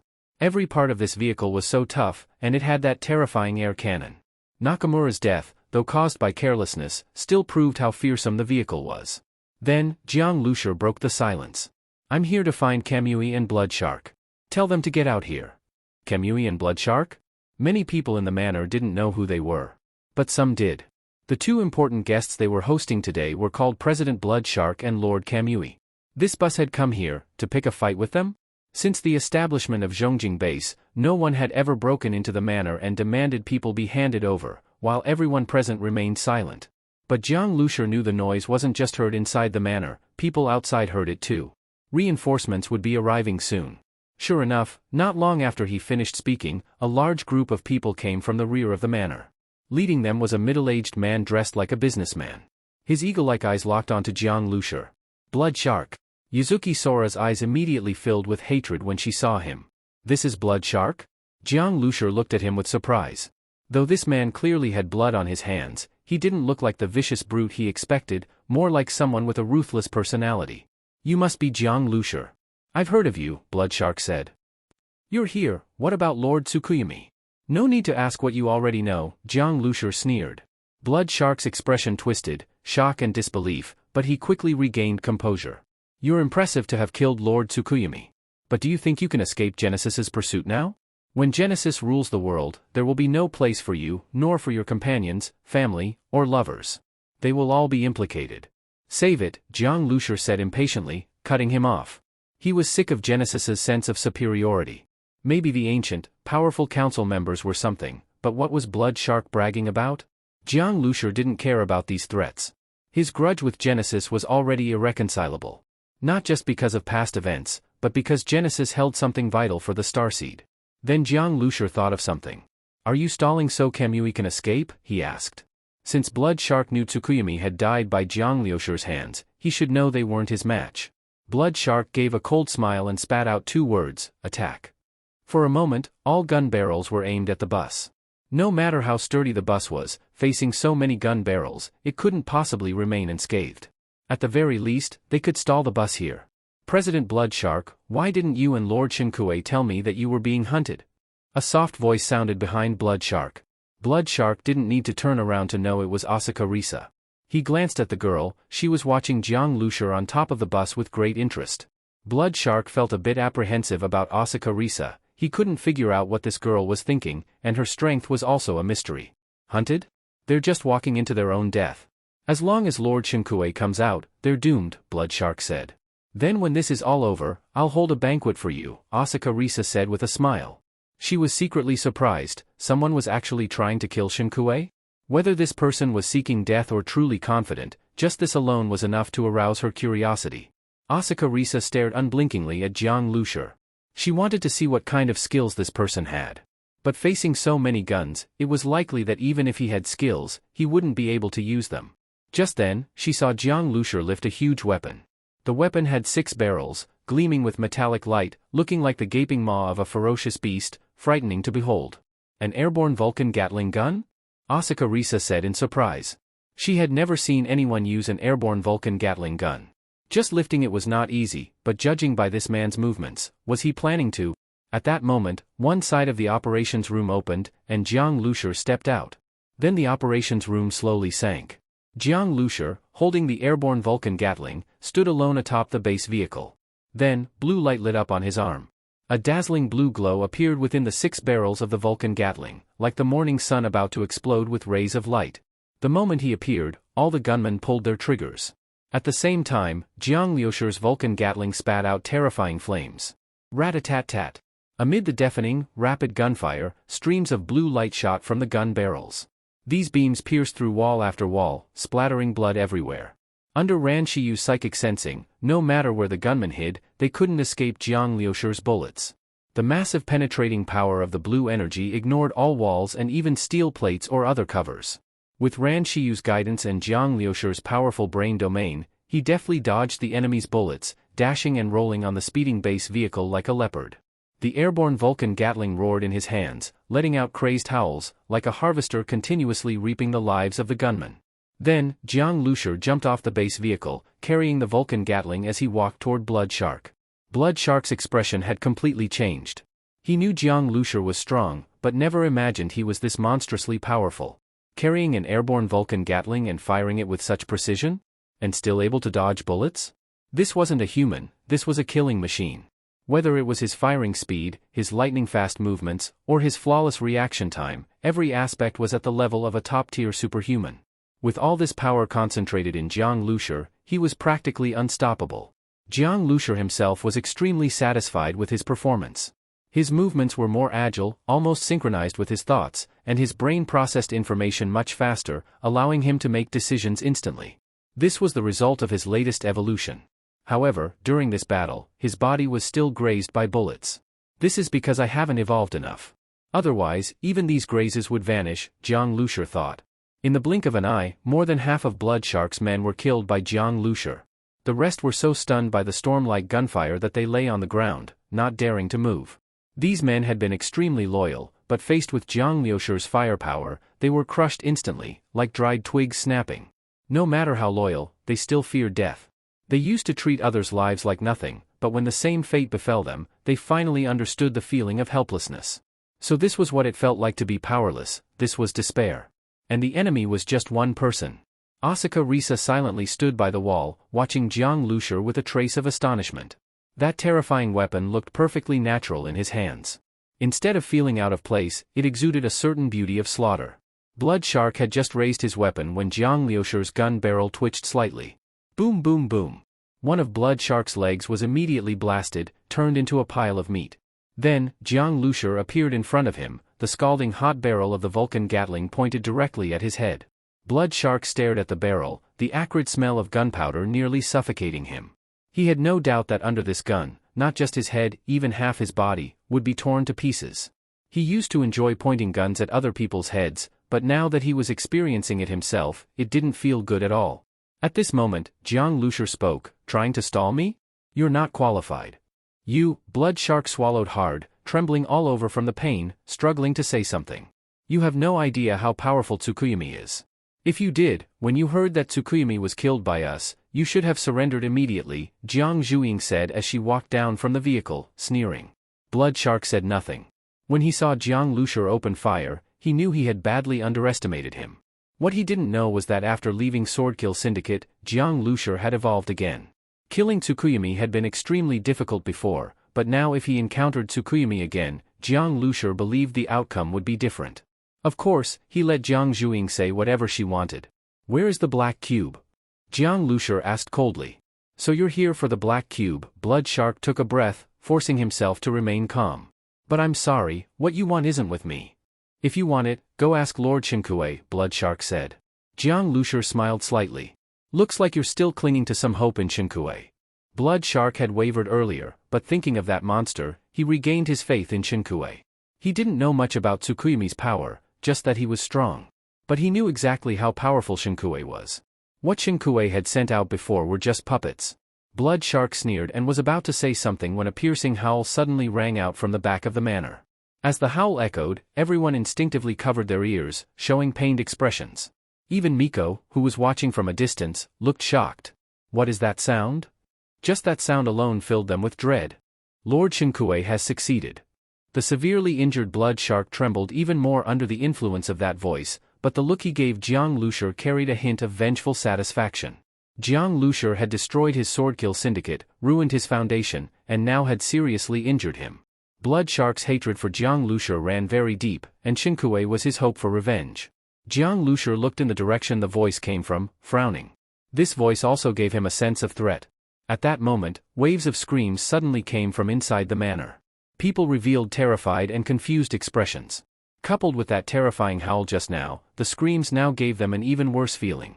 At this point, they no longer cared about Jiang Lucer and his group. Some even couldn't help but turn their guns around toward their rear. Asuka Risa stood quietly, a strange gleam flashing in her eyes. Thud. Suddenly, a bloody, mutilated corpse was thrown heavily in front of the crowd. The body had been torn open from the middle, with organs and blood splattered everywhere, and a look of fear and pain still remained on the face. Even though these people were used to seeing dead bodies, this corpse made their scalps tingle. Ah! Help! A superpowered person had just run out from his hiding place but was suddenly pounced on by a black shadow after only a few steps.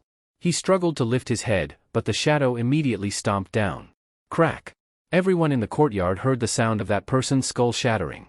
Under that single stomp, his head was crushed like a watermelon, utterly dead. This scene made everyone feel a chill down their backs. They stared in disbelief at the black shadow that had suddenly appeared. Killing someone wasn't hard, but to kill a superpowered being like squashing a bug, and at such speed that no one could see clearly, everyone felt that if it were them, their fate wouldn't be much different. The true form of this shadow was shockingly a female zombie. At this moment, she licked her blood-red lips, her whole body radiating a terrifying killing intent. Her bloodshot eyes slowly swept over the courtyard. Sorry about that. I just finished the fusion and couldn't control myself for a moment.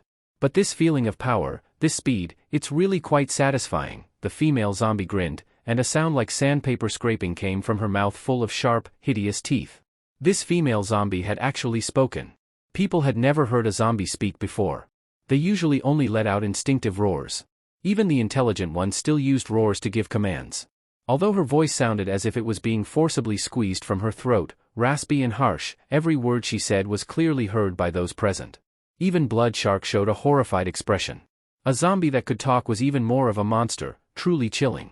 Only Asuka Risa smiled slightly with delight. This was even better than she had originally expected. Shinkuei, is this your trump card? A zombie? Compared to those toy bears you played with before, this zombie doesn't look that impressive, Jang Lucer mocked. The armored mutant beasts and giant bats previously controlled by Shinkuei were visually shocking and extremely difficult to deal with. In contrast, this female zombie seemed much plainer. But although Jiang Lucer said that, he was more alert now than when facing those other beasts. This female zombie gave him a strong sense of danger. Starseed, scan this zombie's mutation energy level, Jiang Lucer said in his mind. Soon, Starseed gave him the result. This was a level 3 mutant zombie. Jiang Lucer had never seen a level 3 mutant zombie before. Level 2 ones were already very troublesome, so a level 3 was naturally far more powerful. However, according to Starseed's analysis, this level 3 mutant zombie hadn't evolved through normal means, it had just evolved. Jiang Lucer guessed that it was originally a level 2 zombie that was very close to level 3, and Shinkuei had somehow forced it to evolve. But even a fake level 3 like this was still extremely dangerous. Besides its deadly power, its whole body was filled with virus. Jiang Lucer, the female zombie, or rather, Shinkuei, locked her gaze onto Jiang Lucer, her eyes igniting with hatred. We meet again. Good. You actually dared to show up. You destroyed my puppets, ruined all my work. Now that you've come to Zhongjing, this will be your grave. I'll have you buried with my puppets. Surround him. Not a single fly leaves this place today. Jiang Lucer sneered and interrupted him. First of all, are you confused? I'm the one hunting you, why do you make it sound like you caught me? Second, your hard work? Those mutant puppets weren't easy to raise, right? Judging from how you casually killed your own men earlier, I bet those puppets were fed using your cannon fodder followers, weren't they? After hearing Jiang Lucer's words, more people showed skeptical expressions. Most of Blood Shark's loyal followers from the Swordkill Syndicate had already been gunned down by Jiang Lucer. The rest were mostly from the Zhongjing base. They had never sworn loyalty to Shinkuei in the first place, and now Shinkuei had brought out such an inhuman monster and killed many people. People began to believe Jiang Lucer. Just hearing Shinkuei talk about his puppets in a pained tone like they were precious treasures made their skin crawl. It was obvious those puppets were monstrous. Plus, they had just witnessed Jiang Lucer sweep the field with his Vulcan Gatling gun. Naturally, no one wanted to be cannon fodder now. So for the moment, no one moved. Shinkuei's gaze swept across the surroundings, and his killing intent grew stronger. Asuka Risa? The things you raised, do they not understand how to follow orders? Shinkuei said coldly. After fusing with this mutant zombie, his aggression had clearly intensified. And that aggression mainly came from his hatred toward Jiang Lucer. Jiang Lucer had not only reduced him to a fleeing dog, but even chased him all the way to Zhongjing to completely wipe him out. This was forcing his hand. When Jiang Lucer heard the name Asuka Risa, he found it familiar. Then he remembered Miko had mentioned her before, her friend, a famous idol in Japan before the apocalypse. But clearly Miko didn't truly understand this friend. Judging from Shinkuei's words, Asaka Risa was clearly the boss of the Zhongjing base. He looked at the girl. She was standing there calmly and openly, yet Jiang Lucer hadn't paid much attention to her before. Clearly, Asaka Risa was not simple. Looking closely now, she had an incredibly delicate appearance, so perfect that she didn't even seem real, more like a finely crafted doll. Lord Shinkuei, at your level of fighting, my people can't help at all. Instead, they would just get in the way. Facing Shinkuei's questioning, Asaka Risa reacted very calmly. Then she turned her head, met Jiang Liushir's eyes, smiled slightly at him, and gently nodded. Brother, could it be that she likes you? Jiang Zhuiying also jumped down from the base vehicle. When she saw Asaka Risa's actions, she froze for a moment and then said in surprise. Likes my head. Jiang Lucer said irritably. After hearing Asaka Risa's words, Shinkuei did not get angry. You're right. Then just stand aside and watch how I kill him, Shinkuei said. What Asaka Risa did was nothing more than trying to separate the Zhongjing base from this matter, because Jiang Lucer and the base vehicle's combat power had already made her take this seriously. However, Shinkuei knew this was only one reason. The more important reason was that Asaka Risa wanted to see how he would perform after controlling this level 3 mutant zombie. People from the island nation admire the strong, and Asaka Risa embodied this very clearly. Shinkuei's strength earned her respect, so she was willing to do her best to work for him. Now that Jiang Lucer had come knocking on the door, Asaka Risa needed to see Shinkuei show even greater strength. Shinkuei had no objections to this, because he did not think his strength was insufficient to defeat Jiang Lucer. Tsukuyami died in your hands, but that doesn't mean I will too, the female zombie controlled by Shinkuei said coldly. Shinkuei was fearless. Zombies do not fear death or injury, and their combat power is terrifying. As soon as the words fell, the female zombie suddenly pounced forward. Its speed was unbelievably terrifying. Many people were staring at the female zombie the whole time, but when it actually moved, they couldn't even see its movement path. If this zombie were charging at them, their end would be the same as that superpowered person whose head was crushed earlier, no ability to resist at all. And the speed the female zombie showed now was even slightly faster than before. Be careful. Ran Shiyu's voice rang out in Jiang Liushir's mind. Even though her mental power had already locked onto the female zombie, its speed was so fast that she didn't have time to warn Jiang Lucer of its position. Ran Shiyu and Jiang Lucer communicated directly through their minds, without speaking, which was already the fastest way, but at the moment she formed the thought, the zombie's position had already changed. Too fast. You can't see it clearly with the naked eye at all. Xiang Shuahai was startled in her heart. She looked at Jiang Lucer, feeling extremely uneasy. At this moment, as the target of the zombie's attack, Jiang Lucer was still standing in place without moving. Just when many people thought Jiang Lucer might not have reacted yet, he suddenly moved.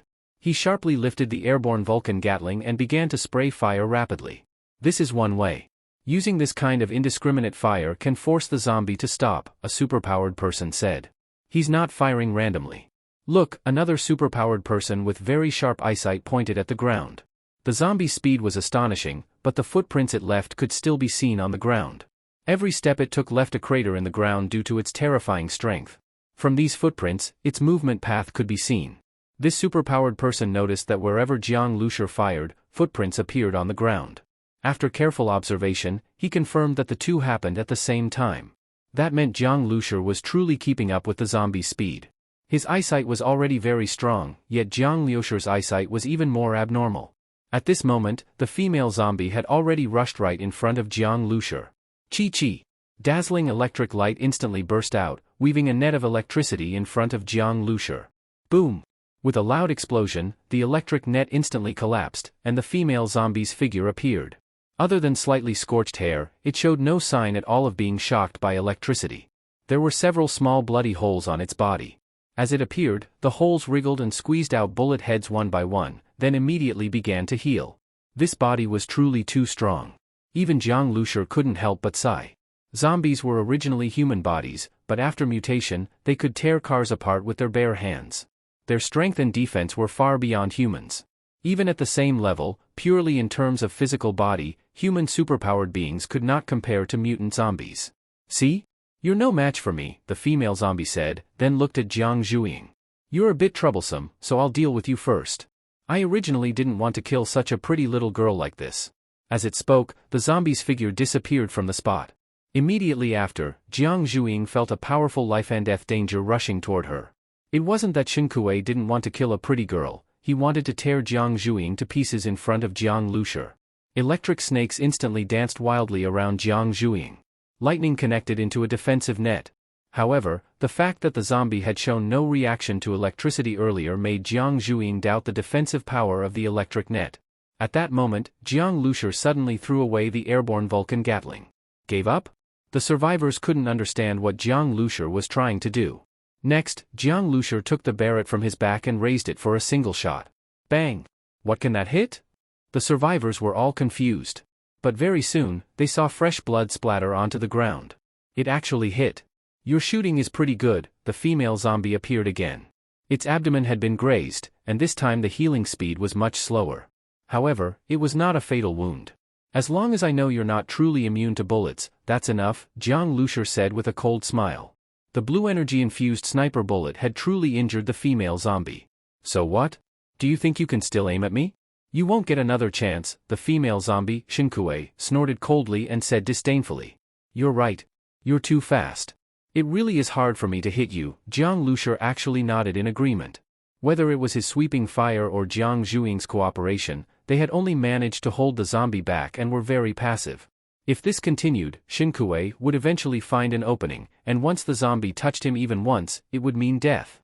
Jiang Lucer also threw away the Barrett. Blue light gradually lit up on his fists. So I plan to grab you, and then beat you to death, Jiang Lucer said. Boom! Jiang Lucer charged out like a fierce tiger, directly pouncing toward the level 3 female zombie controlled by Xiang. For the first time, a new expression appeared on the female zombie's hideous face, apart from madness and indifference. A mocking smile flashed in its eyes. Bang! With a loud crash, Jiang Lucer collided with the female zombie. Both moved at unbelievable speeds. All the crowd could hear were repeated bang bang bang impacts like a torrential storm, and all they could see were 2 blurry shadows colliding madly. Too fast, too fierce. Miko had already forgotten to escape. She stared in shock at the 2 shadows, screaming in her heart. If she hadn't seen it with her own eyes, she wouldn't have believed that someone could fight a level 3 mutant zombie barehanded on equal terms. Boom! A car parked in the manor was smashed by the female zombie, instantly flattened like an iron disc. But the next moment, the female zombie leapt high again and resumed battle with Jiang Lucer. Seeing this, everyone's eyes twitched. They couldn't help but imagine themselves in that situation. That was just a casual move by the zombie. If they were the target, such power would crush them instantly. Blood Shark, on the other hand, looked excited. In his eyes, Jiang Lucer had completely abandoned his advantage. Now tangled in melee, even that electric girl couldn't assist. The female zombie was extremely savage. Blood Shark looked forward to seeing Jiang Lucer finally getting tortured and killed. Die die die, the female zombie let out a roar that didn't sound human, its fighting becoming more and more frenzied. The manor was no longer spacious enough, the courtyard was almost completely destroyed by it. Several superpowered individuals couldn't dodge in time and were sent flying, their bodies breaking apart in midair, blood splattering. The rest of the survivors hurried to escape further away. Xiang had never felt this exhilarated before. The mutant beast puppets he had made in the past were also powerful, but far inferior to this mutant female zombie. Perhaps because it was originally a human, Xiang, after gaining control over it, gradually began to feel as though the zombie was an extension of himself. Its powerful regeneration and terrifying strength gave Xiang an overwhelming thrill. When the survivors were torn apart in its hands like rag dolls, the blood and organs splashing out gave him a strong sense of excitement. At this moment, Jiang Lucer, in his eyes, was just prey. No matter how he struggled, he would capture him. Compared to the female zombie's madness, Jiang Lucer remained extremely calm. He had already sensed that after Xiang took control of the zombie, his thoughts had clearly been influenced by it. Jiang Lucer fully activated his brain domain ability, calmly engaging the zombie. His attacks were fierce too, but every time he struck the zombie, it began to regenerate quickly. Such terrifying healing was bone-chilling. It meant that he had to find an opportunity to land a fatal blow, otherwise, no amount of attacks would matter.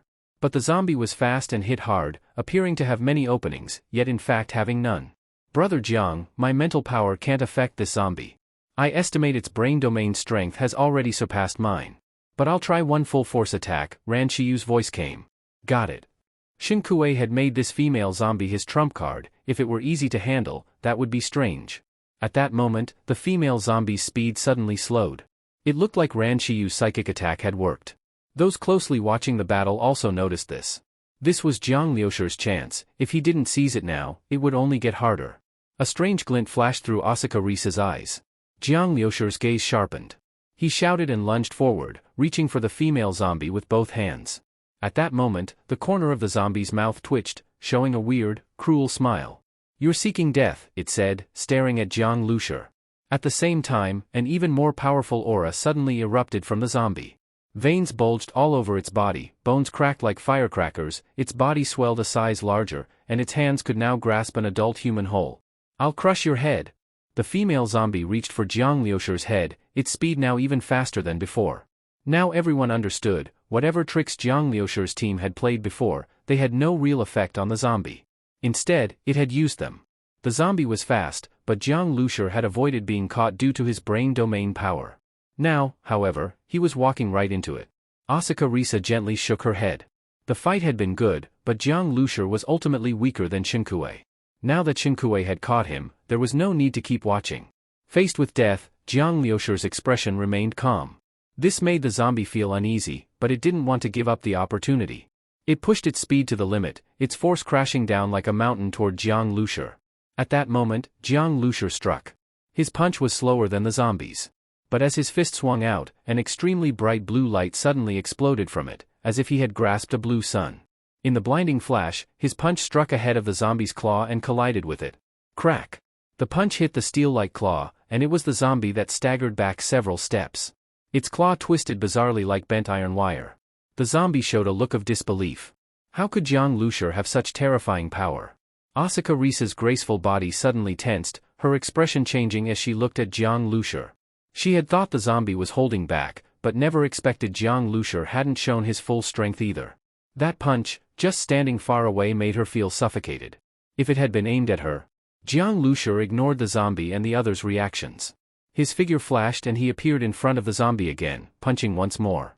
The zombie let out a shrill howl and crossed its arms to block, but Jiang Liushir's fist landed squarely on its arm, then smashed directly into its face. Boom boom boom. The zombie crashed through 2 flower beds and slammed into a wall, creating a dent in it. Its arm was broken, and when it lowered its hand, its face was visibly caved in, covered in blood and flesh. Although zombies feel little pain, Shuahai, who was controlling it, let out an angry roar. He had thought Jiang Liushir only killed Tsukuyumi because Tsukuyumi underestimated him and got ambushed. But now in battle, it was he who ambushed Jiang Liushir, and got beaten instead. Jiang Liushir used his fists to pummel him down. Shuahai couldn't accept it. He was a counselor, and Jiang Liushir was just a regular survivor. Why was he so strong? But there was no more time to think. Jiang Liushir had no intention of holding back. He shot forward like a cannonball, seizing the moment to finish the job. Boom! Like a blazing meteor, Jiang Liushir's punch smashed toward the zombie. Shuahai only had time to raise the zombie's 2 broken claws to block, but how could they stop Jiang Liushir? From the first punch, the zombie became nothing more than a sandbag, taking blow after blow to the head from Jiang Liushir's hammer-like fists. Blood splattered, mixed with chunks of flesh, and the dull sound of fists hitting bone sent chills down the spines of all the survivors present. Some couldn't help but shudder. Too brutal. And the one being beaten like this was a mutant zombie known for tearing people apart. Boom! The zombie was slammed hard into the ground, leaving a dent in the concrete. Its whole body, especially the head, was a bloody mess, its facial features indistinguishable. Only one blood red eye still flickered with a trace of humanity. It still wore an expression of disbelief, unable to accept what had happened. Everyone now looked toward Jiang Liushir. The blue glow on his fist slowly faded, revealing blood-covered hands with exposed bone. He slowly walked to the Vulcan Gatling he had discarded, picked it up, and approached the zombie. Jiang Liushir, the zombie glared at him, raising its head with hatred.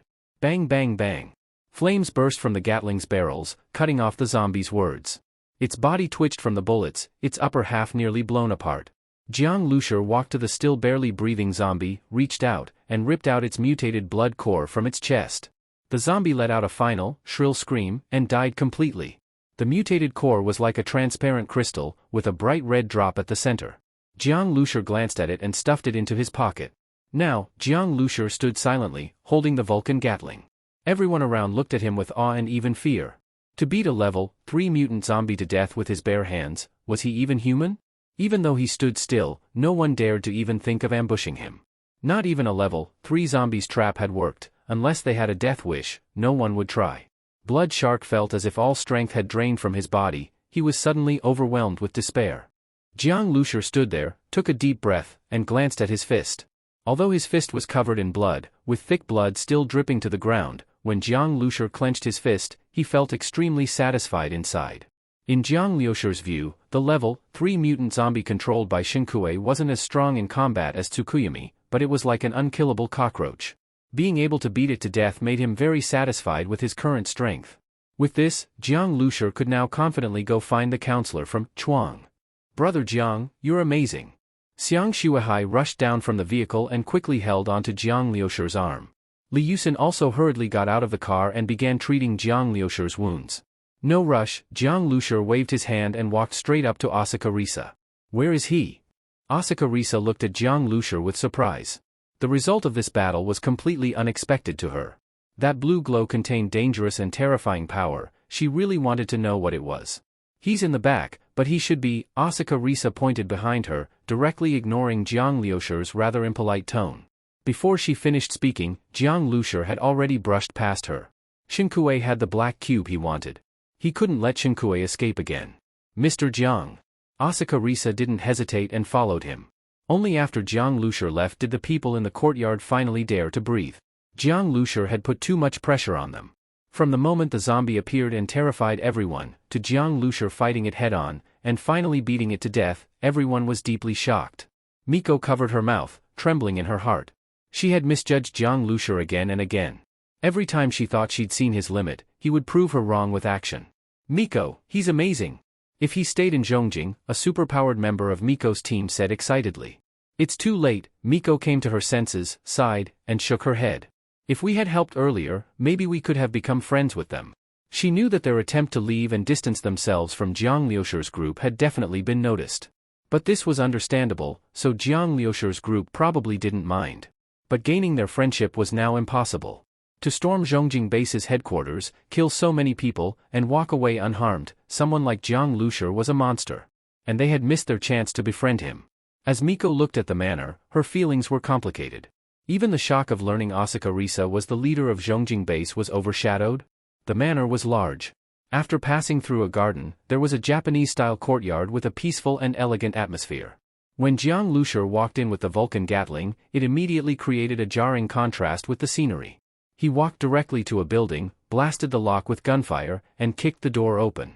As the door opened, Jiang Lucer saw an SUV and a pale-faced young man trembling as he tried to get to the car. Ran Shiyu had already located him with psychic scanning, so Jiang Lucer came straight here. Jiang Lucer, Shuahai saw him and immediately gave up trying to get into the car. He had seen Jiang Lucer's speed before. He knew he had no chance of escaping. Despair appeared in Shuahai's eyes. Less than 10 minutes ago, he was full of confidence, thinking he was about to take revenge. But now he looked like a stray dog, staring down the cold barrel of Jiang Lucer's gun. "You want the black cube, right?" Shuahai quickly said. "Take it out," Jiang Lucer replied. "Actually, the black cube isn't much use to you," Shuahai said. "If you want good stuff, Chuang can give you plenty." "Cut the crap." "The black cube," Jiang Lucer interrupted impatiently. "Don't worry, I'll give it to you now." Shuahai picked up a travel bag beside him and took out a small black cube. Although his psychic power was severely damaged, he could still feel a mental force locked onto him, and Jiang Lucer was watching his every move. Naturally, Shuahai didn't dare try anything. The moment Jiang Lucer saw the cube, he knew it was the black cube he had been looking for. Starseed reacted to it, sending Jiang Lucer the signal to acquire it. Jiang Lucer was overjoyed and rushed forward, grabbing the black cube from Shuahai's hand. Shuahai's eyes flickered, but he didn't dare say a word. Holding the cube in his hand, Jiang Lucer turned it over and inspected it. The black cube shimmered with a black metallic gloss, light in his hand. The cube consisted of 4 smaller movable blocks, which was why Chuang called it a magic cube. Jiang Lucer twisted the blocks a bit, aligned their patterns, and a soft click sounded. With that sound, Jiang Lucer's vision seemed to pass through the surface of the black cube and reach the inside. The cube's interior was surprisingly hollow, and the size of the space inside exceeded Jiang Lucer's expectations. A full 100 square meters of space, filled with metal blocks, none of which Jiang Lucer had ever seen before. Without a doubt, these were metals originally from the Starseed spaceship. This black cube functioned like the storage space in the base vehicle. Perhaps it was even part of the starseed spaceship. Xiang Shuahai watched Jiang Liucher's expression. The first time they discovered the black cube was actually a storage space, they were also shocked. Chuang had gained many benefits from the ruins it found, discovering many technologies far beyond Earth's. Chuang itself had been born from that discovery. But from Jiang Liucher's face, Xiang Shuahai didn't see much shock, just a trace of joy. He was puzzled. This kind of storage space was futuristic, and the original council leader had even died for it. But Jiang Lucer, a post-apocalypse superpowered being, was so calm. Besides the black cube, what else did you find? Jiang Liucher's voice interrupted Xiang Shuahai's thoughts. After confirming that the ruins Chuang had found were from the starseed ship, Jiang Lucer clearly wouldn't let go of those other things. Of course, Jiang Lucer didn't want to rebuild the starseed ship, after all, it didn't belong to him. The current base vehicle was what belonged to Jiang Lucer. Did you enjoy the story, guys? I hope you did. Support this video with a like and a comment. I'd really appreciate it. Thanks for watching and see you next time.